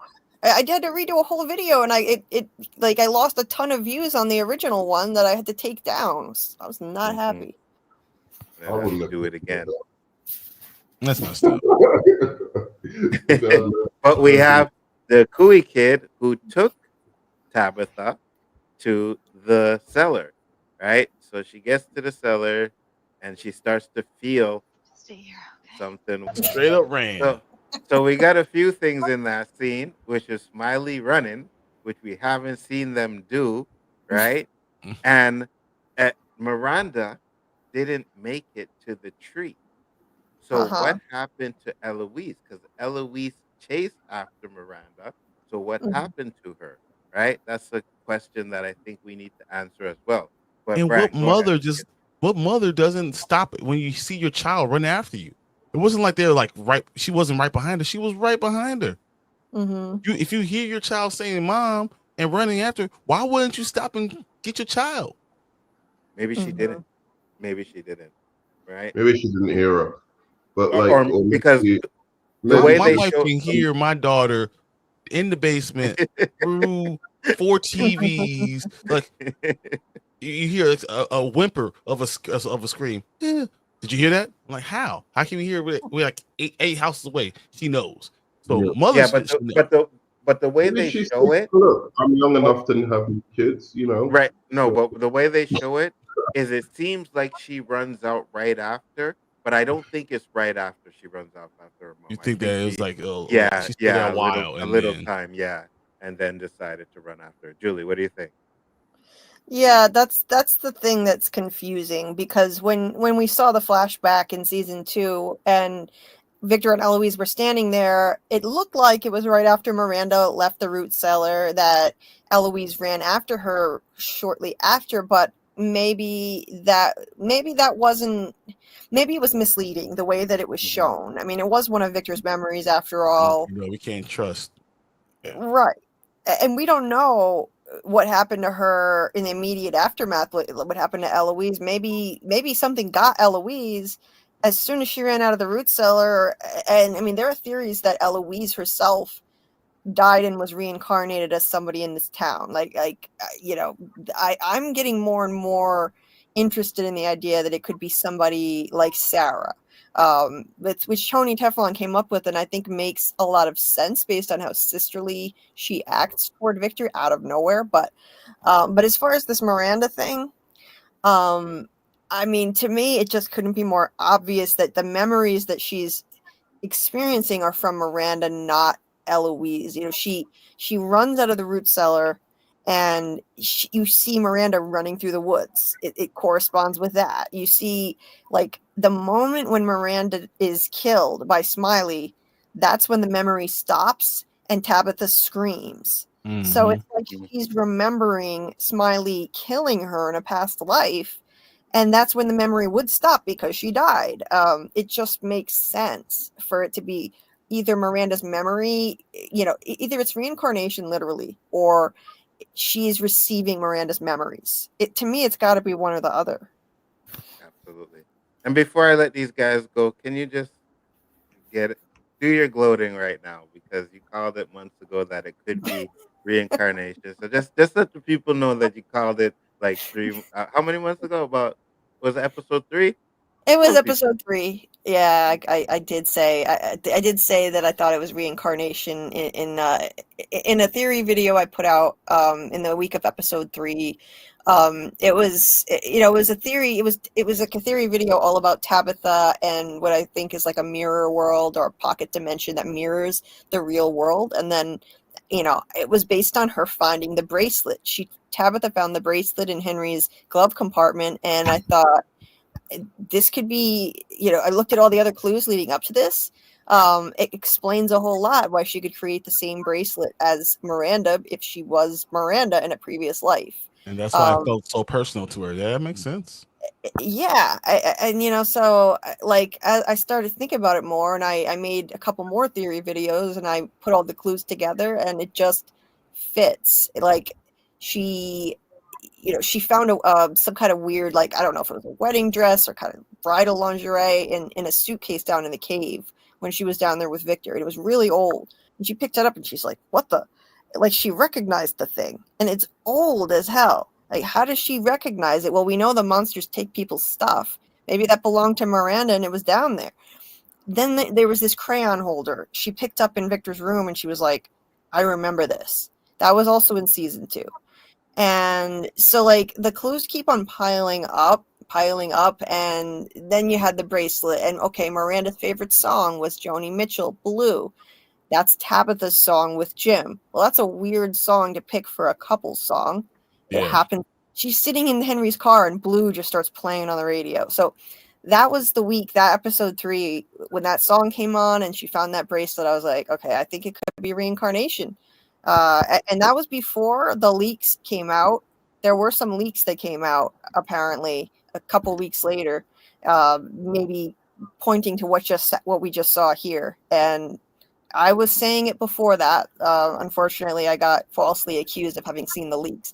But, you know, I can just point to the video now and be like, look, I was saying that before the leaks. So, and I'm not the only one. There have been people who have been saying this for a long time. There have been people who, like, you know, from season 1, some people have thought it was reincarnation. I'm not the first, but I didn't see any leaks. Absolutely. Ryan, what do you think? I mean, I think you feel like it's reincarnation, but I wonder, does anyone think that it could it not be? And she's an empath. That it turns out that she's actually just an empath, and wherever she's in a place of great stress, she sees it. It just happens to always be Miranda. Is it possible that's the case? I think so.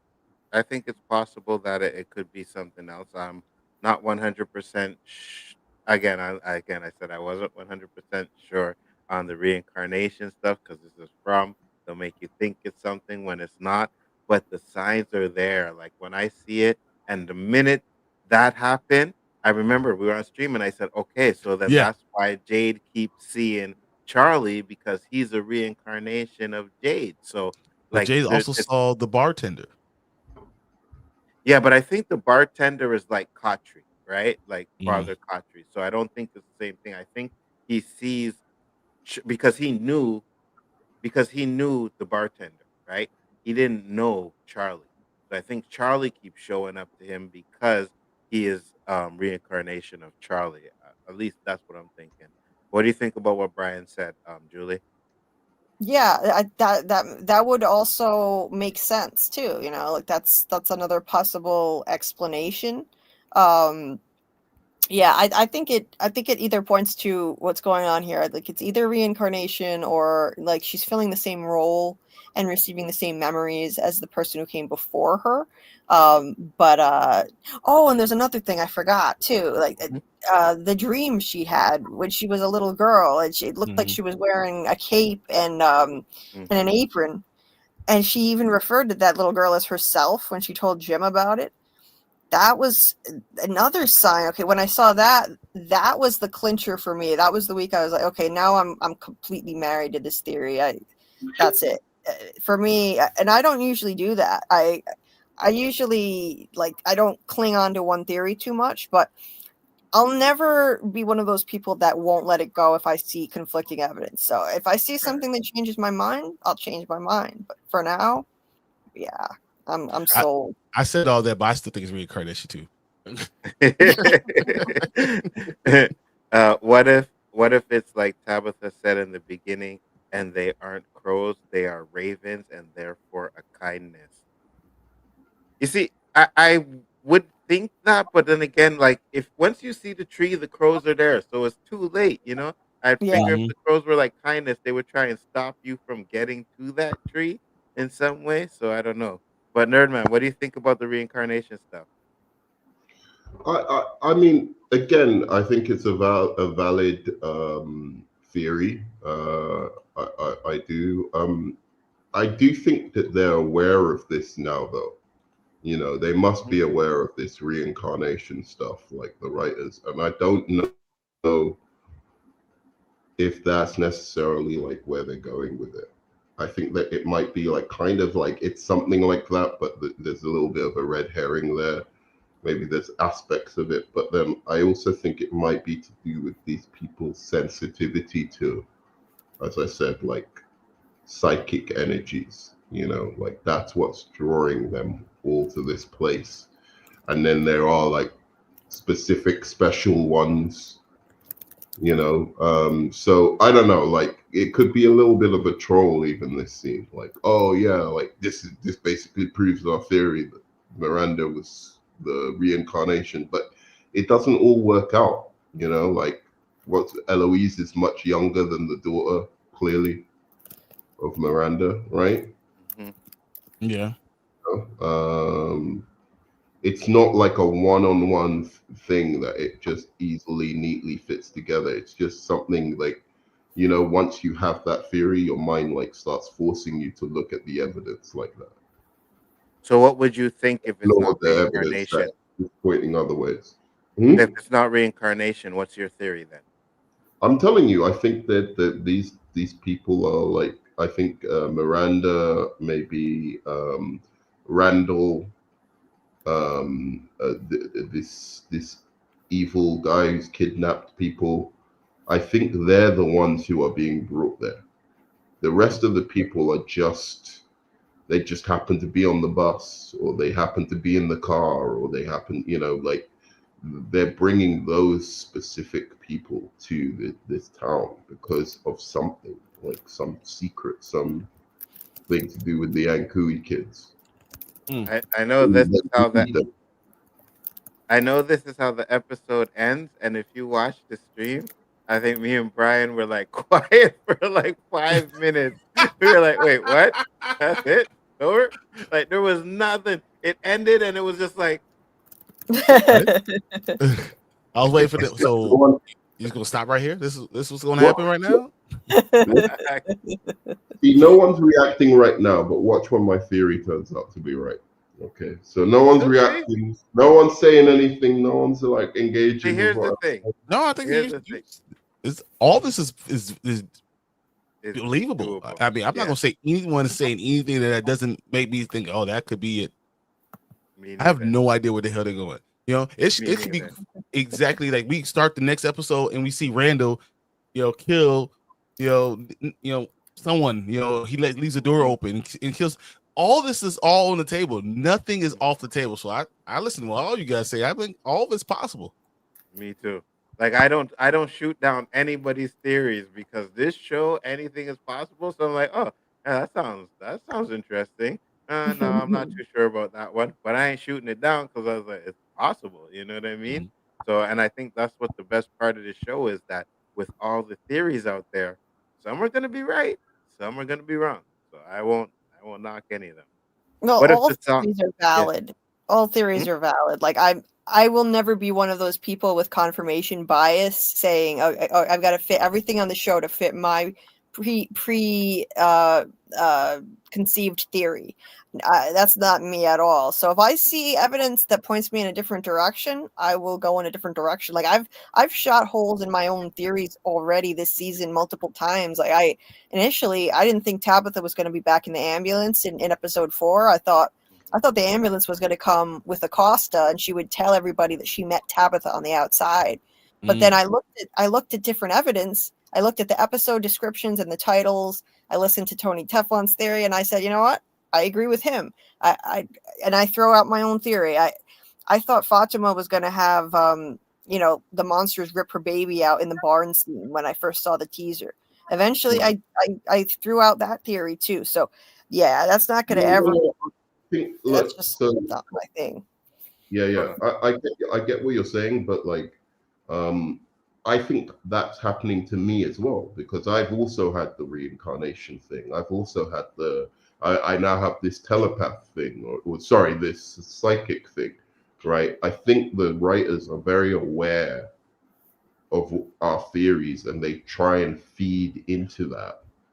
but they never all neatly fit together. And that's my problem. It's like once you start having like this one theory, even I do it. I'm like, oh, now I'll be looking for evidence that this whole town is like a psychic mirage or something like that. But so I'm not saying it to the people who believe in the reincarnation thing. I'm saying it to everyone. It's like anyone who has a theory that gets out to the writers, I think they start trolling you with it. Or like, 100%. 100%. Like this for me, this has been like the season of trolling us the hardest. Like they've trolled us with a lot of fan theories this season. That Tilly is super sus. The tarot cards. I'm gonna catch a monster. That never happened. Like that was a fan theory. I just think this one is. There are way too many clues going back from the beginning. So I don't think they're trolling us with this. But that's my opinion. We'll have to wait and see. Mm-hmm. Absolutely, 100%. What if the song Jade plays is the show theme K Sera Sera? Will that be cool or a disappointment? I don't like that song, so I think it would be a disappointment. What about you, Brian? Disappointment or is it cool? I find myself, thinking about K Sera Sera, and like all the time, just in the car randomly. Yeah, I know, me too. In my mind, all figure out. Yeah. I had that thought the other week, like that song, like it doesn't have anything to do with the show, and I was like, maybe there's some clue in that. Like, why 100%. this song? 100%. Go ahead, Brian. Finish up. No, I mean it makes sense. Like other shows, like I like Supernatural, so Carry On Wayward Son. That's what's synonymous with Supernatural. I think K Sera Sera, it's going to mean something. At the end of this, you're gonna be like, there's nothing you could have done to stop this. This was going to happen no matter what. Whatever's going to be will be. And that's what we're going to end up being at the end of the episode. Like, oh shit, he was right. There's nothing we could have done about this. Fact. The show definitely lost me with that hatch, pun intended. Yeah, I know. The damn hatch, right? And it's funny because I never really, until you guys started bringing it up here tonight, I'm like, oh yeah, the hatch and Lost, damn it. And since these guys are really close to the Lost writers, and you know what I mean, like they've worked on Lost, I can see where all of that stuff is coming from. It's like, oh man, this is what we're doing. Do you feel like this season was written by the same team as the first two seasons? I'm just curious. Yeah, I do. I think it was. Okay. Fair enough. But here's the thing, and I'm going to say this, and I want, because I know Julie's watching Lost. Julie, when you watch Lost, right, and you know when they show at the beginning, they have the recap. Listen to the recap. It is 100% the exact same music that they're using in this show. Every time, it's the exact same. Maybe a little different here or there, but it's the same music, man. When that recap pops on, you hear the same type of music. Crazy. I didn't notice that. Yeah. What if the twist is it is really connected to Lost? What is the what? What if the twist is it's connected to Lost? I hope so. I would be down for that 100%. I don't know how they would do it, but if it's connected to Lost in some kind of way, I would definitely be down with it. I don't want a purgatory. I don't want. I'm telling you, I would rather be the Garden of Eden that's turned evil and the snake is actually winning over than it be purgatory. Yeah, I don't want it to be purgatory either, but I think if they connect to Lost in some way, I'd be good. And I said, oh my God, not Donna. I know you guys are sitting there saying not Donna, but we got a few more days until the next episode to find out if it's Donna or not. And I really hope it's. Yeah. But wait a second. Wait. The Boyd actor was in Lost. The what? Yes. Oh yeah. So. Yeah, he was in Lost. Oh yeah, Harold. Yep. Yeah.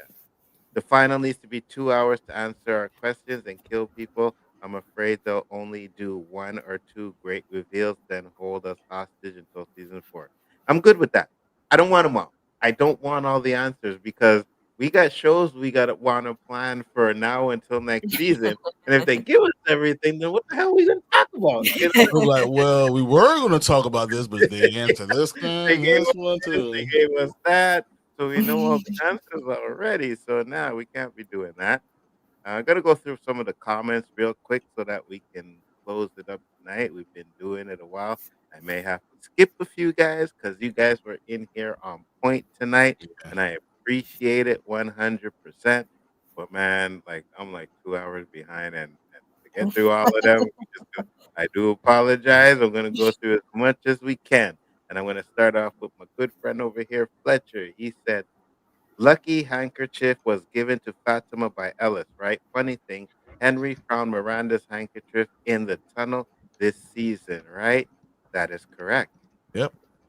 And they take things because they like to take things, but who's to say when they take things, they're not possessing those things? I think they're souvenirs. Could be. Elgin was always the medium since day one. When I saw him in the bathtub in a couple of scenes, I kind of gave it away for me. Water is transmitting and transformative. It is. Elgin is just happy because he thinks he's saving the day. Yes, he does, which he's not. Elgin is being possessed like Sarah. The monsters are trying something more gentile than what they did to Sarah. Right, because I think the baby is that important that they can't mess it up. So they have to be, you know, I guess more convincing with Elgin and anything. So is the kimono lady Yeah. like an actual kimono lady that, the mythology and shit? Or is it just the town, portraying a kimono lady? That's a question. Julie, I what do you think the think? town. You Hmm. think it's the town? Okay. Julie, what do you think? I don't know what to make of her. Like the kimono lady.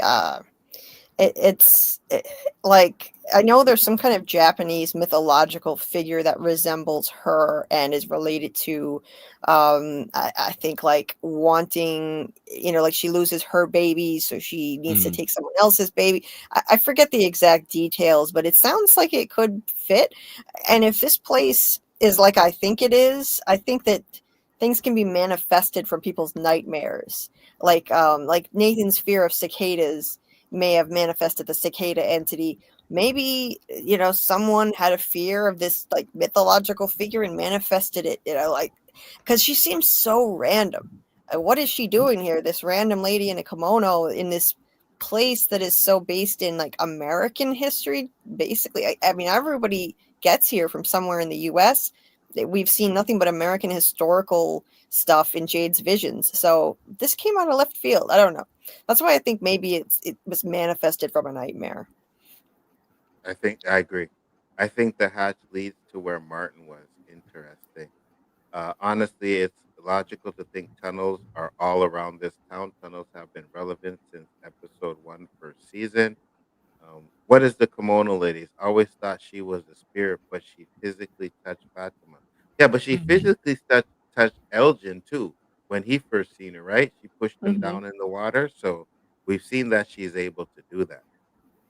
It seems that Sarah exposed Elgin and he confessed where Fatima is, but she's not there because of the trap door. I want that hatch gag. Acosta probably reminds Donna of herself, and that's why she didn't knock her out. Well, she should have because someone needs to knock that chick out 100%. People stop with the hate for a second. Put yourself on spot that Acosta is in. Okay, so Fletcher's on the Acosta bandwagon. I get it. Yep. Yeah, I Acosta's wouldn't just I doing wouldn't what jump into something after not being there for all the time and assume I know all the answers in 4 days. I just facts. wouldn't. Same here. And then to be like, give me my bullets. I want my bullets. And telling people, Like, who tell the me what hell are you? the fuck Why is would I give you going bullets? on. We're here for monsters, and monsters don't die for bullets. So why do you need bullets? Because to kill more of Facts. us? Nah, bro, I'm okay. We're gonna melt those down. Facts. Facts. I'm good. Kenny, Yeah, exactly. Kenny will be so disappointed when he finds out Boyd is still lying to him about Fatima. Kenny might team up with Acosta. That's a possibility. I I can see hope that. it doesn't go that way, but I hope, yeah. Acosta hasn't been around for 3 seasons. She just arrived to a fucking magical, impossible town where your nightmares become real. There are monsters at night that open you in half. No one explains nothing. Well, she didn't No, get No no. that one knows conversation. nothing. No one knows nothing. You assume, she assumes she already knows the answers to everything. I'm the cop. I can figure it out. Shut the hell up. Figure out what's going on. Take the lay of the land first before you trying to. I'm going to solve it. You've already killed Well, somebody. Chill out. look, I had Absolutely. sympathy for her in one point when Boyd like dressed her down when she was just coming up with an idea to like unify the town together. I thought Mhm. that was a little much. But since even her asking for the gun back, I kind of got it. That was more to just get in Boyd's face, like to assert her authority or whatever. Like, What but authority? I'll be since like, look, she's bro, you killed no, somebody. I'm not Get talking about lost. authority. I'm talking about like like assert I know what you her mean as being a self. cop and doing that stuff. Yeah. Like you get dressed down by some guy, like like over something you obviously feel guilty for, and then you're like, all right, well, fuck him then, you know. So I understood her up until that point, but recently, I don't know. And she's not changing her clothes. It's like it's weird. She just needs to change her clothes and chill out. Like, Facts. She Yeah, wants why that doesn't the power. boy? Yeah, she's a power hungry person. You can see it, right? And the way she talks to people, so 100%. Yeah, why doesn't the boy in white just say what to do, Christopher? That was a long time. No, I agree with you, but again, at the same time, I think he wants people to make their own decisions because when he tries to influence their decision, they do something different, right? But here's the question. He said he tried with Christopher. But was Christopher the only one he tried for? Because if this town has been going on a cycle for as long as it's been going on for, then was Christopher the only one he tried with? Was the boy in white not there from the beginning? Did he get trapped Well, somehow? well, I think he would be because I believe the boy in white would be one of the Akui kids that escaped, right? He looks different. he's not like the Akui kids. He's not under Uh, Oh, tattered you're clothes. saying that escaped. He's one of yes, the kids that that escaped. didn't get sacrificed. Because Julie will answer this Right. better than I do. But if I'm not mistaken, there was supposed to be 8 kids and there was only 7 in the pictures, which means one of them possibly got away, right, Julie? Yes, Miranda painted a merry-go-round that has 8 seats. The merry-go-round we see in town, it has 8 seats. Miranda painted it, and there's one seat that doesn't have a kid on it. So I think that maybe the boy in white was supposed to be one of those kids that got away. And he is kind of a similar entity to them. He is all clean and they're dirty, but like they're similar entities. Like they can't possibly be like walking around like real people. Like they're obviously not alive, and yet they can touch things.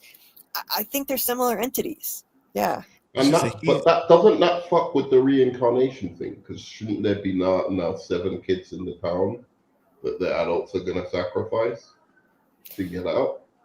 No, How does I I that, don't think so. what I so think. I'm how does sorry, that Julie. conflict? Hold on, let Julie answer, then I'll go next. Go ahead, Julie. I don't think it has to be like 7 every time. I think the original sacrifice was 7 kids, and then that basically cursed everybody that was involved in that sacrifice to have to keep coming back here again and again in life after life until they can figure out how to break this cycle. So, in every cycle it's possible that someone was driven to child sacrifice, but I don't think it has to be 7 kids every time. And Interesting.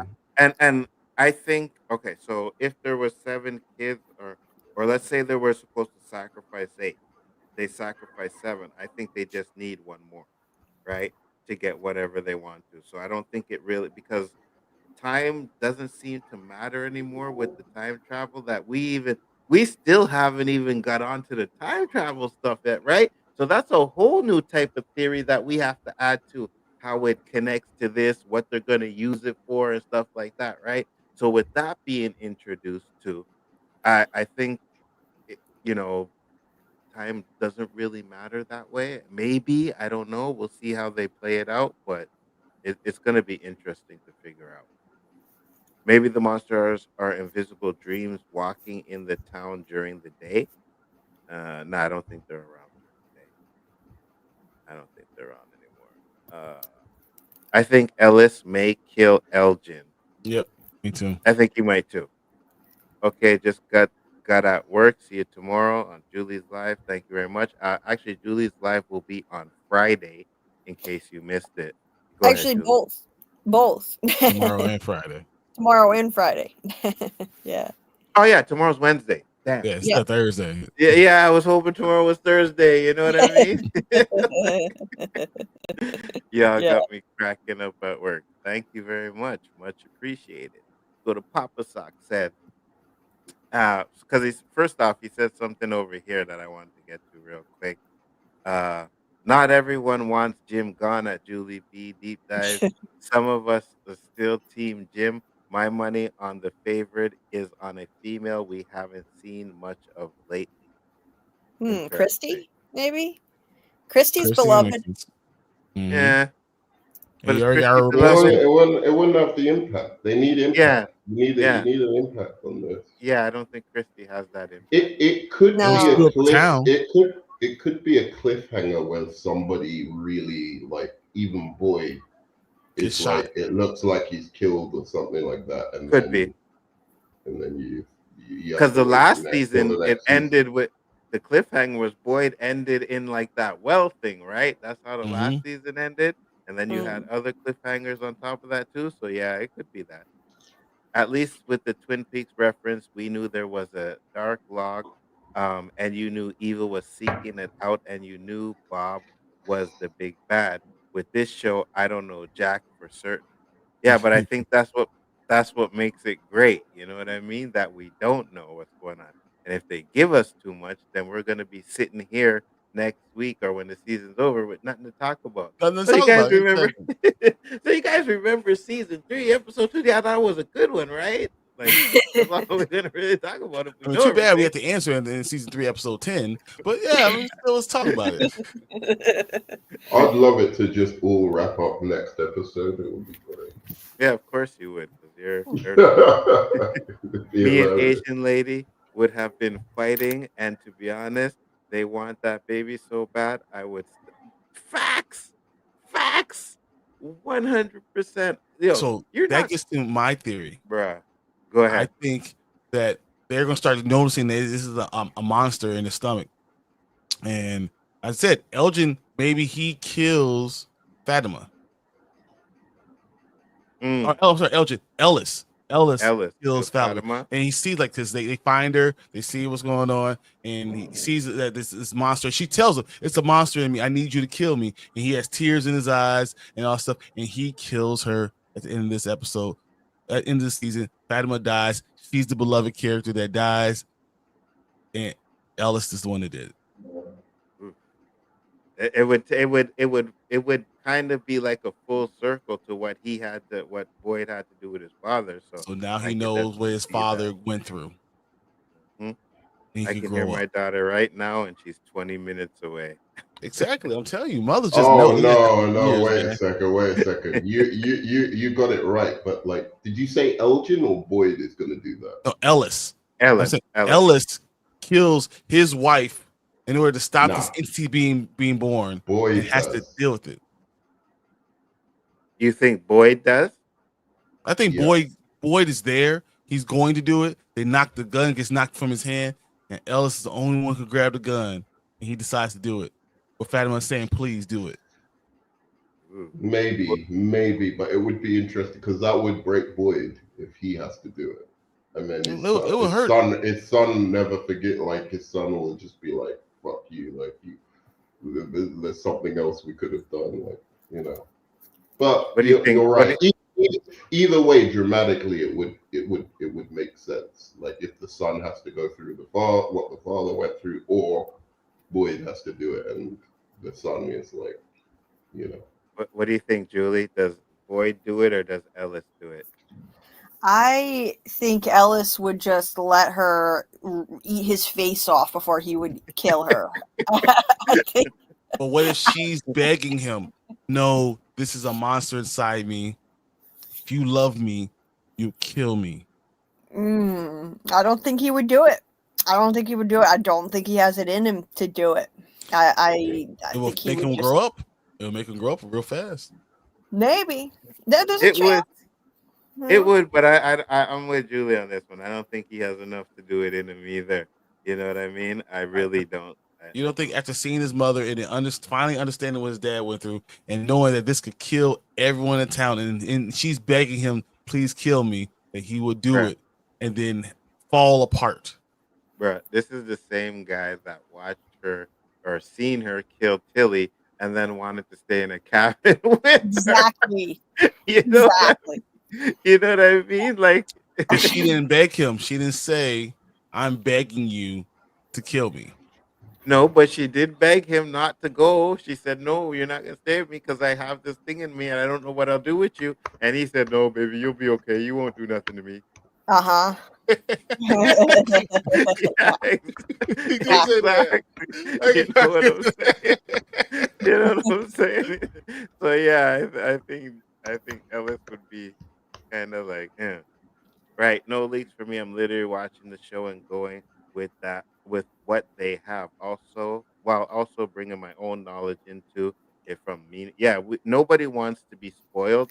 I was already spoiled with watching Kachima's interview, so I don't want to be spoiled on that again, and I don't think anybody Now else with the does. ending coming. Yeah, Now with the exactly. ending coming. I'm not even watching any of these interviews or nothing until Me after neither. Saturday.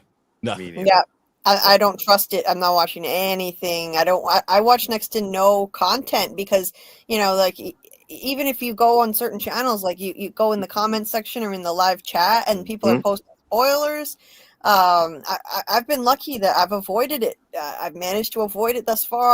I mostly just go in Tony Teflon's chat, and so far I haven't seen anything in there. And other than that, I just keep my head down and I don't want to see anything. I don't want to know.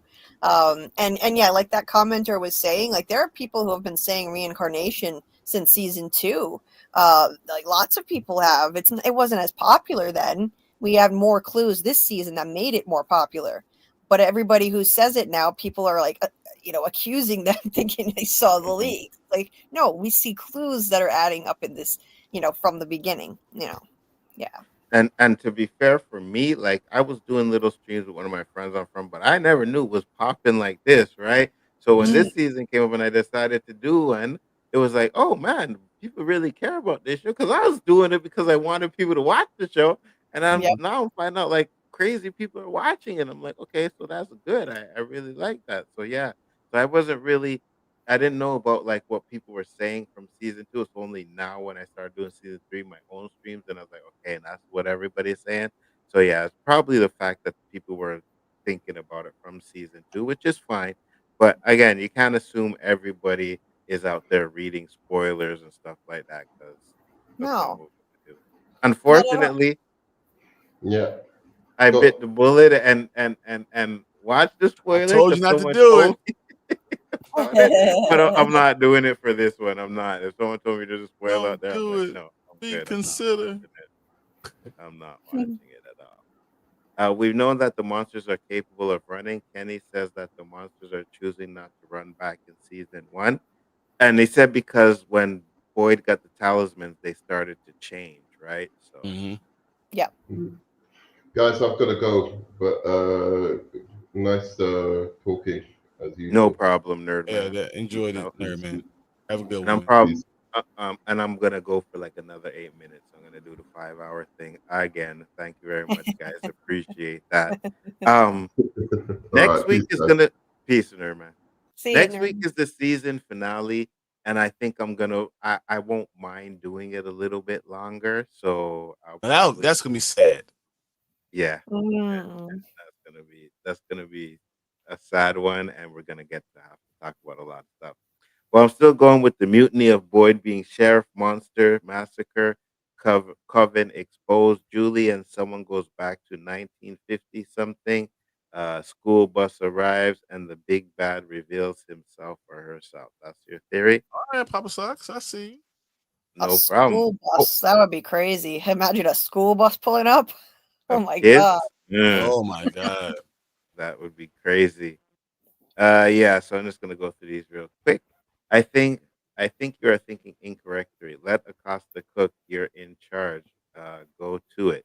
No, I don't want Acosta cook. No, that means she gonna die then. She gonna kill people Yeah. Acosta's too much of a hothead, right? And that's why Boyd was telling like Kenny, like, I don't want a hothead in there. Like, and Acosta's a hothead. So you can't It have has to be a you. absolutely 100%. Yeah, that's when you find out Acosta's first name at her funeral. Yeah. At least we find it out, you know? Oh my god, it's gonna be so funny when we find out that Miranda does doesn't paint. So Oh you don't believe in the reincarnation thing? Is that what you're saying? no, so Miranda does the paint, so none of those paintings were actually done by her. Oh, Nah, I'm pretty sure they were hers. I mean, I don't know. I don't see any reason not to believe it. I thought the 8 was the spoke that were next to the wheel chime Boyd got stuck in. Oh, yeah, there was some kind of like thing with spokes on it near the well. Yeah, I didn't count them. I didn't count them. Maybe there are 8 there too. Interesting. Definitely possibility. The kids' souls aren't reincarnated because their souls are stuck. Yeah, absolutely. Yes, agreed. Watch Acosta's And first name be Abby. Nah. anyways, I love this show. I need to see the finale and complete end. Yes, Mm. guys, and we will be here to do the watch party. Yeah, Saturday. Can't Julie wait. said she's gonna join us for the watch party for Oh, this really? final That's gonna one. be cool. Okay. Yes, Yeah. yes, Yeah. yes. I want to join this time. Yeah, so I'm gonna tell like the people who usually watch it in my Discord to just come over here. I think it'll be more fun. Absolutely. And then they'll have the link where they can watch it as well. So yeah, we all gonna watch that last episode together, and I think it's gonna be a doozy. Ah, yeah, it's gonna be so much Well, fun, and I don't want it to be over. Like, I want me it to neither. go, but I don't want it to be over at the same Me time. neither. Me neither. I really don't want it to be over. I'm like, man, this is fun. You know, coming on here, talking with you guys, doing all these streams and everything. I think it's really fun to do. So I definitely don't want it to be over. And this from party is not gonna be over. We are gonna have some content for you guys to at least keep you entertained until the next season.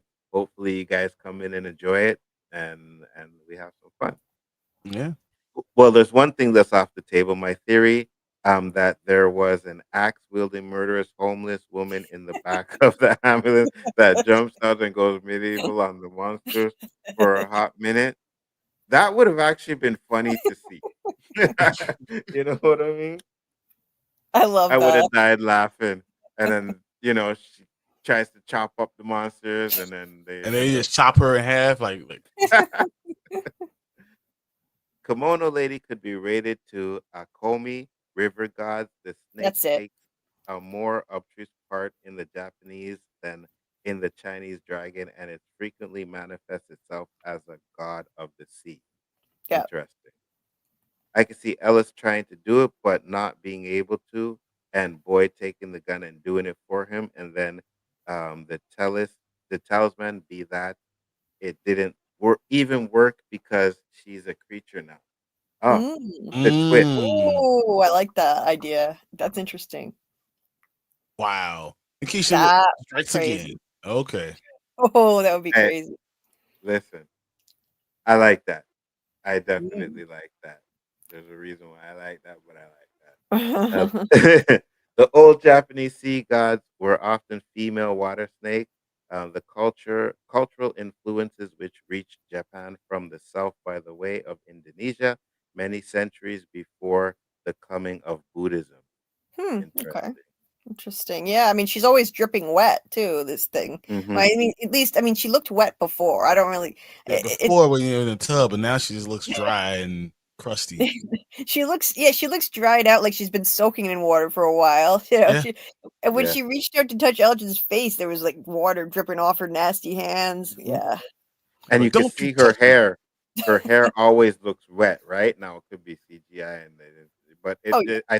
I think it's made to look like it's wet, right? Yes. Dude, Yeah, she's like 7 feet tall. facts. Yeah. And how is she so freaking strong? She's skin and bones. Like she's strong enough to hold Fatima down like that with no Hmm. effort at all. I want to know if they could hold me down because I really don't want to know in factuality, but I wonder can they hold me down? Like, would I be able to like do something? Because I'm scrappy, man. I'll Yeah, pull at whatever I can pull. Hey, yeah, bro. I don't know. Maybe Fatima. I don't know why she was so docile and just let her do it. But no, I'm kicking and screaming. Like, don't. First off, the minute I seen her coming close to me, I'd have backed up and be like, "Don't you even come fucking near me!" You know what I mean? Like, I'd have I'm been grabbing that cursing. jugular. I'm pulling that out like, Facts. This is from Grafton Elliott Smith via Wikipedia. Oh, okay. Overall, maybe the kimono lady is the lonely dragon and or the dragon from the book of Revelations that fights the lady clothed in the sun, aka Fatima. She is also equated with water. Now finally I sleep. Yeah, I know the feeling. Don't worry, we're gonna be getting some sleep real soon. I don't want From to end, neither do I. One of my favorite shows of all time. I agree with you. Y'all, am I tripping or has someone else noticed that the kimono lady is the first entity that has corporal form strong enough to hold Fatima down and cover her mouth? Only monsters can do that. Exactly. She's a monster. But then you can watch Julie and I do Severance watch parties. Oh, I can't wait for Severance season 2. I cannot wait. Yeah, I'm gonna cover that. I'm looking forward to it. I'm gonna do a rewatch. I'm gonna do like videos on each episode of the season. I'm looking forward to that. That's my second favorite show after From on TV. Severance is very smart, so I like that. I'm gonna get into that. I got it's so much. genius. I'm watching Silo now. Then I gotta get into Severance. Well, I I gotta told you about finish Alex Silo. Cross. How'd Yeah, you find? How'd Silo. you like that first episode? I'm on episode 5 now. Yeah. Okay. Pretty Okay. I good. see Pretty you. good. Thanks so much for the chat. I'll see y'all in Julie's stream and be back here for the watch along. Appreciate it. Thank you, for Keisha. coming out. And after From is done, you can participate in Severance watch parties and lives with me and Julie this December. Make sure you guys check that out. The monster burst through that box when the guy woke up in the bar and left his family. They could always move fast. That's true. Yeah, I guess. I mean, the way they broke in, I guess you could say that. So I understand. It's when they transform that we've seen them move fast. Like Yeah. you know, Right. like the granny lady lunged in the window at Yeah, Megan. yeah. They busted through that box at Frank. It's just that we don't see them running when they're Yeah. not. They're Right. How did that little girl not know those things are monsters? That's the first episode. Like you've been there for a while. How did you not know those things are monsters? She even said, "You don't look like my grandma." Facts. So why did you open the damn window? Fact. Okay. So I guess they're able to manipulate you into stuff because even the simp dude, right? Oh no, I shouldn't do it. Like you knew, motherfucker, not to open that window. Yeah. That's hormones. He was like, man, I'm in this house. Everyone else having sex. I haven't had sex since I've been here. Man, hey, it looked like free will in the colony house, so I'm pretty sure he could have found somebody. You know what I mean? Somebody. Said good night and all. I really enjoyed the stream tonight and will definitely come back for the finale stream. Thank you. I appreciate you, man. Thank you. Always a pleasure. 100%. S. Rose, wasn't the ballerina like Camino lady a spirit yet could touch? Yes. Could be. He I don't actually remember. pushed Boyd down on the bed and covered it was like choking him or something like that. She was she was strong, actually. There are more entities that can attack physically, like Martin scratching Boyd. Camino lady isn't the only one, and more care coming. I think I got you. Thank you, Nikisha. Nikisha said, "Thank you. I appreciate the dark humor." By the way, okay, sleep time. Really, good night. Yeah, I know the feeling. Good night, Wild. And we have. I personally think that Martin is the man in yellow. Martin has a mole just like him, and I also think he's the dude on the radio. Very interesting. They've never mentioned him, only the painting. Hey, this season could possibly end with the man in yellow sighting. We don't know yet, right? So Mhm. we'll see how all that ends. But I appreciate everybody that came in. Thank you guys for coming in. Julie will be doing her stream tomorrow. Brian, you can tell the people where they can find you, sir. Sam, 1/3 of Spoiler Kings. We are on Mondays, Thursdays, and Saturdays. We do the Silo review. We'll be doing season 2, episode 2 on Saturday. We are 3 away from 1,700. So, if you can subscribe, like, do all those things, that'll be very helpful. So thanks, guys. Absolutely. And the link to their channel is in the description. So you just need to go over there. Please help them out and get them to that 1,700 subs, man. It's always a pleasure. Julie, tell them where they can find you. Like they already don't know, but go ahead. They don't know. My channel is Julie B Deep Dives, and I'll be doing my From Live as usual tomorrow night around 10:30 p.m. Eastern. And then I'm moving my Thursday night live to Friday this week to give myself a little breather, give myself a chance to actually make my videos before Saturday this time. And it's like 2 nights in a row is killing me. I can't do it anymore. So Friday night I'll do 10 p.m. Oh, Eastern. like 17 hours. You're okay. Yeah, she's gonna beat a record. I'm telling you. Oh, it was what?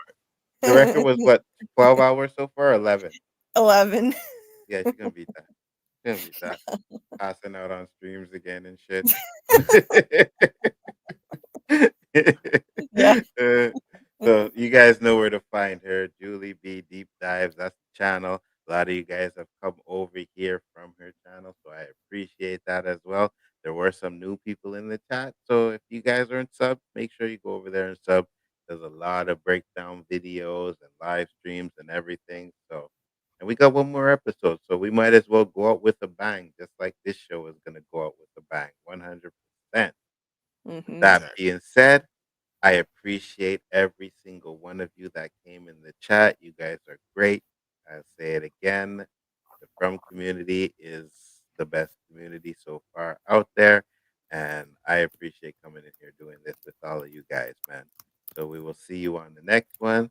And I'm going to play the trailer for next week's episode. So if you don't want to watch it, it's time to click out now. But with that being said, peace, love, and hair grease. And we will see you on the next one.